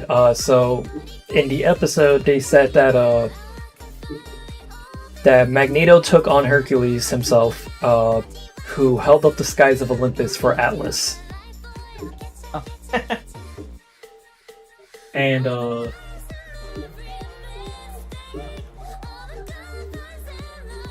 looking right now because they also talked about him in the results. Says Magneto could overpower Hercules, who was strong enough to hold up the skies of Olympus, which is literally heaven and an alternate universe. Interesting. Yeah. So that's the kind of power, assuming the MCU would directly translate that over, which, I mean, it's also, like, that stuff is, like, from mythology itself, if I'm not mistaken, so they probably could. Oh, he's... Yeah, okay. Yeah. So he's pretty mid. Like, let's be real, he's pretty mid. Like, put him up against Doom. You think he's really gonna win? I don't know, have you seen Dr. Doom lift the sky before? I have seen Doctor Doom do a lot of things, and I don't know about you, man. Did you just say nah? No, I'm just kidding.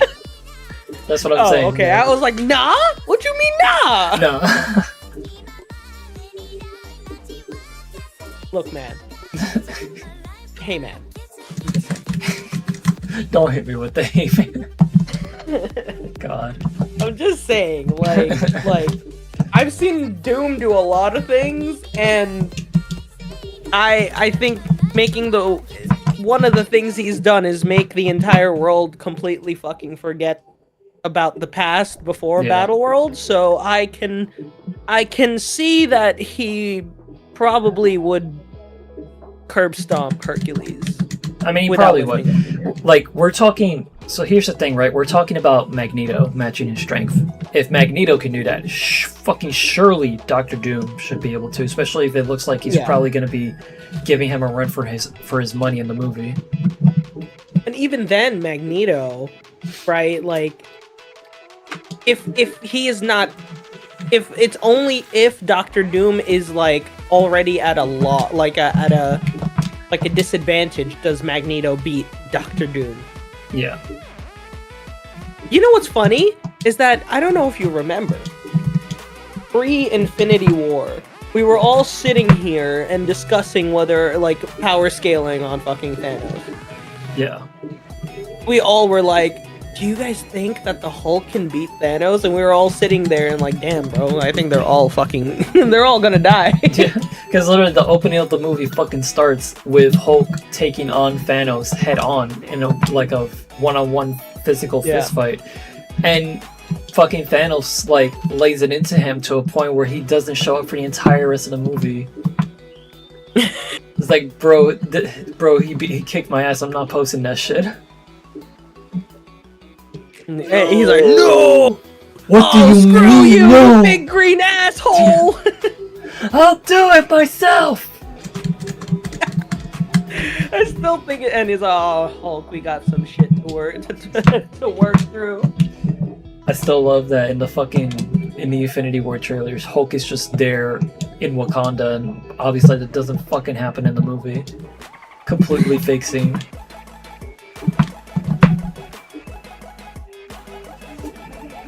It's like we peered into an alternative timeline where Hulk actually fucking squared up and was in Wakanda.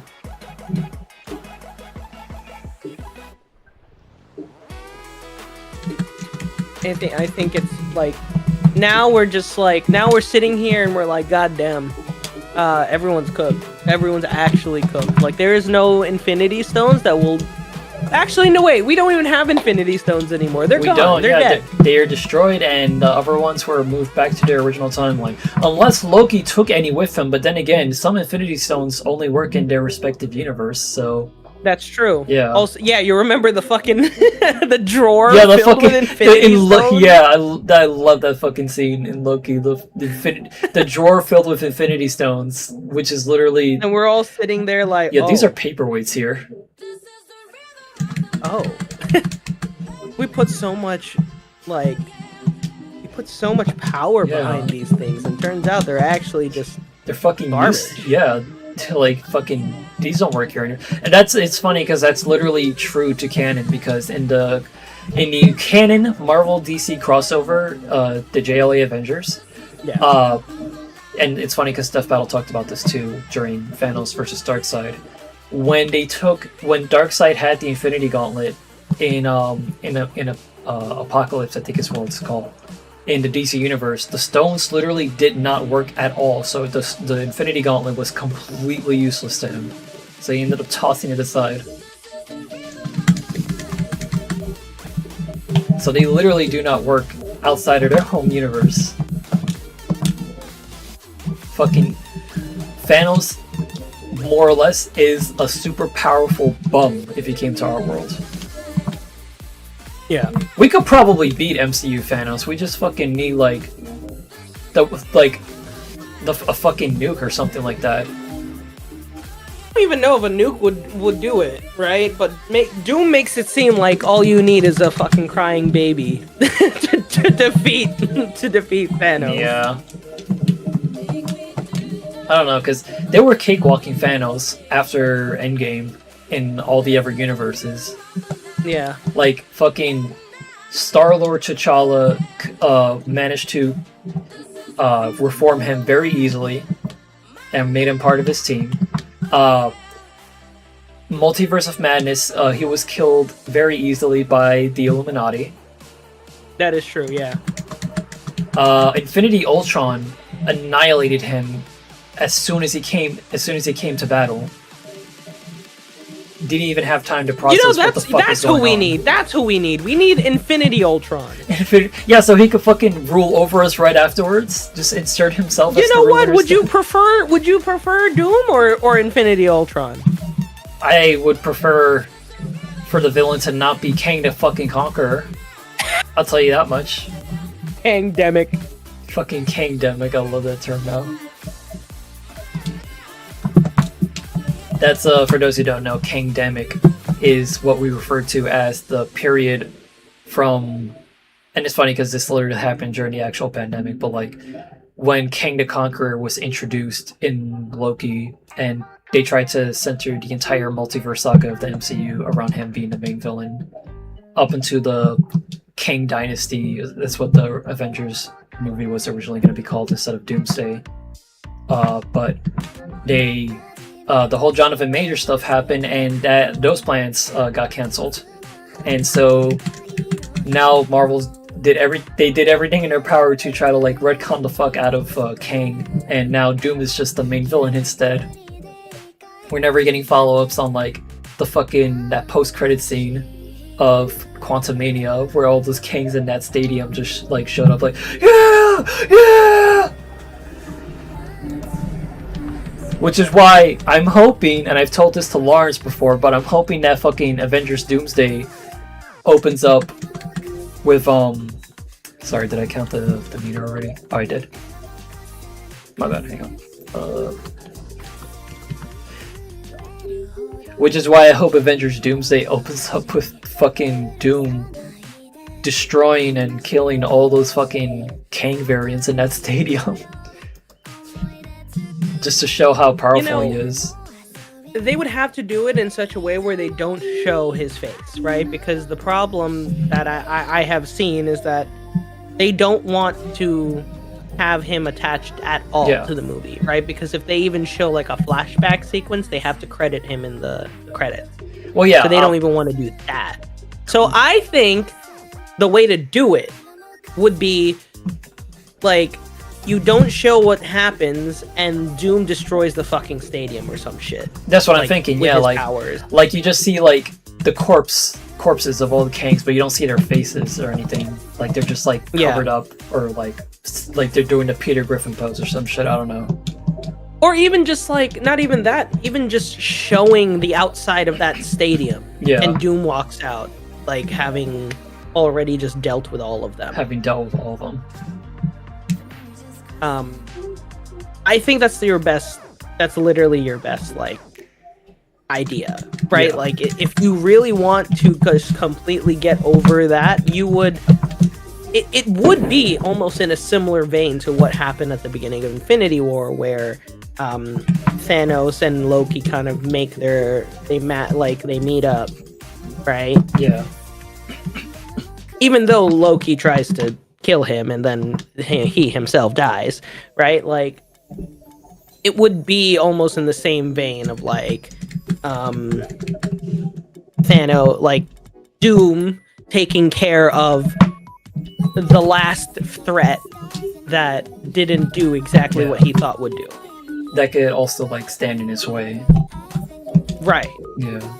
You know, so it would make sense. However, that being said, I genuinely think that Marvel is stupid and they're not going to do that. Probably not. They'd be goated Like if they did, they but will just completely axe Kang. Kang is never coming back, and that's it. It's over. Yeah. Like, I'm thinking the way they do it, they won't do it, but the way they should do it is like how Infinity War started, where Thanos and the Black Order already killed everyone on Thor's ship from from Asgard. Like they killed half of everyone, and the other half already escaped to New Asgard on Earth. Yeah. Yeah.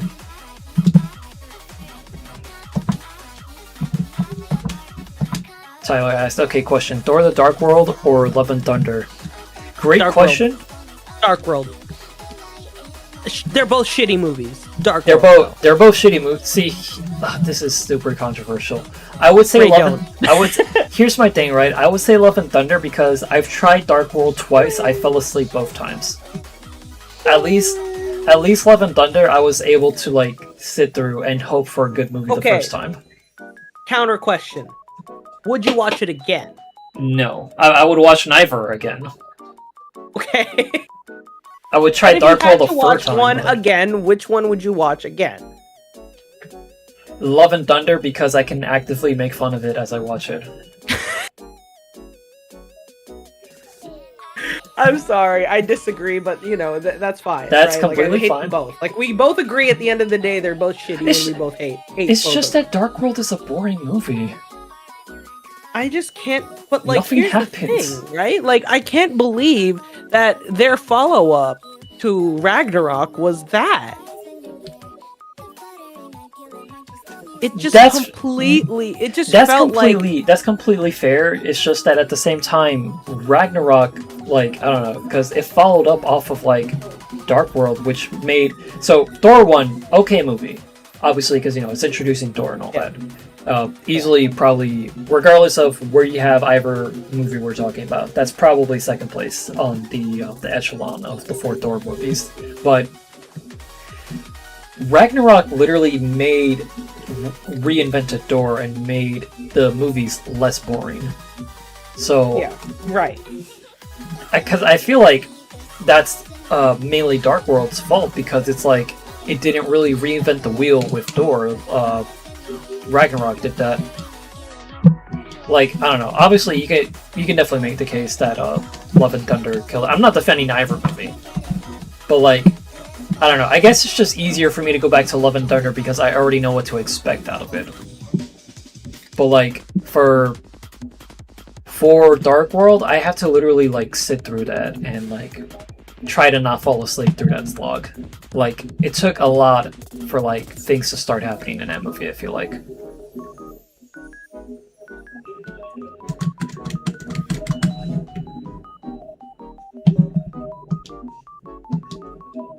I just think that like I think leading up to when we watched Thor: Love and Thunder, I sat down and actually watched Dark World again, and I didn't like it, but I was okay. Like, I just said okay, fine. But then coming out of Love and Thunder, I said I would never watch that shit ever again. So, I mean, either way, I'm never watching either ever again. Like, if we ever did one of those movie, like Marvel MCU movie marathons where like you go there for like 3 days or something like that and watch all the Marvel movies, I would go home and shower during the Thor movies. During the Love and Thunder, yeah. I mean, not Love and Both of them. Dark World. Yeah, because I would like there's enough space in between them where like, Thor is like a 2-hour movie. That gives me enough time to like go and find a place to shower, right? Yeah. And then the same thing for Love and Thunder. It is like there's enough space where like it is like already on the next day, so I can take the time to just like, not be in the theater for the entire day. You could also, like, assuming that friends are around you watching you can also conceivably just fall asleep and get your sleep in during that. That's true, right? And I mean, by the time that Thor Dark World starts, that might be like right in the middle of the morning, because I think those movie marathons start at like 7 p.m. and they obviously start with Iron Man. So you would, by the time Dark World starts, it's already like middle of the morning. So you can definitely sleep during that time. And I feel like there are Reddit threads that show what are people like that are like asking, what are people's plans or strategies. Yeah. for the Marvel movie marathon for 3 days, and people are like, make sure you get your sleep during these movies. Yeah.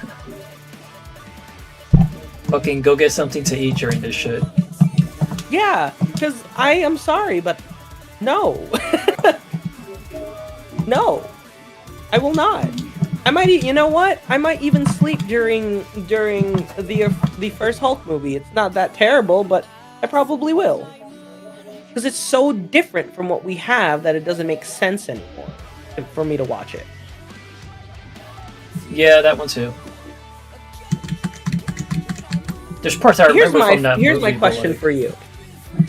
What's Would up? you, not counting Avengers 1, would you actively go back and watch Phase 1 of the MCU? I'd probably do it again. Not like actively, because I'm not really, in general, I'm not really someone who like goes back often to like rewatch and marathon like stuff I've seen like already, because it's just like a bitch to get through. But I mean, I'd do it. At least the Phase 1 specifically. Follow-up clarification. Would you do Phase 1 over, say, something like Phase 2 or Phase 3? That is a good question. Right? Like, if you had to go back and watch one of the phases, would one of your choices really be Phase 1? Let's just be real, right? Would it? Or would you choose another one? There are no Infinity Saga phases. Okay, cool. Someone made a very convenient image.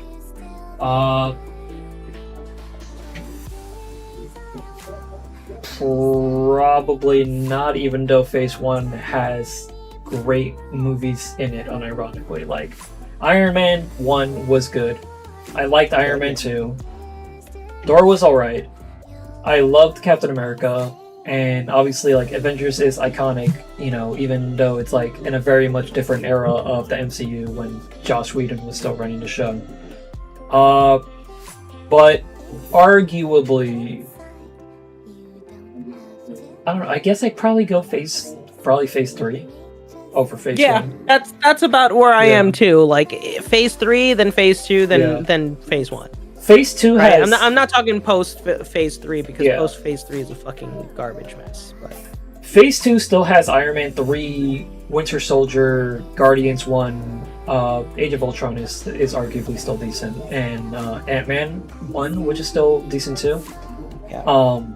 But Phase 3 just has so many big... Like, you start off with Civil War, and then Doctor Strange, and then Guardians Volume 2, and then Homecoming, and then Ragnarok, and then Black Panther, Infinity War, Ant-Man and Wasp is okay, but like it's probably like the last good Ant-Man movie. Captain Marvel is still honestly okay. I'll still sit through that too. It's a good movie, right? Yeah. It is a good movie. Endgame, and then Far From Home. Like, there's so much replay value yeah. in Phase 3. But yeah, you're right. Like, I would probably choose Phase 3 over Phase 1 to rewatch. Yeah, 100%. Like, I would watch Phase 2 because, I mean, Ultron was still a pretty great, like, that was a fun time. Yeah. Also, because I remember during when Ultron was coming out, they were coming out with very, like, you know, they were coming out with comics that were like tie-ins to the Age of Ultron. Yeah, the and so like, I have a bunch of those upstairs in my attic. Like, they're just like what would happen if Ultron actually took over, like, in the world? Like, what would happen? Yeah. Right? And it's just like, it's a complete dystopian society, very Doom-like, right? And it's just, you know, it is a very cool thing to see. Right? It's very different. So that's why I'm like, yeah, you know what? It is funny to see just, you know, it is funny to see just, like, how different the phases are. Like, Phase 1, I think, I will say later phases kind of spoiled me on that. Like, Phase 1 just not being like not being like it's good, but I still think that while they had an idea of what to do, I think there's just a lot of introspection, like a lot of like introducing all the concepts and stuff like that, that if you are already like, you know who these people are, like it doesn't make sense to go back to them. Yeah. Yeah, that's fair. I also still think that we did not need a standalone Black Widow. Just saying. Maybe we should have gotten it before Endgame. That's also that's my opinion of it. We 100% should have gotten that before Endgame. But I don't think we should have gotten it after, and I also don't think it would make sense between Infinity War and Endgame. Not that either, yeah. I think they definitely should have put it. Let me look at this chart again. I still have it up. Actually, I'm just gonna check real quick to make sure I actually hit the meter. Yeah, I did. Okay, cool. So I can just stay on the screen. They should have put it either in the middle of Phase 2 or directly after Civil War, since we had that post-credit scene. Yep, I agree. Yeah. I think it would have been better either in Phase 2 or like early Phase 3. Early Phase 3, yeah. Phase 2 or early Phase 3. But definitely not fucking literally Phase 4. Like, we literally were in the pandemic when we watched that, in the Kangdemic. That movie is... the way they released that movie is the whole reason why Scarlett Johansson will never work with them again. Because she was she was pissed off at the way Disney released that. Because they went against the contract that they made earlier. Oh, GG's. The one good thing I will say about Black Widow is that it did introduce us to Yelena, who ended up being like one of the best parts of the modern MCU. Yeah, I do think she's good, but I don't... Here's my problem with that, is that I hate that they're trying to make her out to be like your Black Widow. I know that she pretty much is a Black Widow replacement, because she had the same training, but like, that's literally the way that they treat her right now, is that she is just the answer to not having Scarlett Johansson. I sort of get what you're saying. I mean, I also kind of have a hot take to this as well. I feel like Yelena is like, so far at least, has been depicted as a better Black Widow in the MCU than Scarlett Johansson's character has, than Natasha. Right. Because, so, I want to preface, I love Black Widow in the context of the MCU. I think she was a fantastic character. Absolutely, like, you know, iconic, warranted during like the first 3 phases and all that. You know, her sacrifice was like very upsetting, obviously, in Endgame. You know, not trying to say that she's bad or anything like that, just to get that out of the way, but I feel like Yelena by default has been a better Black Widow, because we actually, number one, get to spend a lot more time with her. She has had her own proper introduction into the MCU and has spent plenty of time in it already. Like, she was in the Hawkeye show afterwards. She showed up in Thunderbolts as one of the big main characters, and now she's literally going to be one of the big parts of Doomsday. Which is a lot more that can be said for Natasha, because it literally took forever for her to get her own movie where they explain her backstory. And she was also barely in the ever MCU movies as is, like, because it was literally like, she shows up in Iron Man 2, she shows up in the Avengers, and then she's only in, like, outside of obviously Civil War, which is a quasi-Avengers movie or pseudo-Avengers movie basically, she barely shows up outside of that afterwards, and we barely get to learn much about her until her movie comes out, where she's already long dead at that point in like the actual timeline. Yeah, that's the thing. Like, I think that's exactly right. Like, yeah, the fact that the first time we ever get a deeper look at who Black Widow is, it's after she's dead. And I Yeah. think that's fucked up. I really do think it's fucked up, right? Yeah. Like, think about the way they handled Captain Marvel. They literally set her up at the end of Infinity War when everybody is upset that they just lost everybody. And then she gets her own standalone movie, which helps to answer some questions and sets her up to be the main heroine after Infinity War. Yeah. Like, they straight up, they kind of shafted Black Widow. Like, and look what they did to Carol Danvers. They propped her up on a pedestal and then refused to use her in the final battle. Like, Yeah, like they literally dedicated a whole movie to, like, obviously there was a whole point to the movie, like there was a whole separate plot that is unrelated to Infinity War, just showing her origin and everything and her relationship with Nick Fury. But it was also more or less there, smack dab in the middle of in the interim between Infinity War and Endgame, to show that there's still hope and that there's still a powerful hero that's gonna help us beat Thanos. And then come Endgame, she's barely in the movie until the final battle, and then she's not even, you know, even though it would have been wrong, honestly, if she was the one to ultimately defeat Thanos, she doesn't contribute until like the very tail end of the battle, and she's not the one who defeats Thanos. It, you know, obviously it ends up being Tony, because Thanos is able to overpower her quite easily with the Power Stone. I think that's what he used in that one scene.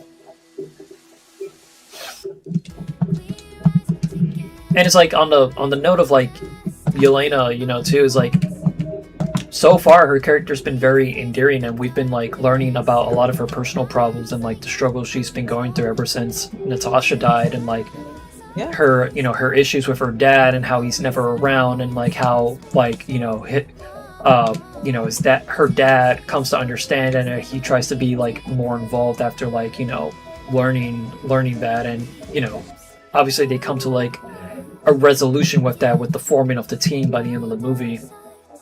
But I don't know, that's just why I think like so far it seems like maybe like Yelena is like in some way their attempt of making up for like the lack of characterization that they weren't able to really give to Natasha. Because you remember the most they I just remembered they did this. The most that they did was in Age of Ultron. They had that whole like off-screen to on-screen relationship between her and Bruce Banner and the Hulk, and it's like, when was this formed? And then it literally only lasted for like that movie.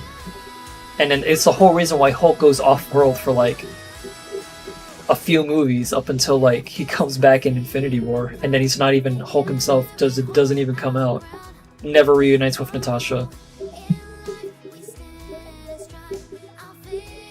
yeah, that's my biggest thing, is it's just like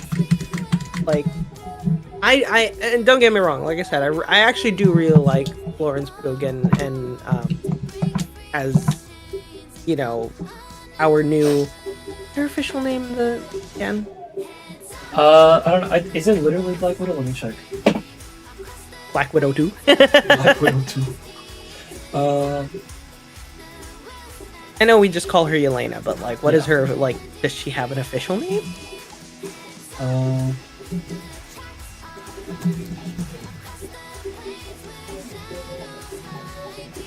It is literally Black Widow. It says adopts the code name. So she's also like White Widow to separate her identity from Natasha's legacy. I can't remember if current Yelena in the MCU is using that, or if it's exclusive to the comics only. But let me look at her aliases on the wiki.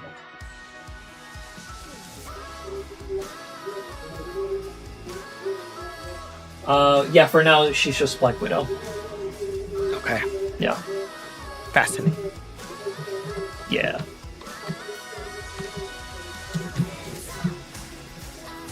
Alright, Ray. I'm going to head out. Oh, okay. I do have to run to this last minute movie I decided to book. Gotcha, that's fair. But, as always, this is a fun time. Oh, for sure. Had a good time. Thank you for giving me the opportunity to be your Jon Stewart to this Colbert outing. And chat, thank you for joining in. Had a great time. And we'll see you guys. Well, I will see you guys when I decide to stream again, or when Ray decides to stream again, you know? You never know. Sure. Yeah, man. I wanted to thank you for coming on, you know, sticking through like for pretty much most of the day. I really appreciate you being here and also just helping out the entire week with like getting everything set up and like offering feedback and tips and all that and support. You know, definitely everyone, like I said, make sure you guys go to Royal Lorenzo's channel and make sure to subscribe to him on YouTube, Twitch, follow him on Twitter and Blue Sky. He will be watching the Aang vs. Traveler episode soon. He'll be getting back into streaming soon. And obviously, you know, Lawrence, my best friend, you know, we're going to be making lots of content together in the future still. Lots of great projects with him involved coming soon. And I can't thank him enough for like, you know, coming on today, you know, just pretty much keeping the stream active, having a lot of great conversations. But yeah, I'm going to let you go because I know you got to go, but thank you again, buddy. Yeah. I also just want to let you know, by the way, that Ryan Gosling was just casted as Ghost Rider. Okay. Yeah, I did see that too. Yeah. It's not going to be Nick Cage. Fucking crazy. Okay. All right. At 2028. All right. Sorry. Yeah. I know. I gotta go now. Okay. Yeah, bye. Okay. Bye. Love you, buddy. Take care. Thanks for having me, buddy. No problem. See you. Bye. Off he goes. This episode of Daily Show is weird. Infinity Ultron would have been sick to see it in an actual MCU film. Loved his episode. Yeah. Infinity Ultron is probably like one of the more iconic things to come out of What If, next to obviously The Watcher and Strange Supreme. Definitely, yeah, I would love to see if they would use him again in a future project. Phaser is on a Generational Run. Hell yeah, it was pretty much like the peak of the MCU at that point, and pretty much it hasn't gone the graph for like MCU film performance and reception has not gone back up ever since. Disappointingly. Them barely using Carol felt like Disney being afraid to use her after how annoying people were with the Captain Marvel film. Yeah, I feel like some of that definitely contributed to that. And the reception of the Marvels. Yeah, I don't know. I mean, hopefully we see the character again soon, but considering there's been no news of whether she's going to show up in Doomsday or not, who knows if that's going to happen. And this episode, yeah, I read that already. Sorry, just catching up on chat, but yeah. Give me a sec, I gotta... Throat's really fucking dry, holy shit. Need to drink something.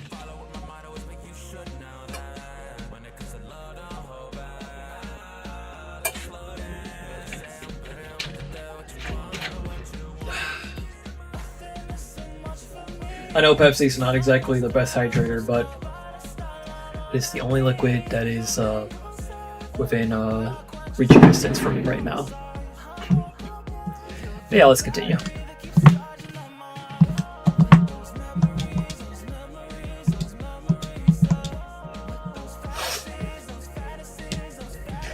I don't know where we're gonna end off today, count-wise.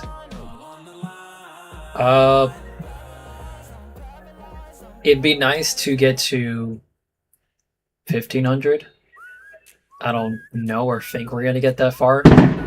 Worst case scenario, 1,400 doesn't sound like a bad plan either. I don't know. Right now we're at 1313, 3939. Still not a single shiny.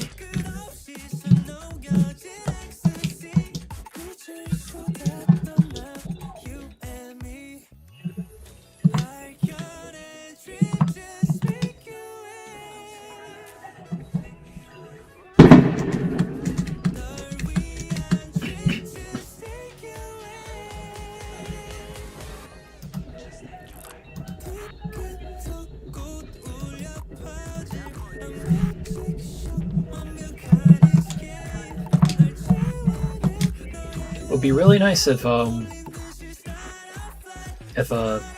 other folks from Red Sus could come on in and join VC, but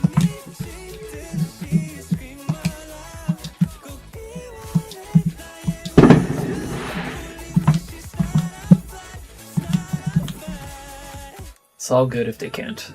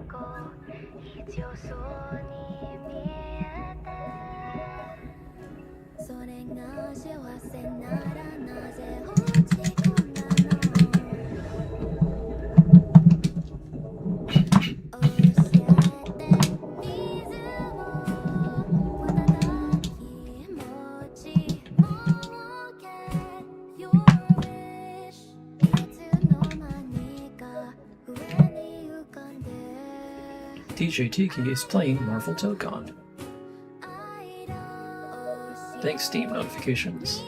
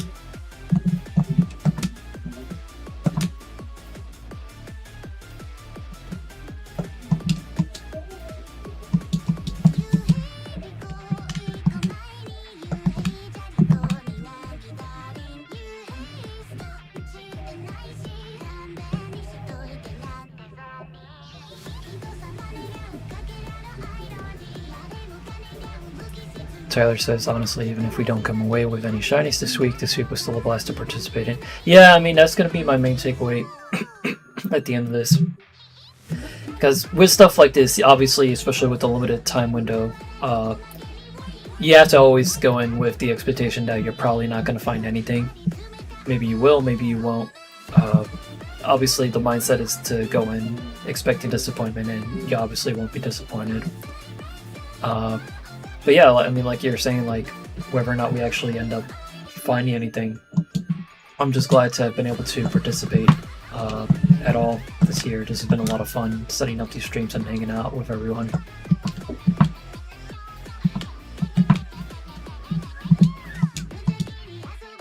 That's pretty much what it's all about.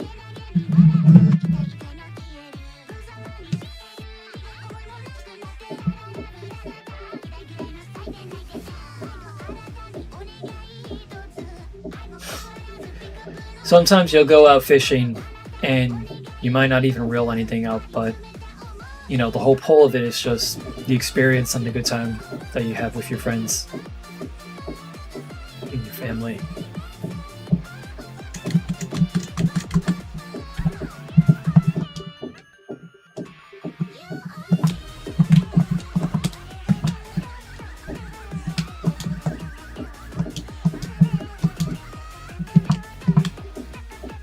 Appreciate you guys coming out to support me.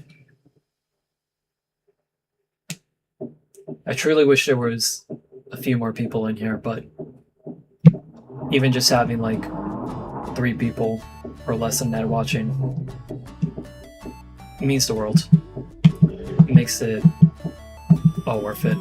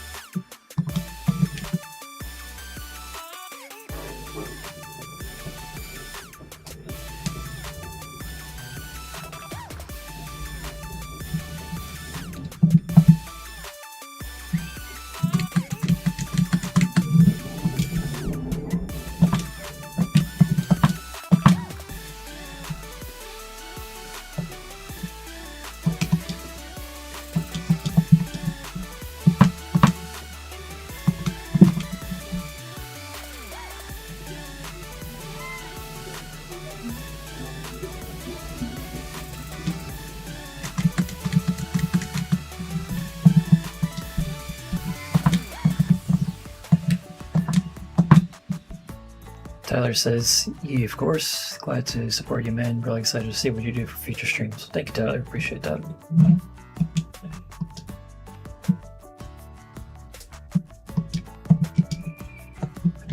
I'm glad you've been going out at least.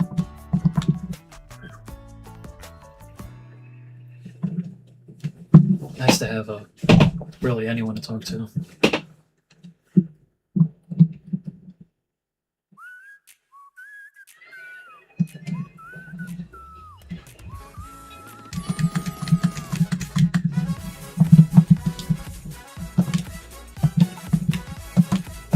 Hopefully those plans that I mentioned earlier in stream for what I want to do for future outings of streams like this can actually come into fruition without much issue. I'm definitely not going to have like a defined schedule. It'll pretty much just be like a whenever I can type of thing. But it would be fun to do more of these more often. I don't know if I'll go to Twitch or simulcast from YouTube and Twitch. Really depends.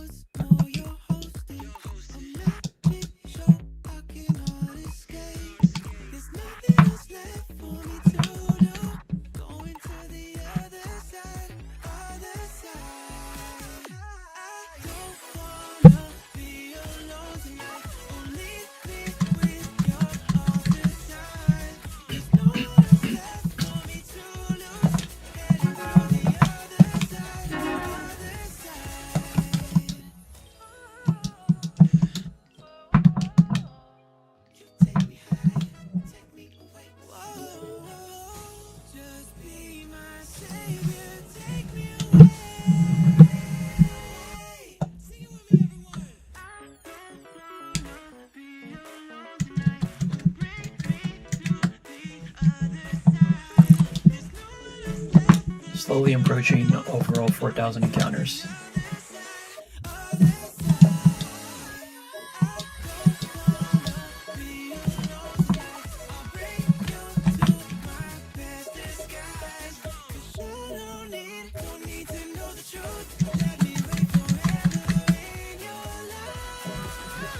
We are now at 4,002 overall encounters, 1334 in each game.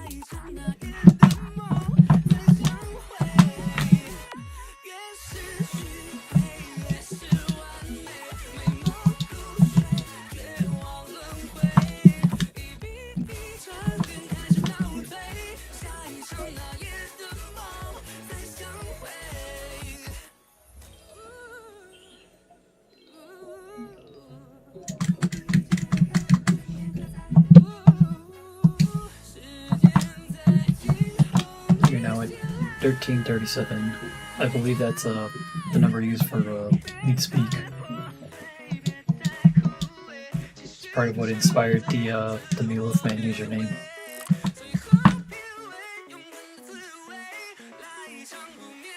That and my older sister thinking that it looks cool, things like that. It's stuck ever since.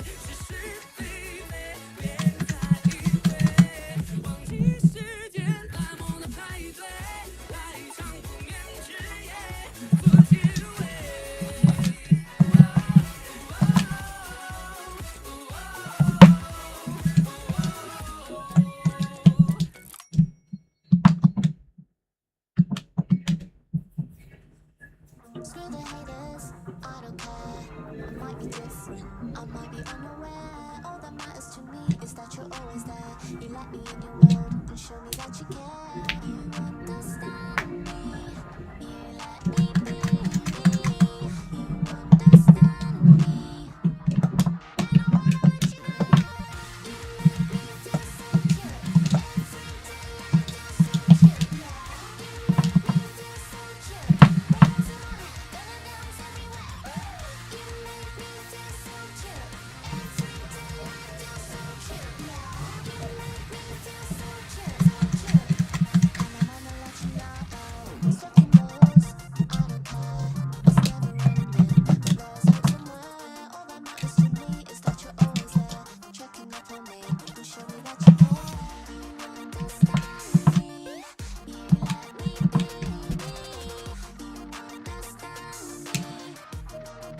now at 4020.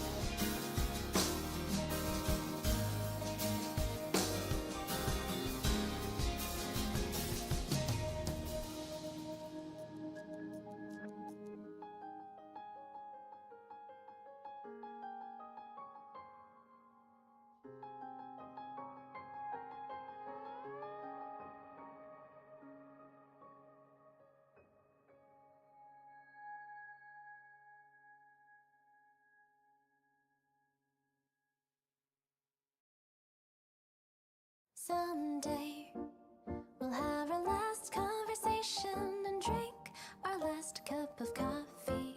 Someday we might be 80 and think about the different things we used to say. All the memories of you will just become a ghost of a smile caught in the wind. Someday it'll be the last day.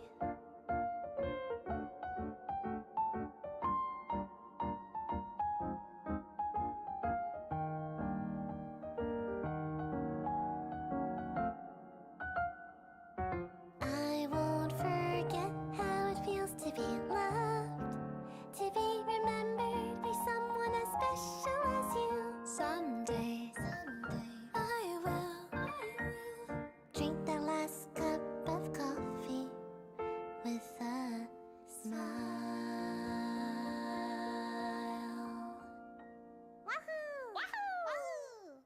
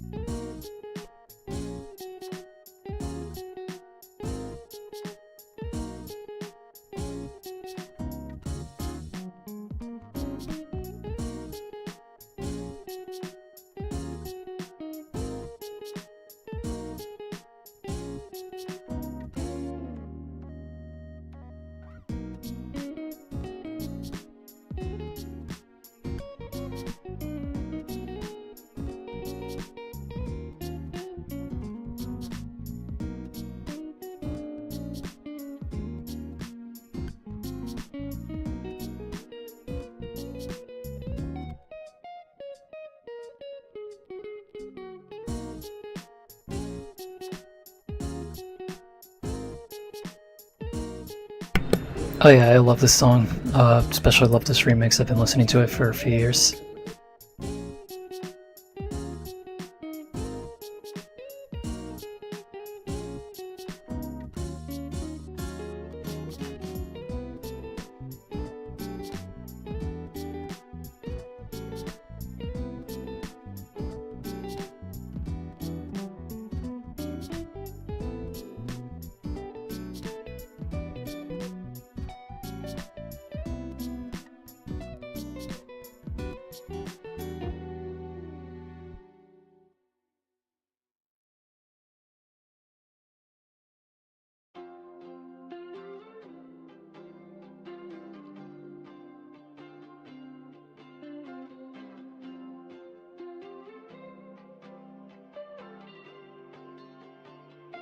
Got it started on the right side, just by the way you looked at me. God damn, it was a spectacle. We look fucking incredible now. It was a car crash, two colors, glossy insight. Red light wasn't the problem, the stop sign drew us deeper in.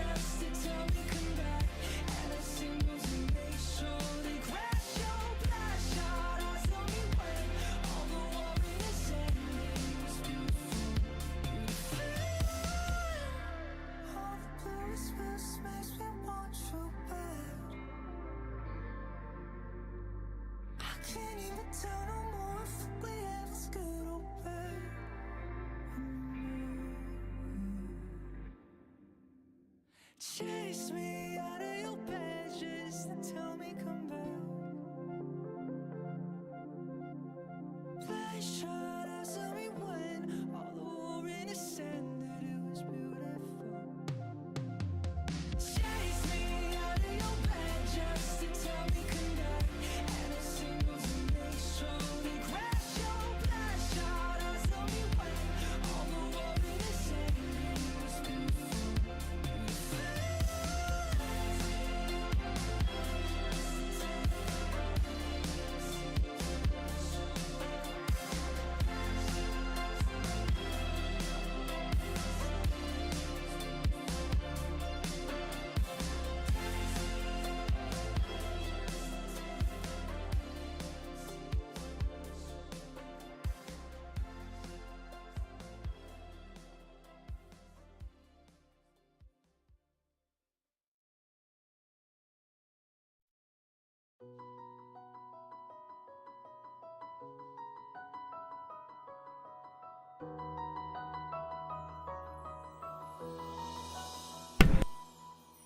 Birds are born with no shackles.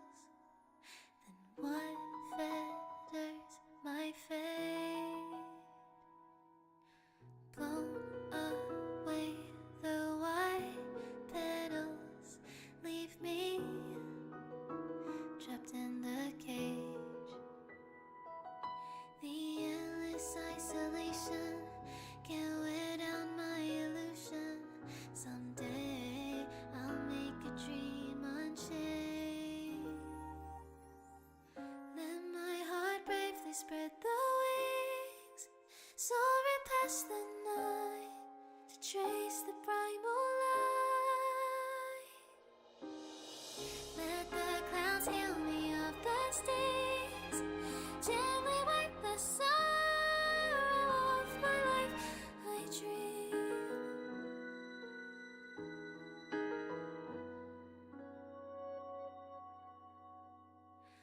What is meant by miracle? A word outside my days.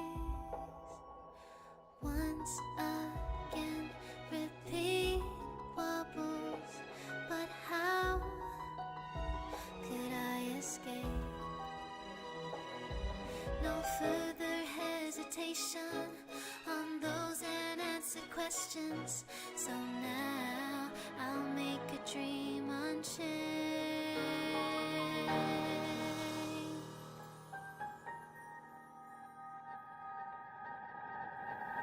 Let my heart bravely spread the wings, soaring past the night to trace the primal light. Let the clouds heal me of the stains, gently wipe the sorrow off my life. I dream.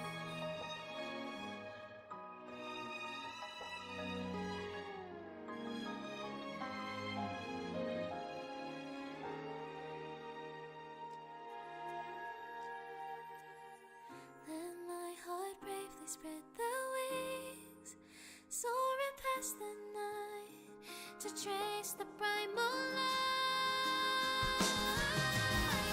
Let the clouds heal me of the stains, gently wipe the sorrow off my life. I dream. I dream.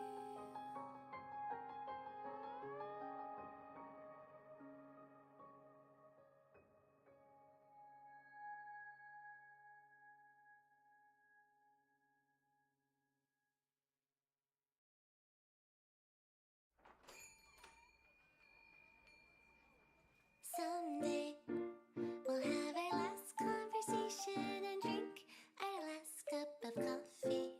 Someday we might be 80 and think about the different things we used to say. All the memories of you will just become a ghost of a smile caught in the wind. Someday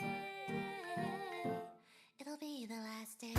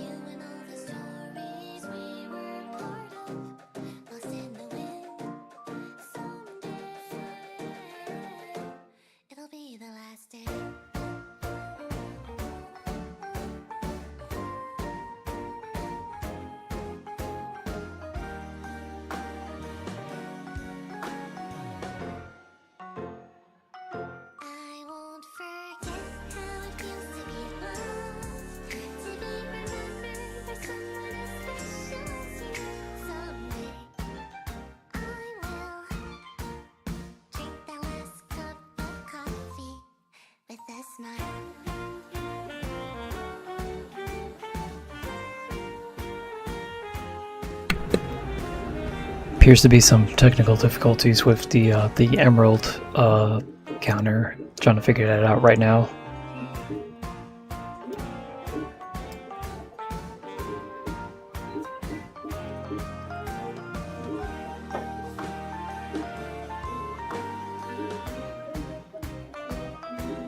Yeah, it seems to have just straight up vanished when I hit the plus button to get it to 1378. Let me see if there's a way that I could bring it back. I'm not sure what caused that exactly.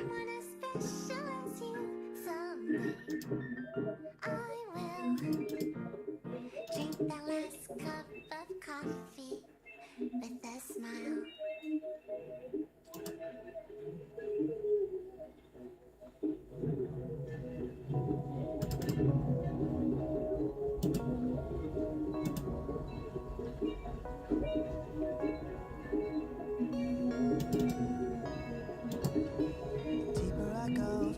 Okay, it seems to be back. Let me just do a quick test to make sure that it's working properly.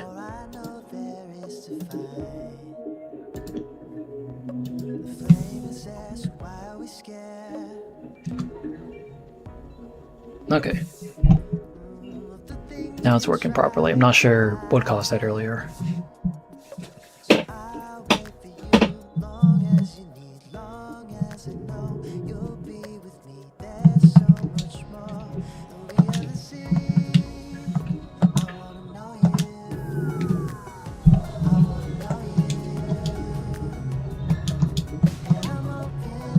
Sorry, I've been muted for a while. I'm just resting my voice, and also there's like a lot of loud music and noises outside my window that I don't want bleeding into the stream.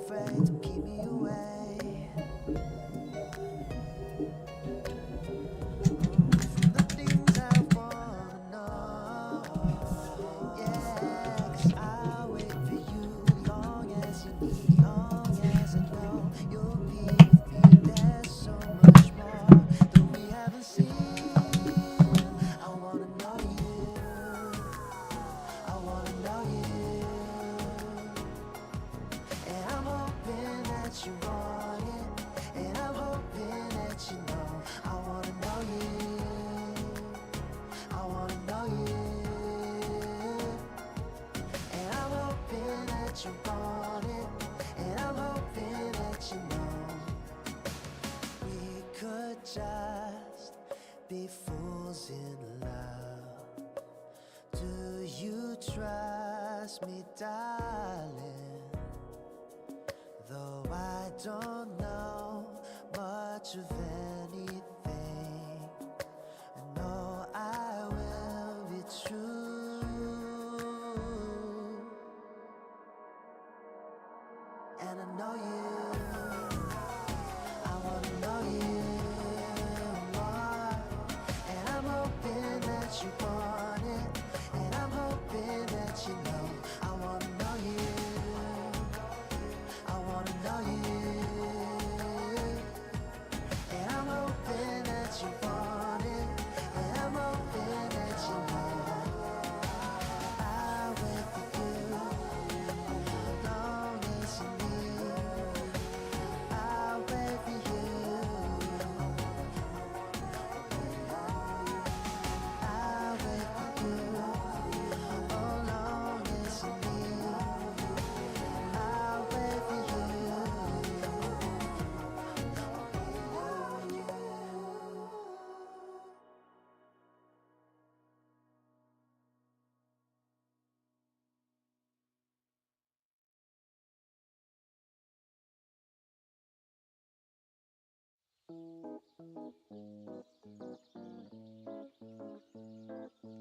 Sweet like the fire, just wanna hold ya. Juicy hugs all around until the day's over. Cocktails on the beach, checking out your beach, checking out your peach.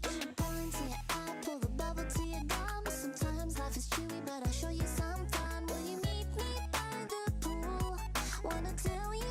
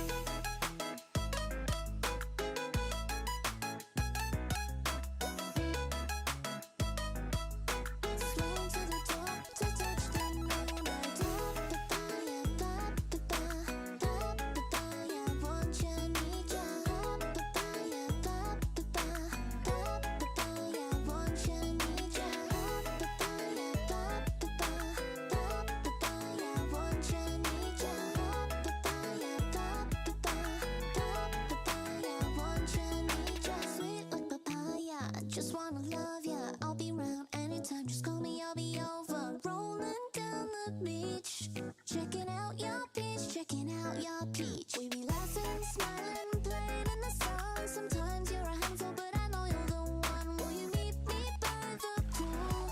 Wanna tell you something cool, cool. Wanna swing, swing, swing with you. Swing to the top to touch the moon. I do, I do. I wanna swing, swing, swing with you. Take you away across the blue lagoon, lagoon.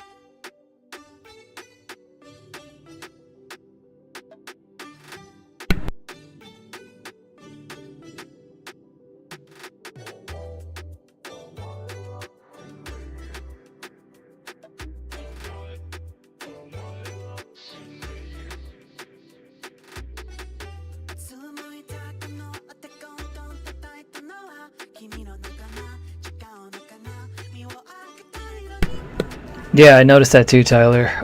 We're already past the point of the current shiny odds in, like the current day shiny odds in amount of encounters, which is 4,096. We're at 1398 right now, so we'll go overtime. We'll go into 1500, and then we'll call it a stream there. Yeah, hopefully that should give some people extra time to tune in if they want to. If not, then it's what it is. But yeah, we're slowly approaching 1400 encounters per game.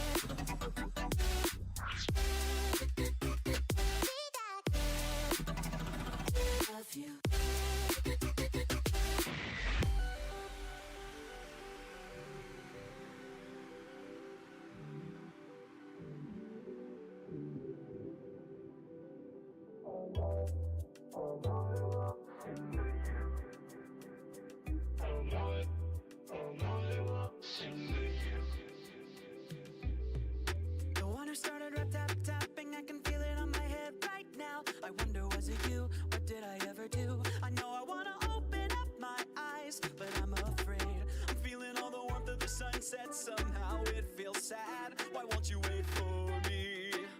'Cause I'll just go for you all over again.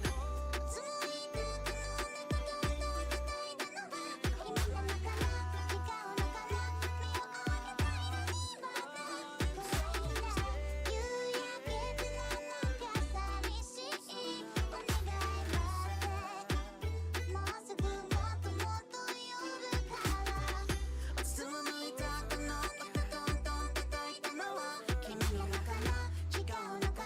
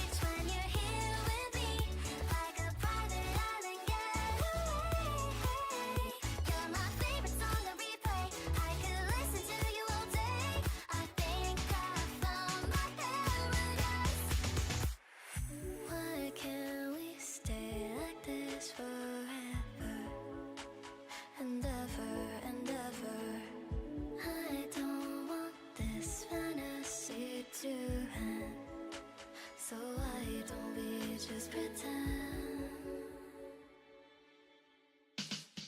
Summer heat's got me in a daze. Only you got me feeling this way. Yeah, I'm soaking in the sun rays while I'm riding all your songs. You think I found my paradise? Kissing you's just like lemonade. Got this bittersweet aftertaste.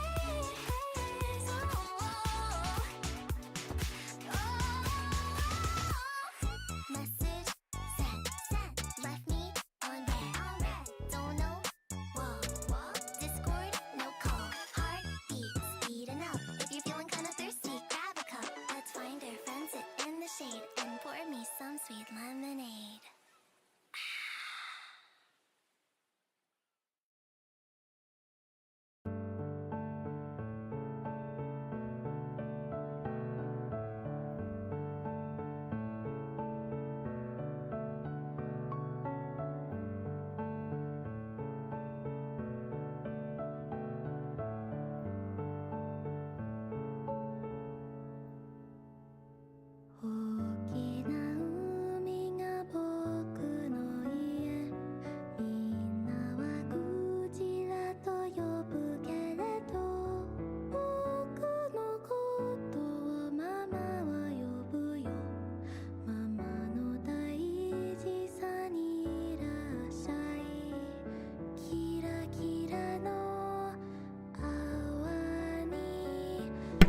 Some crazy numbers on screen. 14, 14, 42, 42. 「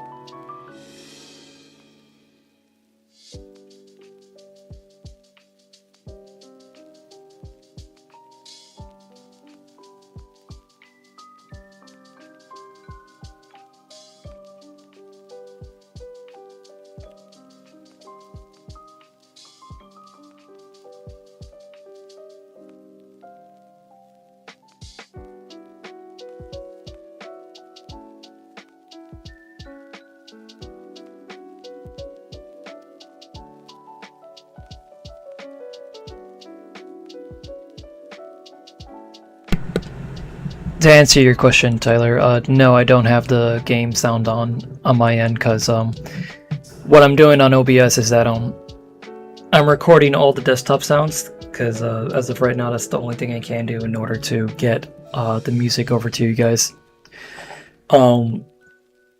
That being said, I can't broadcast any of the game sound because then you guys are going to hear that as well. Like, I can't hear it on my end as well on like a separate feed. I wish that was like a thing that I could possibly do, but I can't.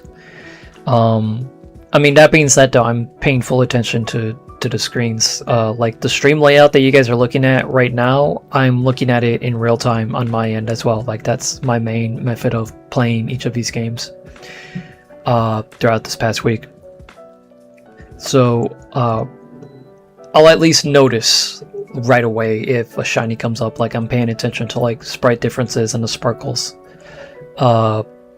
But the sound I literally cannot have on, because then you guys are going to hear it alongside the music. And I figured it'd be better to just have like a music playlist on as opposed to like the same music and sound effects from the main games over and over, especially if it's coming from like 3 different games, which is probably gonna sound very annoying. But yeah.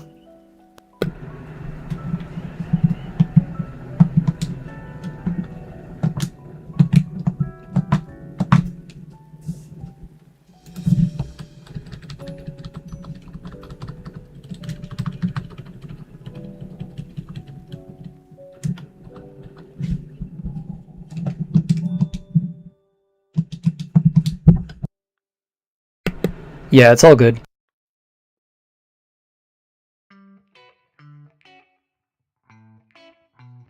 Don't be sour like a lemon, take a swig of your pop. Don't let yourself loose, don't make yourself stop. Express yourself, don't make yourself stop. Express yourself, you'll be feeling on top. I don't know how to say this, how to tell you can't resist. Boy, when you put on a show, I hit the floor, my legs go jelly. I'm going coconut, I'm feeling it too much. I'm going coconut, my legs feel like jelly. Getting frisky, boy, talk to me, baby, turning red like a cherry. Oh, I'm going coconut, getting wavy like. We can do this all night, making jello delight. We can do this all night, come and get it tonight.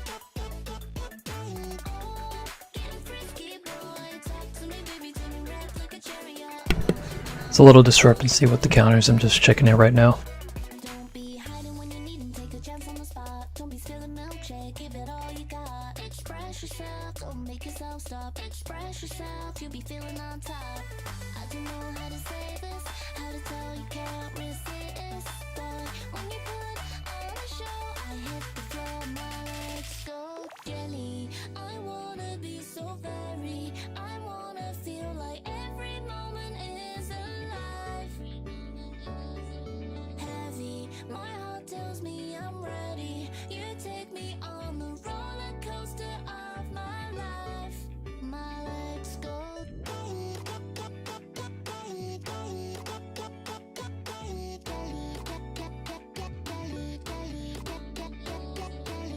I don't know how to say this, how to tell you can't resist. Boy, when you put on a show, I hit the floor, my legs go jelly. I'm going coconut, I'm feeling it too much. I'm going coconut, my legs feel like jelly. Getting frisky, boy, talk to me, baby, turning red like a cherry. Oh, I'm going coconut, getting. We can do this all night, making jello delight. We can do this all night, come and get it tonight. Oh, getting frisky, boy, talk to me, baby, turning red like a cherry. Oh, I'm going coconut. We can do this all night, making Okay, I've got it figured out. we can do this all night, come and get it tonight. My legs go jelly.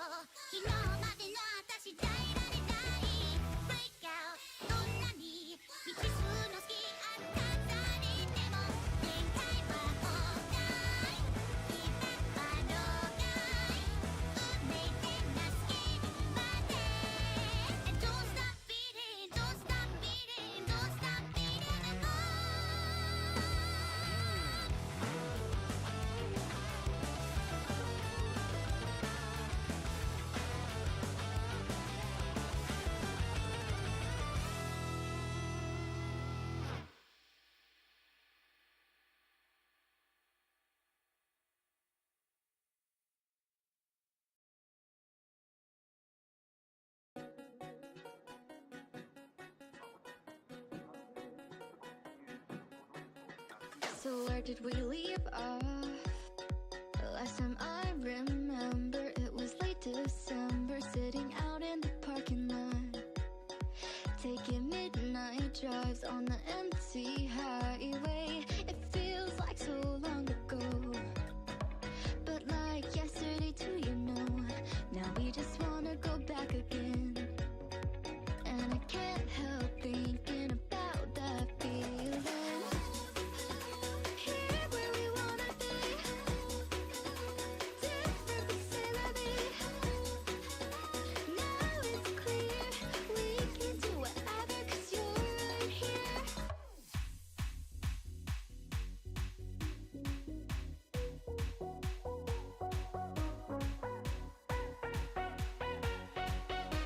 We can do whatever 'cause you're right here.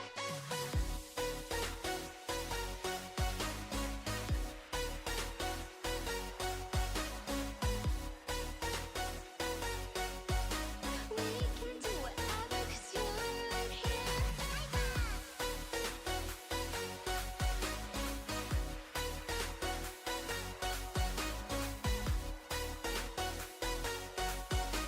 We can do whatever 'cause you're right here. We've been going a long time, working day and night. I know that you're tired, checking the calendar, crossing off the days. Now I'm on my way. It feels like so long ago, but like yesterday too, you know. Now we just wanna go back again, and I can't help thinking about that feeling. Here where we wanna be, different but c'est la vie. Now it's clear, we can do whatever 'cause you're right here.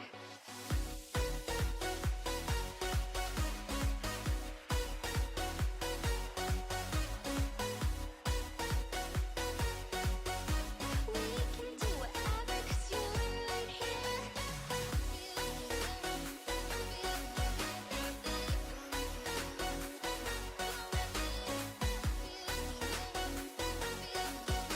We can do whatever 'cause you're right here. It feels like so long ago, but like yesterday too, you know. Now we just wanna go back again, and I can't help thinking about that feeling. Here where we wanna be, different but c'est la vie. Now it's clear, we can do whatever 'cause you're right here. Here where we wanna be, different but c'est la vie. Now it's clear, we can do whatever 'cause you're right here.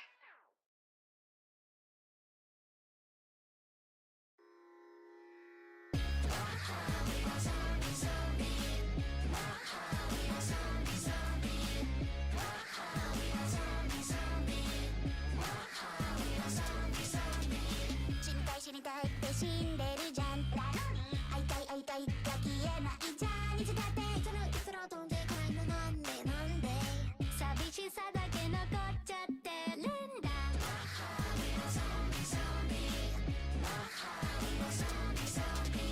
傷は縫って虫は縫って何度だって殺すくれ傷こすって蜜を吸って何度だって恋がしない。私のさってる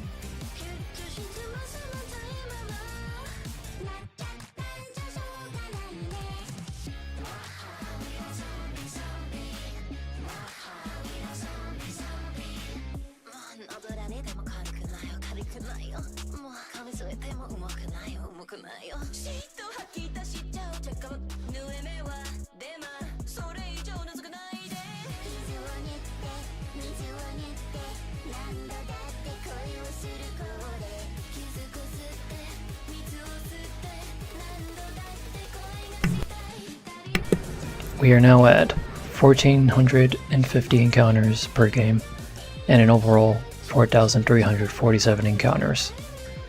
We will be doing 50 more encounters, and we'll be calling it a stream, as well as calling it for Safari Week 2026.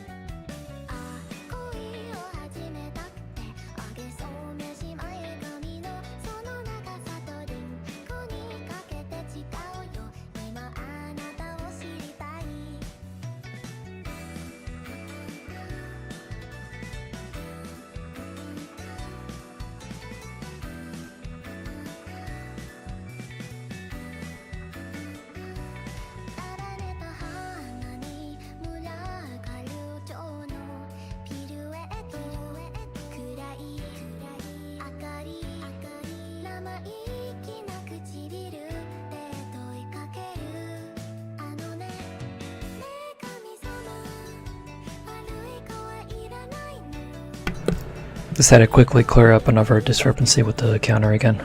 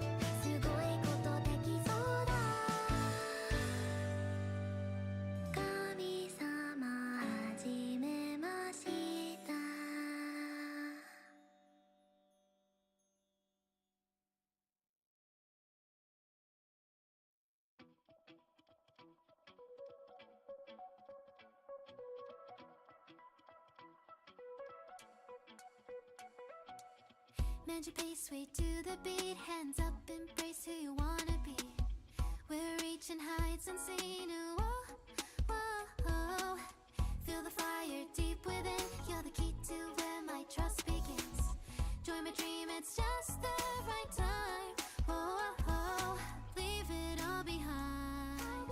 Get ready now. Rise up into light. Whoa. Renew your definition. Whoa, so high. Let me show. And hear my declaration. No more ties. Gonna put a quick pause, so just gotta recheck the counter again. Give me like a minute or two. We're bound for greater height. Whoa, take a leap into the place. Don't lose yourself in mundanity. Join my dream, it is the right time. Whoa, leave it all behind. Get ready now. Sing along. Welcome to my world. Renew your definition. Whoa, so high. Let me show. And hear my declaration. No more ties. Leave it all behind. Welcome to my world. Renew your definition. Whoa, so high. Let me show. Now hear my declaration. Welcome to my world. Noticed a bit of a weird miscount from a couple encounters ago. Not sure how that happened. Hopefully it won't happen again. But this should be accurate based on what I just checked. We're gonna continue on.「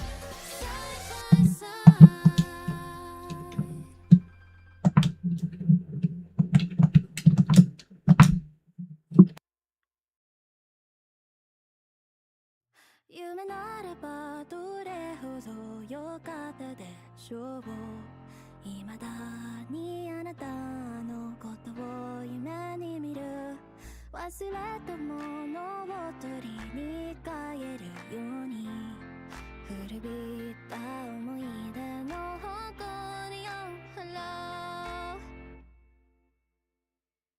「戻らない幸せがあることを」最後にあなたが教えてくれた言えずに隠してた暗い過去もあなたがいなきゃ永遠に暗いままきっともうこれ以上傷つくことなどありはしないとわかっているあの日の悲しみさえあの日の苦しみさえその全てを愛してたあなたと共に胸に残り離れない苦いレモンの匂い雨が降り止むまでは帰らない今でもあなたは私の光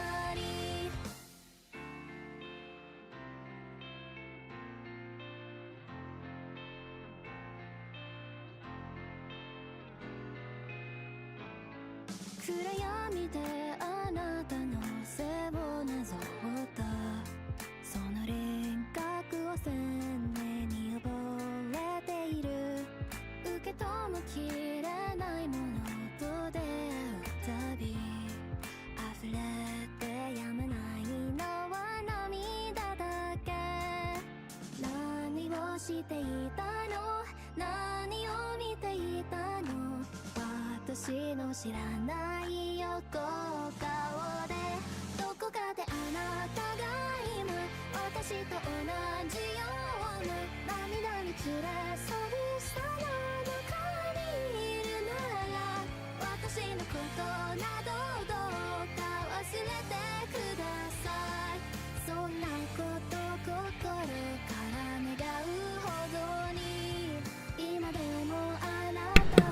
40 encounters remain.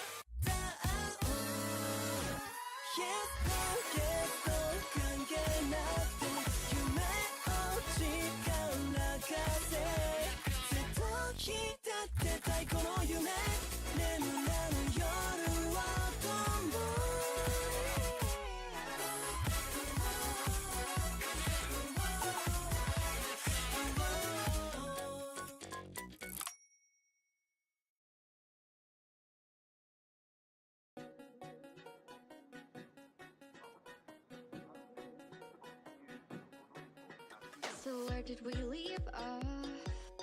The last time I remember, it was late December, sitting out in the parking lot, taking midnight drives on the empty highway. It feels like so long ago, but like yesterday too, you know. Now we just wanna go back again, and I can't help thinking about that feeling. Here where we wanna be, different vicinity. Now it's clear we can do whatever, 'cause you're right here.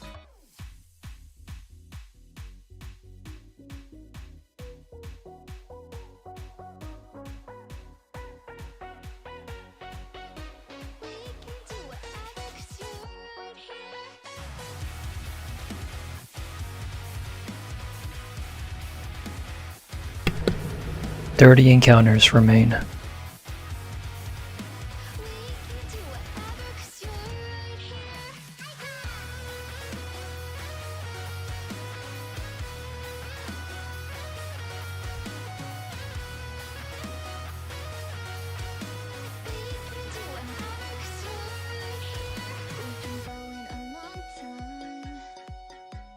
Working day and night, I know that you're tired. Checking the calendar, crossing off the days. Now I'm on my way. It feels like so long ago, but like yesterday too, you know. Now we just wanna go back again, and I can't help thinking about that feeling. Here where we wanna be.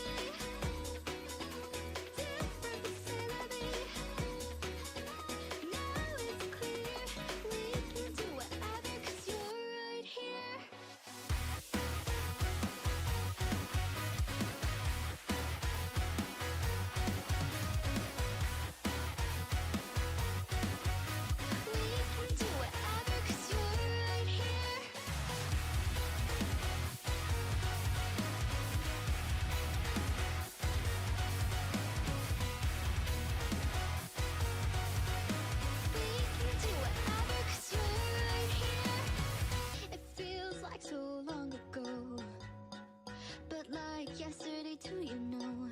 Now we just wanna go back again, and I can't help thinking about that feeling. Here where we wanna be, different vicinity. Now it's clear we can do whatever 'cause you're right here. Here where we wanna be, different vicinity. Now it's clear we can do whatever 'cause you're right here.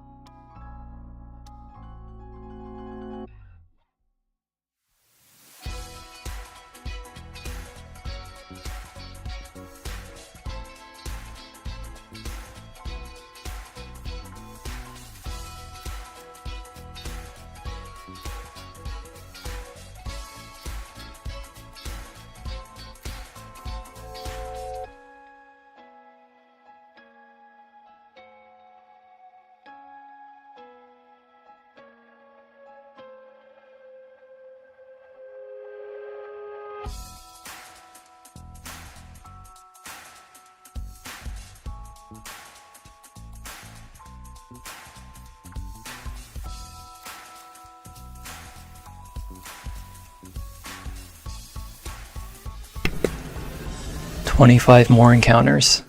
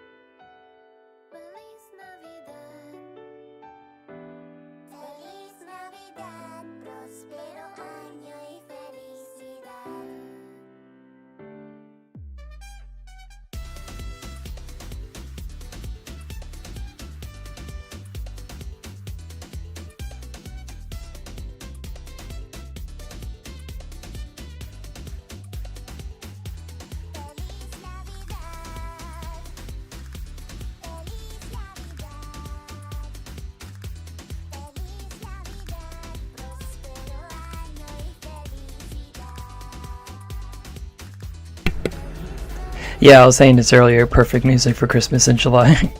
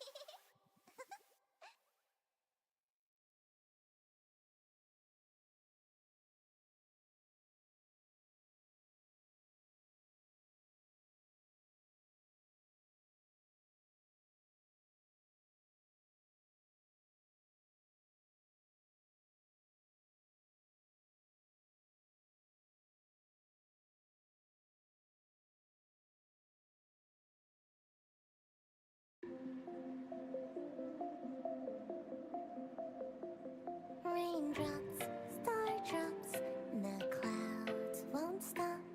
My umbrella hangs by the door. The skies are hue, the darkest of blue. Now I swear I felt this before. You sent the near. Are you still there?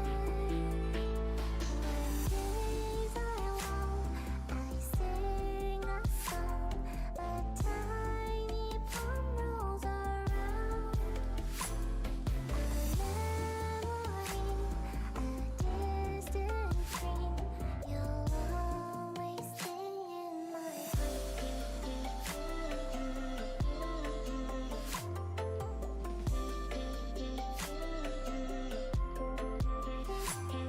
It's safe inside. You don't have to hide in the place we've made just our style. The worlds we find, let's lose track of time.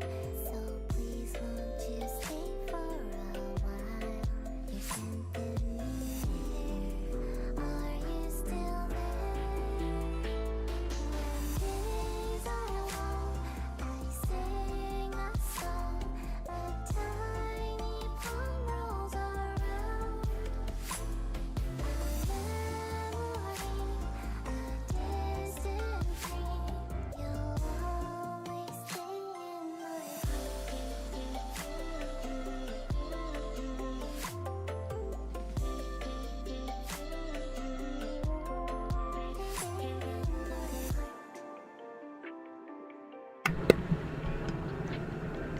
We have 15 more encounters to go.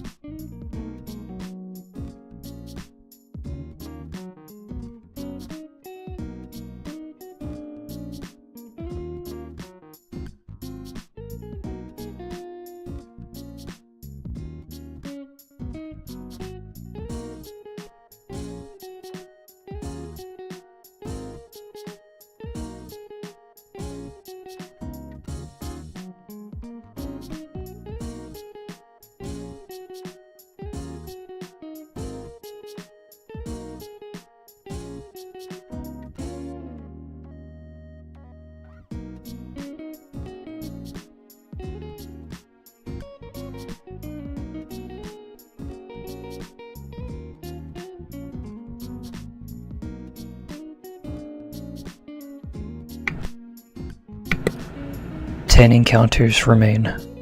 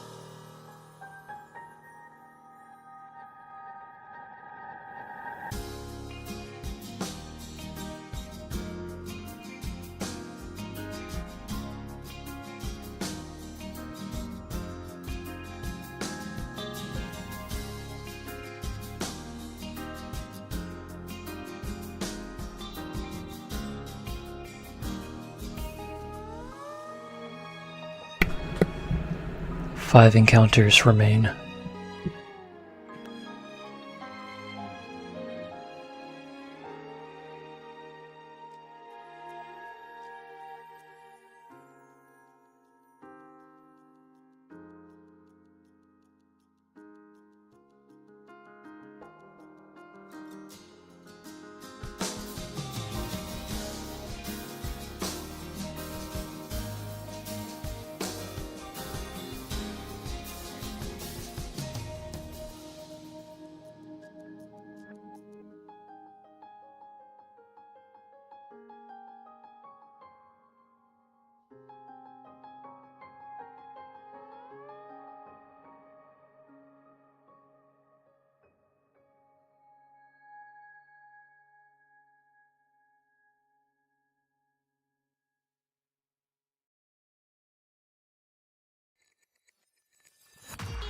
のくのびか主義愛の反省一人じゃんけん運命と縛りにないふりそれも安定 Now I know all about you babe I don't want the handbags, the money or the diamond rings Cause guys like you they all don't care about the little things But anyway 吹き出たわけで棒に当たって増えたって県外です I'm moving on and I'm never ever turning back around, around, around again now I go higher and I go higher and you couldn't take me down if you tried ばらまいてた愛取り返していたいな Like a fly, open my eyes それriseもない君への鉛筆 You took my life boy, I'll get you, get you, get you 待ちっぱなしの声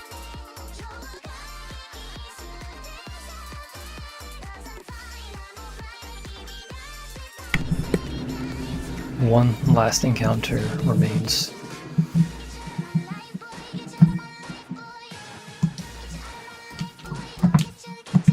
Let's see what it is together.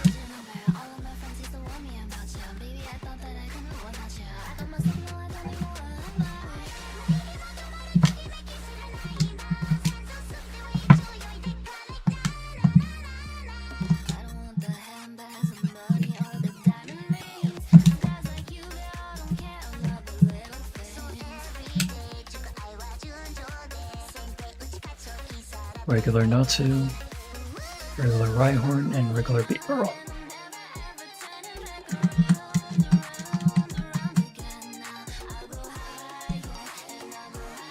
That's gonna wrap us up for Safari Week 2026.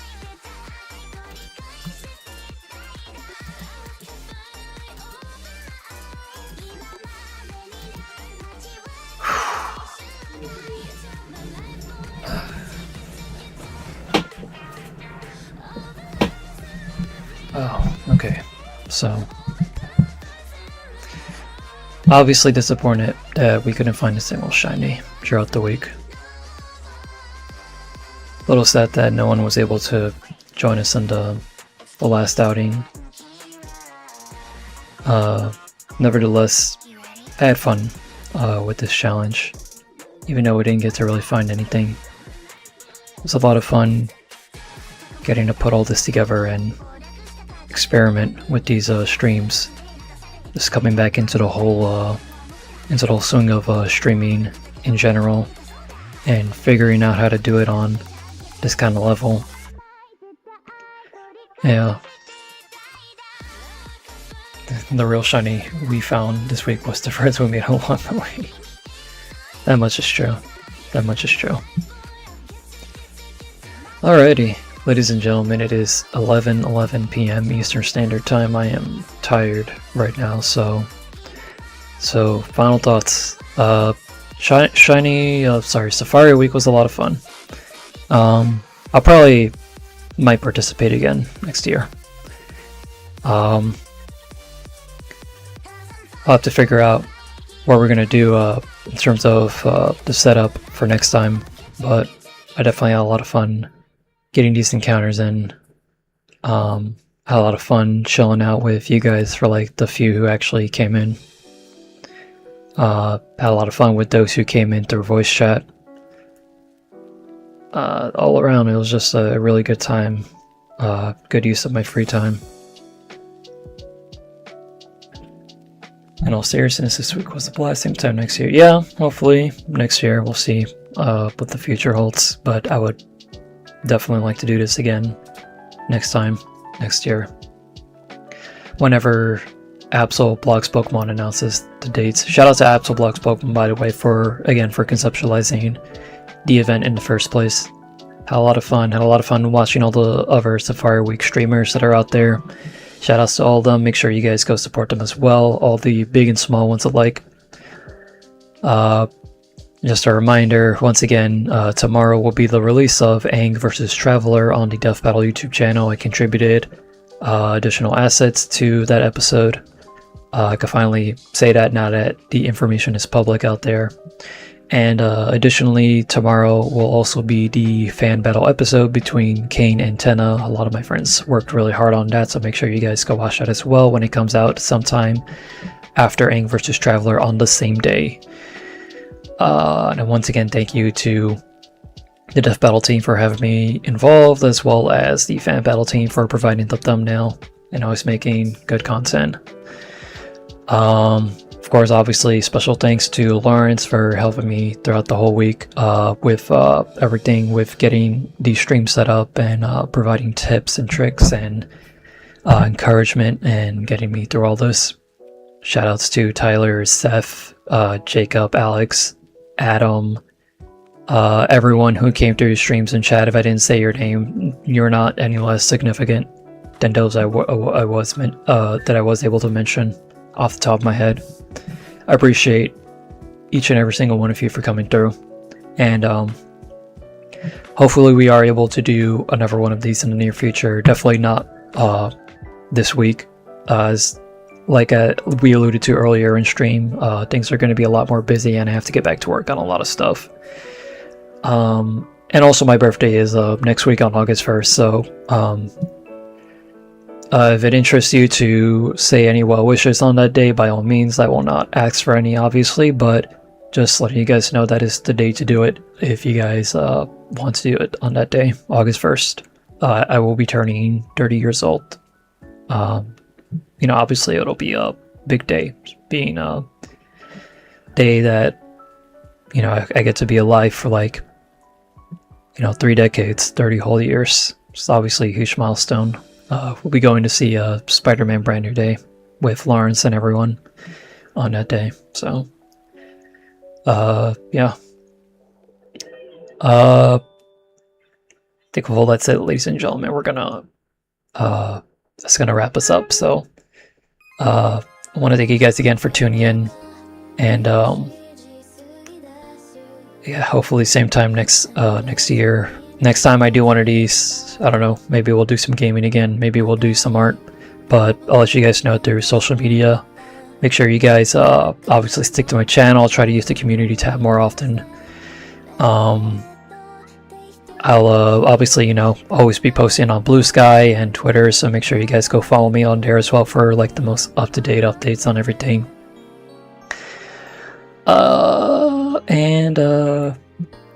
Yeah, believe that's gonna call it for that. I'm gonna play the little like video that I made that I aired earlier at the start of stream, and that is gonna wrap us up for stream. So I'm gonna pause the music real quick. We're gonna finish that song off as we go to the end card for stream, but once again I'm gonna play this.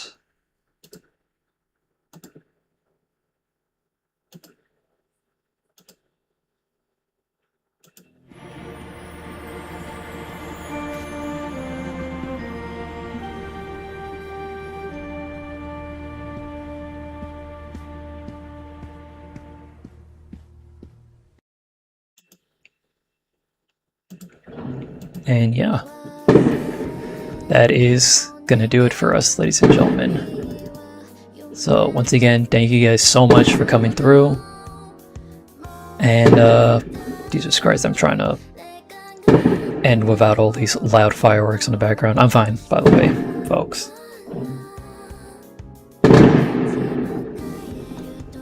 Probably the